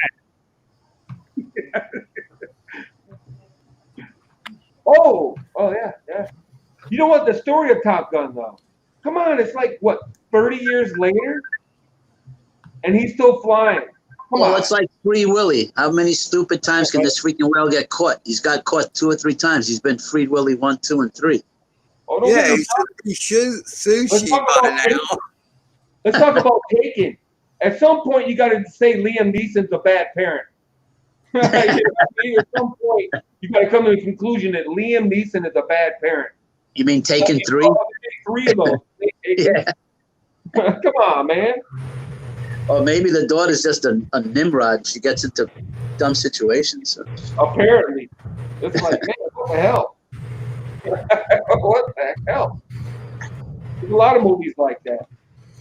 I think they ruined Ghostbusters, I heard. I never saw the second one, but they had I don't Ghostbusters too. the girls either. Not because I don't like girls. I just don't. There was 3 of them. Oh, jeez. Yeah, well, there were 3 before the girl one, right? And now they made another one with kids. It's their kids, their grandkids now. Well, look at Rocky or Rambo or any of them. You know, it's just like, how many times are you going to have? Rocky 85. He comes out on his ventilator in a wheelchair. Yeah, really. Although the new movie wasn't too bad, I have to say, with Apollo Creed's son. It was the second movie. It was Creed. It was a sequel to Creed, not necessarily a Rocky sequel. I didn't think it was bad. You know, the story's been done. Let there be no mistake. Underdog comes in out of nowhere. Old man comes out of retirement to mentor him. Together with friendship and brotherhood, they, overcome inescapable odds to win, or whatever. It's like, okay. I was just talking about that. These guys fall from 2 or 3 stories high. Everybody knows karate, and nobody ever gets a scratch on them in the next scene. They're perfect. They get punched left and right. Hey, Bob, I will tell you this. My one flight that I took, flight lesson I took with an official instructor was a female pilot. She was kind of hot, and I would not have kicked her out of bed for eating crackers, but I had a very good time. Yes. Is that a high bar, though, Ed? Is that it's not that high a bar, but my bar was higher back then, Lon. Lon, Ed's bar is a pulse, just for the record.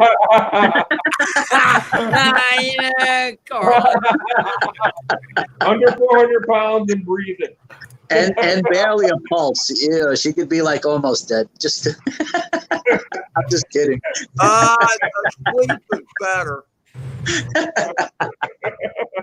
Pulse, you say? I'm just being silly. I'm sorry, Ed. I'm a prick. That's right. Make fun of the old guy. It's okay. Well, if I wanted to make fun of the old guy, we'd make fun of Steve. Woo! Yeah, but he doesn't look older than me. He looks younger than me, damn it. Well, one has nothing to do with the other, but yeah, you're right. Steve's got me beat. You're 67, right? Yeah, Steve? 67. Yeah, I just turned 60 in May, so. Wait, you're 60? Yeah. Lon is 60? I was born on Mother's Day, 1960. You're 60? Wow. Yeah, my mom was a hippie. You look pretty good. Are you married? No, that's why I look so good. That's why you look good. That explains it. I knew there was a reason. Yeah. All that stress you guys go through, I sit back and watch it. The milk free, fellas. I don't know why you guys are all buying it. Lon, just for the record, married men live longer than single men. That's the truth. But we're willing to die sooner than you guys are. They're keeping you alive before they can torture you longer. I'll tell you what. I'd rather have 60 good years than 70 years of hell. Thank you. Yeah, I'd rather 60 years of doing whatever the hell I want than 75 years of being. Deal. I mean, a good wife can either keep you going or suck you down. So, well, then she would be good if she's sucking you down. Ricker, I think, has got a good thing going on. Oh, there's a few good ones out there, but I just got tired of shopping. You know what I mean? It's like, Yeah, I had a good birthday, Bob. Thank you. The best birthday, though, you're talking about flying over the Grand Canyon. The best birthday gift I ever got was when I was in the Air Force, and a pilot I was flying with. We were going over to McLaren Field in Las Vegas, and because where I live on the south, excuse me, I'm on the coast over here, and our main field was in San Bernardino, and I flew out of March Air Force Base in Riverside. So he said, for your birthday, he says, I want you to meet me at 0300 hours at El Toro Airfield. And so I'm going, well, why are we leaving that early? Because that would have saved me from driving, of almost a 60 some mile trip inland to go to the base. So I said, okay. So he meets me there. I mean, I've got my flight suit and everything on, but it's not pressurized because all that stuff has to come from the base because it's all locked down. Your helmet, your mask, and all that is all locked down. So he's got everything there. He lands. I meet him there, get out to the flight line, get in. We get cleared, turn right around for takeoff. Oh, I go, well, where are we going? I'm looking at transportation because we're not headed for Vegas. I'm looking and go, is this happy birthday? And it was my birthday. And he goes, did you bring your camera? I said, yeah. He says, okay. I said, well, where are we going? He says, well, you'll find out. So here we are. Now, this gentleman, George, was an ex-naval pilot. And during the time we were going on, the Air Force was putting flight coordination electronic equipment on naval and on the Air Force jets for the new missile systems that were being released at the time. So he was flying the jets. Who's taking off? Jim is going to cut some grass. You got to go mow. Oh, okay. Take care, Jim. So this is an F-14. So we're taking off. We're going off. We're flying out, and we're headed just about north, slightly northeast. And we're flying along, and we're just talking.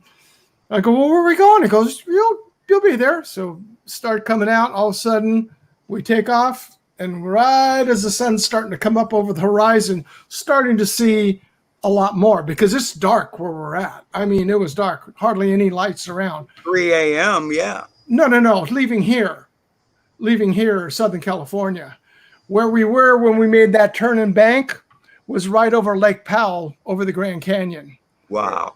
Made the turn over the top, dropped the wings forward, brought again into the canyon, and we flew the canyon all the way down as the sun was rising down to Las Vegas. That's cool. And he turned around and he gives me the thumbs up like this. And he goes, happy birthday. This is the most expensive birthday gift you'll ever get. Wow. Yeah, I know. I mean, dude, I would give anything to ride one of those birds. Let me tell you, as he said, because I wanted to get my pilot's license. Obviously, this is before I came down with diabetes, which you can't now. But he goes, you're going to have one big problem. And I go, what's that? He goes, you're going to go take your flight lessons?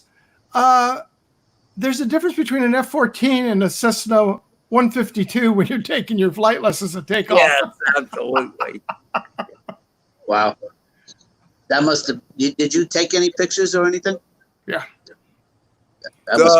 Both the 152, most of the flying I did was in a 172, but Right. my official flight lesson was in a 152.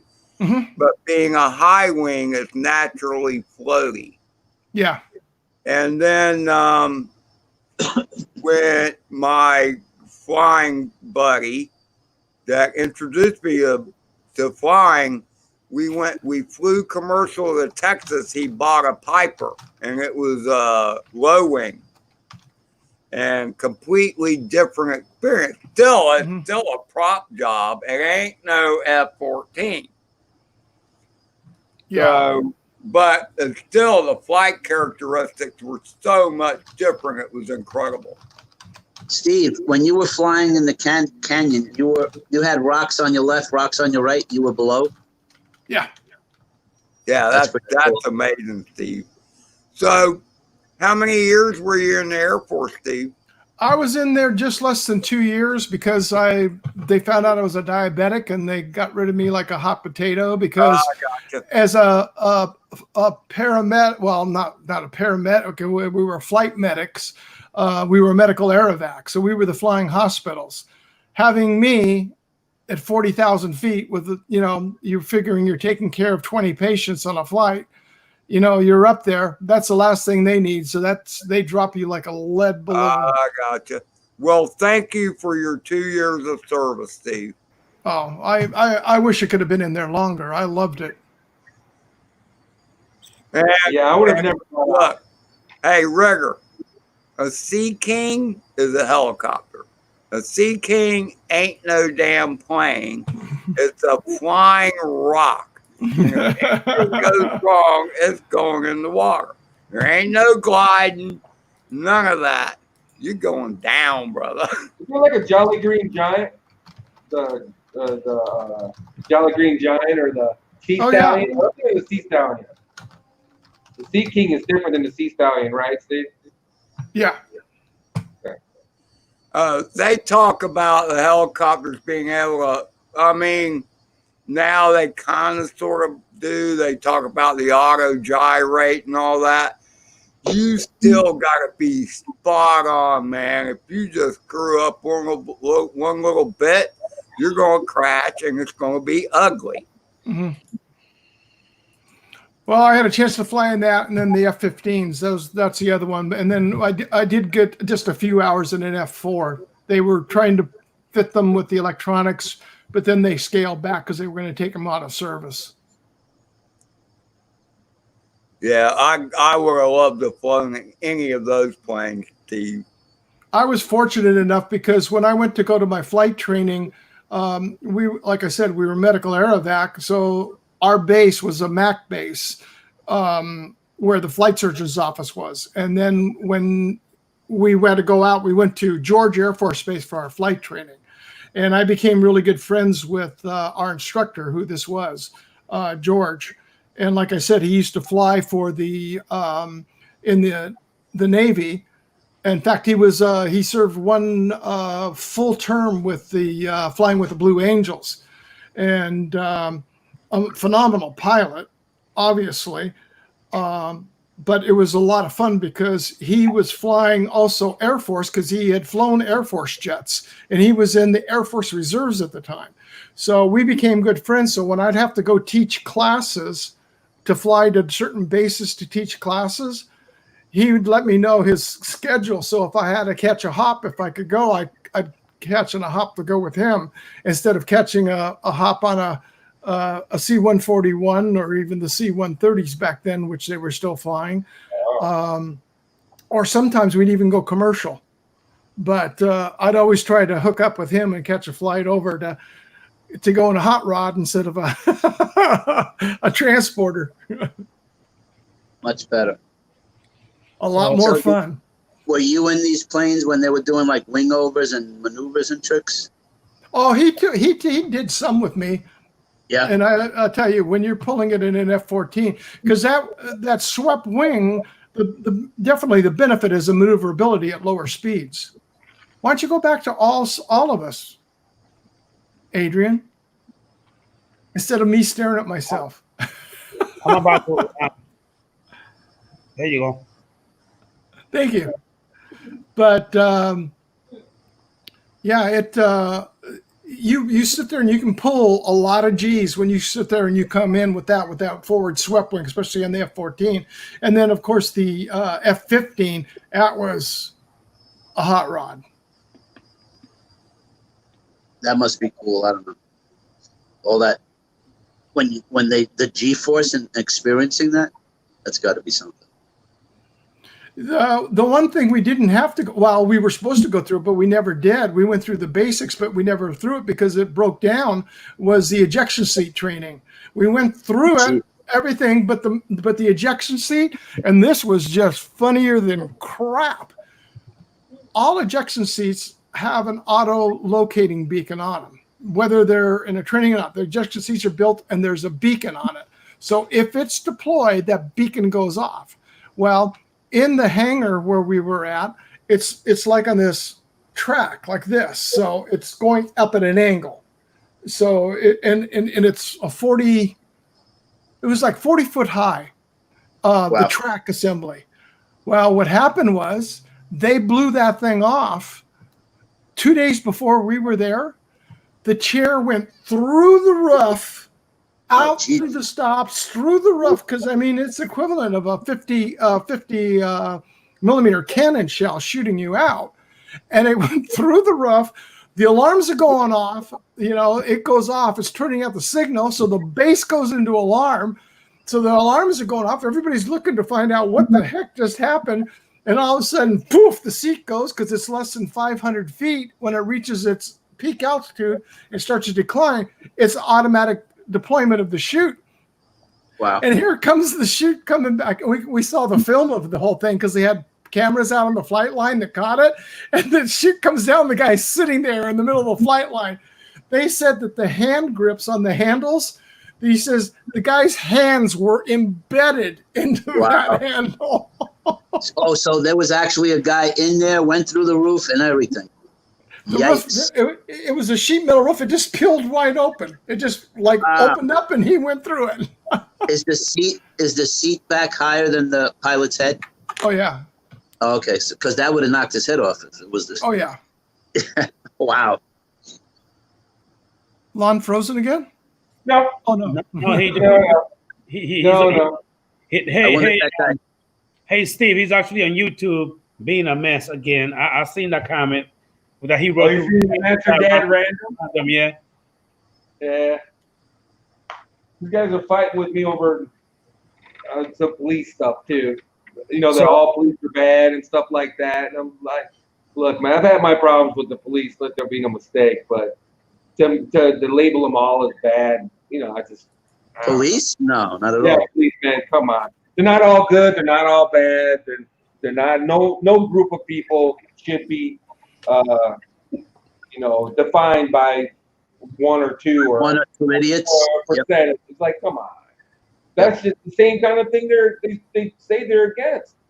It's the same kind of attitude that they say they're against. You know, it's the same thing like Lon, like the there's gonna be idiots no matter what. I don't care where we go. There's gonna be one dummy, you know, that's gonna do something that's gonna get you to that point. But one person doesn't define the whole group. You know what I mean? It's only, you know, exactly. But that's the mentality of some people. They just believe because of whatever you are. Oh, you know what I mean? Everybody's the same. No, that's not the case. Because you know why that is? It's easier to just hate somebody than to take the time to get to know them and put it time into a relationship, which is what it takes. Pretty much. But hey, wow, 4 hours and 12 minutes. Wow. Jeez. So I guess I'm about to go ahead and call this. Okay. Good and great stream, Lon. Always a pleasure to have you, man. Carlos, you got to come in more often, buddy. Please, if you can. I appreciate it. Steve Carpenter, so-called Steve. I'm sorry. So-called Steve. Not so-called SoCal. There's an L. So-called Steve. Okay, Adrian Mateo Bones. That's pretty funny. It's my story. And Ed, as always, man, thank you for coming in, man. I appreciate you. My pleasure, brother. It's always a pleasure watching you just crash that joint and just beat it to death. The first pack I did not crash, Adrian. The landing wasn't that great. I brought that up. First of all, you did good on the first pack, but every other pack, what did you do? Exactly. Hey, Ed, before we go, say hello, kitties. Like the Crypt Keeper. Come on, you get and everybody. Ed's new channel name needs to be Drone Takes a Lickin' because it keeps on ticking. Ed Timex Drones. And everybody in the chat, thank you for popping in. Actually, his nickname is Drone. His nickname is Mr. Adventure because every time he flies, it's an adventure. That's right. Well, gentlemen, Lon, Ed, Adios, Carlos, Steve. Adrian, thank you. And everybody in chat, thank you. Have a good night. Have a wonderful rest of your weekend. I See appreciate you later, alligators. Thank you for popping in. See you later.